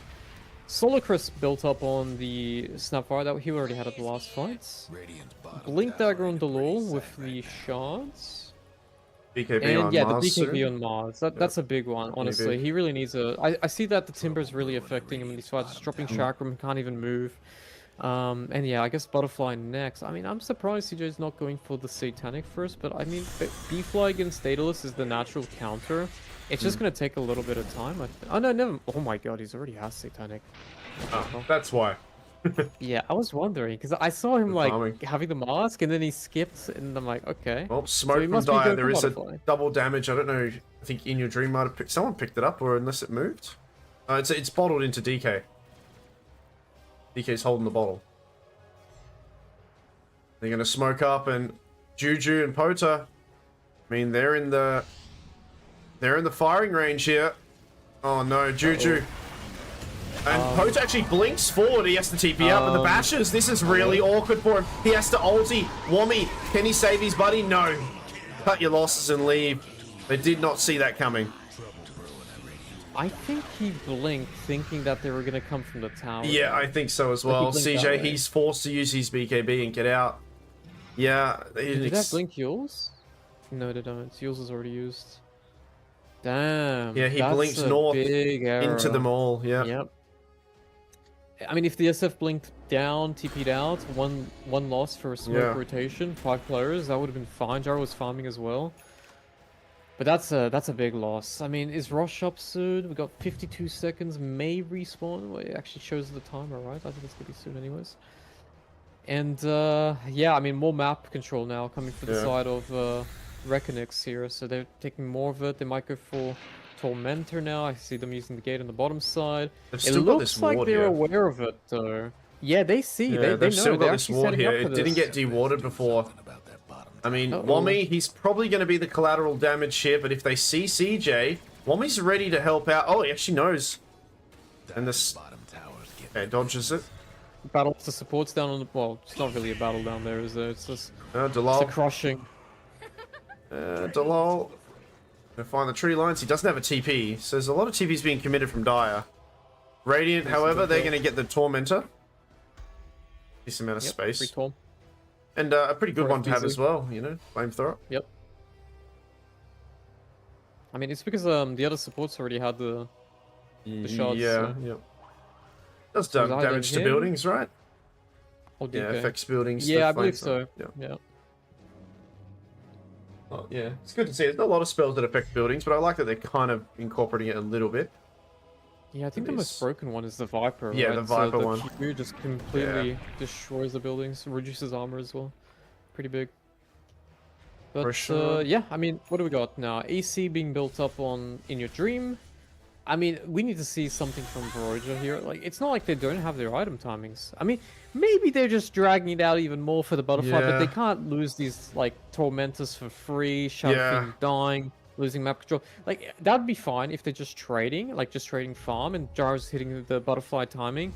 But they gotta make sure they don't take too many losses, because in the previous game as well, it was kind of similar. They were 14k behind and they almost recovered, Well, right? After Radiant- all those fights utilizing the Centaur. Perfect scan on top of them here, so I think Radiant know roughly where they are, but not sure if they know that they're on the high ground already. They kind of reveal themselves here. DB, rockets, trees getting cut. I mean, Timbersaw, 3.5 KHP. They want it, yeah, they're going to wrap around even further, closer to their vision, and they want to catch someone in the back here. Smoke is going to break soon. And there's actually a smoke Yeah, from no Radiant. one. They might have to use another Oh, one. I think here for Clockwork just revealed. positioning. Oh no, I think Clockwork doing that just revealed where they are. So it's given Radiant an opportunity to now turn around. Stun doesn't quite land on DB. The follow up though. CJ in a bit of an awkward spot. They're there's going no to instantly turn. There's the ulti onto the Timber. But I mean, Timber, he BKB's off. It's a lot of magical damage, but I don't know if it's enough. And you've committed all these spells now. It's time for Radiant to turn it around. The Mortal of Kisses. There's the arena. You're going to try to fight through this. In Your Dream though. CJ gonna TP out, but he gets... Oh no, he gets stunned. And the game gets paused. What's happening? Oh dear. What Did they have happened? a garage? I don't know. What does Rata mean? Rata means rat, no? I'm pretty sure. I In guess. Portuguese as well, spelled the same way. What the hell? I don't... I mean... Man, Clockwork... Reckoning sponsor is gonna cut his salary, man. Yeah. Like, what the hell was that, man? You're making us look bad. No salary for 2 months now. Sometimes, I mean, I think they were in a spot where Radiant, they didn't know where they were. And then Clockwork revealed it. And then they dump everything on the Timber. But Timber lived. He's well a tanky enough. And I Damn. don't know how they... By the this is way, hard. that Requiem didn't land. He didn't get didn't? feared, so no, Oh. he didn't get feared. There's no Lotus as well, so no one removed the fear. Right. So yeah, he got the BKB in time. Yeah, he must have been... Yeah, you're right. I don't know. Even if he didn't, I'm not sure if that's the fight to take like that. Yeah. I mean, if you do the fear combo like that, I think you need chain stuns anyways. Like, you need to spear him to something, you Yep. need to A blast, and you need to eliminate him, like, guaranteed eliminate him. Because after that, you have nothing. Like, you have no fear, you have no arena, you're purely fighting off the BKBs afterwards and right clicks, which, to be honest, can work. You know, Gyrocopter does pack a punch. If the Timber's not there, I reckon he could fight that off. But if the Timber bought back as well and came back to the fight, they immediately lose that fight as well. So, I mean, you've got to pick your poison. It's either you don't initiate on the Timber or you try to make a play like that and you one-shot the Timber. But Yeah. they I mean, he kinda wasn't even didn't close work to out. getting... I mean, he got that BKB off, but he was not close to dying at all. He didn't even get past... Yeah. Yeah, so... Bit rough, and then the final moments, I'm Gyro... even surprised he got the BKB off. It didn't look like it because Yeah. he got... Oh, no, it was a hook shot, right? Yeah, hook shot's cooldown stun is pretty small. It's 1.4 seconds. Yeah. SF Requiem is Well, they've smoked up long? again.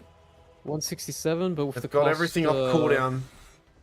cost speed increase. I think if he wants to Requiem, he needs to immediately Requiem as soon as the hook lands. And what Yep. I mean by that is, I mean, like, literally the hook lands. Not when the clock lands on him, but when the hook lands. Because when the Yeah. hook grabs you, you're already stunned, right? Yeah, So the that's stun's right. already in play. So you have to Oh, immediately. okay, this is a pretty good reckon them. wraparound. I don't think Radiant... Oh, no, they do get scouted out. As DB, they're going to pull the plug. Yeah, they're out. Okay, BKB. Oh, cancels the TP actually on CJ. Okay, they didn't... Did they notice? I think they saw him. They saw him. He cancelled his TP. Oh no. Buyback from Two clock. BKBs used. They understand they can take this fight now on Rosh. Yeah, yeah, there's they no probably BKB on can. Timber and no BKB on the Slaughter. Slaughter, here, you're so- right. Yep. They still have They can one actually on take DK. Yeah, I think this is the fight to take. They need to Yeah. force Rosh actually somehow. They have another smoke. I think they do. You want Dire to win just so they flame them back. Yeah, we need the drum. Oh, SF, he's standing on a ward. He's standing right on I top of think a it's a ward. sand, no? No, it's Oh, it's no, no, you're it's a right. observer, and they're gonna kill him Oh. straight away as the dragon on top of the hill, roaring down onto him. As there's no buyback there, the clockwork coming in. They're gonna try to reset this fight. As the ulti from the AA is dishing out a lot here on FBZ, but with the one tree, he manages to get his way out of there. No, the spear will finish him off. The fear onto two heroes. CJ, he's the last core standing, my but he goes God. down real quick as three of them are gone. Juju, he's gonna try to run away. DB as well. And the oh no, the SF was on that cliff, on that tree. Triple kill That's for him. unfortunate. And this is most likely going to be the final here. He was on that ward. That's so sad, man. Because like the play was correct. It's you buyback. They have Yeah. no BKBs. Gyrocopter forces Rosh, forcing the enemy to react. That sentry but they just reacted can't on see the it. perfect hero. Like, Yeah. oh my goodness. That's GG, it. That's game. congrats. Damn. Rats. Oh, Wait, what the fuck? Do you see what he says? He's like, grats? But he Grats? just put capital rats. Holy. Next level, man. wait, who was that? That was a spectator, right? No, it was DV. It was Oh. DV. Oh. Thank you, Wami, my actor. Oh my god. I wonder if they're. Let's have a look at their stream. I think they're all just memeing on each other, really. Yeah, I think they're all friends. Let me Yeah, see yeah. on the. Oh, they're doing a Watch the highlight. one. I want to see them shake hands. So I'll put the Let's do it. stream thing on. They're just doing Nice game highlights. though. Unfortunate. Honestly, I think game 3 was Roger's worst game in the sense of like execution. I think Shadow Fiend kind of, I wouldn't say let him down. Like he played an excellent game 1. Like Potter was standout Yeah, in game 1, yeah. right, on the Ember Spirit. Game 2, not so much on the Void Spirit. And game 3, even though he had a really good start, I just think like In Your Dream just played better from behind. Like he just understood Yeah. what he could do with what he had, and he didn't have much. Like I'll be honest, In Your Dream didn't have much out of the lane, but he always knew when to jump, how to play offensively, even before he had the Blink Dagger. Once he had the Blink Dagger, obviously easy to play, right? Yeah. But yeah, I mean, draft-wise, I definitely think Roger still had like a very good draft towards the later stages. They just made a lot of mistakes. Like they got picked off. They failed attempt killing the Timbersaw 2 times, like missing the AA Yeah. blast, missing the Requiem. There was a couple failed arena usages with the spear as well. So I mean, it happens. You can't always play your best game at the end of the day, right? Sometimes you just have a bad game. But you know, it's one of those moments where it's the final game, you know, in the best of 3. It's gonna really haunt them a little bit, you know. Like, Yeah. it sucks to say this, but it will Yeah. haunt them a little bit because this game could have been won by them, you know, and they're gonna go back and be like, "Oh man, if we had won this, maybe we would have had like an opportunity to get picked up easier by a different team. Maybe would have gotten more prize. Maybe my rent would have been paid next month and the month afterwards." The you know? rent, the rent. But Yeah. but overall, I mean, they both played very well. I think they shouldn't be too sad about this loss. This could have Reckoning been obviously either has team more. winning this. Yeah. Yeah, It's and, good. like I'll be honest, I don't think most people would even expect Roger to come close. Like I Yeah. wasn't thinking they'd win even a game. I thought it would be 2-0. I thought it'd be good games, but I still think it would have been 2-0 just because I think Reckonix is a little bit more experienced, more focused because they have a boot camp, they have a sponsor, they're just playing Dota 24/7, they're talking in real life about what they need to do. Verge is just a team that's playing online, right? Like they're just playing together, they're only playing tournaments, they don't really scrimming that much. Yeah. So it's different types of discipline happening on 2 teams. So you'd expect the one that's more funded and more focused to actually come ahead, and they did, you know, they ended up winning today. But yeah, I mean, all in all, I think Voyager still should be proud about their performance. I think they still did really well. That's right. Yeah. Well, and also just to like one thing to highlight here, both of these teams were not the invited teams actually. Which is kind of interesting. So just Oh, to, I know why. you know why? But you can tell. I think so. It's because in the previous event they weren't playing, right? And I Uh, think in the lead. if it's Well, like yeah, not sure. because I know in ESL Indonesia, like what they do is there's like top four goes to LAN, and then generally the top two gets invited directly to the Right. next The event next one. for already being top two, right? So Okay. I'm not sure if it's the same for this, but you can explain to me if not. So Well, no, I wasn't too sure. So I mean, it says like Legends invite, so I'm not sure if Legends was like a previous tournament or if it was just what you were saying before about the yeah. So I'm not too sure, but I mean, Yep. these two teams, I mean, they're now qualified, right? So this is the main tournament. I'm just looking at Liquipedia now. Let's show let's my see. Let's screen. see. Hey, I'm not sure if you remember when I was talking to you when you were streaming the other day, but there was a few slots that were just kind of unidentified, right? Have you seen this? The unidentified ones for the Asia, like for the whole tournament. Let's have a look. Main tournament, right? You So said? we've actually got one that's come in now, a Mongolian one. So they've got Mongolia It's easy. now, and now we've got two Yep. other ones that are TBD, um, TBD. yeah, to be decided. Which so yeah, what Pretty two good price India, pool. a couple Malaysia, Philippines, then the two Indonesian teams. So these guys were already here, right? So it was just for prize money, really. These teams are already qualified that we just watched. Yeah, and this is gonna happen January next year. This main one. Yeah. Looks like it. I Night. mean, I'm looking at all the teams here. I mean, Mhm. this is pretty much almost all the best teams in Asia. I mean, I don't see obviously Aureus, which is now OG, right? Because they're just playing tier one international events and they probably Yeah. have very busy schedules, so they can't attend this. I don't see Boom, but Boom, I'm not even sure if that's a team because I look at Kukui's. Kukui's looks like a very strong team with a Yeah. mix of players that have been playing Yeah. Yeah. these events. You got Team Nemesis. At least Nemesis is being active again. And I Yep. think Nemesis is really good. I think their carry player, this young player called Akashi, is very good. Oh I yeah. think he's gonna break in internationally at some point soon. Or maybe he already has, and I'm not aware of. But he's not a player that was active in the pro level when I was playing, and that was like 4 years Yeah. ago. And people breaking in at this Played for level, like Talon within last 4 years. year. He actually was at he was at TI. Oh, there you go He then. was at TI last year. Yeah, and that means that he's made like a very distinct performance within just a couple of years. Like that's Yeah. really impressive. So he's just Um. 22 years old. Like he's very Yeah. young. Yeah, so Looks like that's good. these other two slots are going to be a Chinese one and a Thailand one, I see. right? Because if you Thai look, team, yeah, really? if you Oh, scroll up, they're the only two that don't have their own quals in like the scroll. If you look oh up on the yeah, you're top, right. Yeah, yeah, I see it. yeah. Which that'd Yeah, be kind of cool if we could cast that. We could find out it's more about Thai that. and which one's the other one China. that's missing? My assumption is China. Chinese teams. Oh, Yeah. Chinese teams should be very good games. Yeah, Yeah. but they don't have any pages to them. That's the thing. So we'll have to do some hunting ourselves, I think. I Or they'll mean, be released soon. I'm there is no real official Thai team right now, but they would Mhm. make, they would make strong stacks. I was actually talking about this, I think, 2 days ago, saying like, how is there no Thai qualifier, but there's like an Indian qualifier? No offense to the Indians, okay, but Thailand has way more prominent players Yeah, and respected in the scene, and there's a lot of active ones like playing, grinding, top 100, top 300. You could find a yeah. lot, like really a lot. So they could make a lot of strong stacks and play in this. There's also a couple of players I don't spot at all. Like for example, Jabs from Thailand would 100% captain a team. Like he would make a stack here to Is he with anyone right contest. now? Is he on I any think he team? was playing for Talons, right? Or either Talons or Let me Boom. I see think it what he might be, was doing. I think but I'm not sure if he's he's on playing for Boom right anyone now. now. He's on Boom Yeah. Esports. But I don't think it's they're active at all, and I'm not sure Yeah. if they're planning to be active. But if they were to make a Thai team, and maybe they can make like just a stack, not representing Boom, but not really Yeah. defaming Boom, because Boom can't really attend this, right? This is like a Yeah. national event, I guess. Yeah.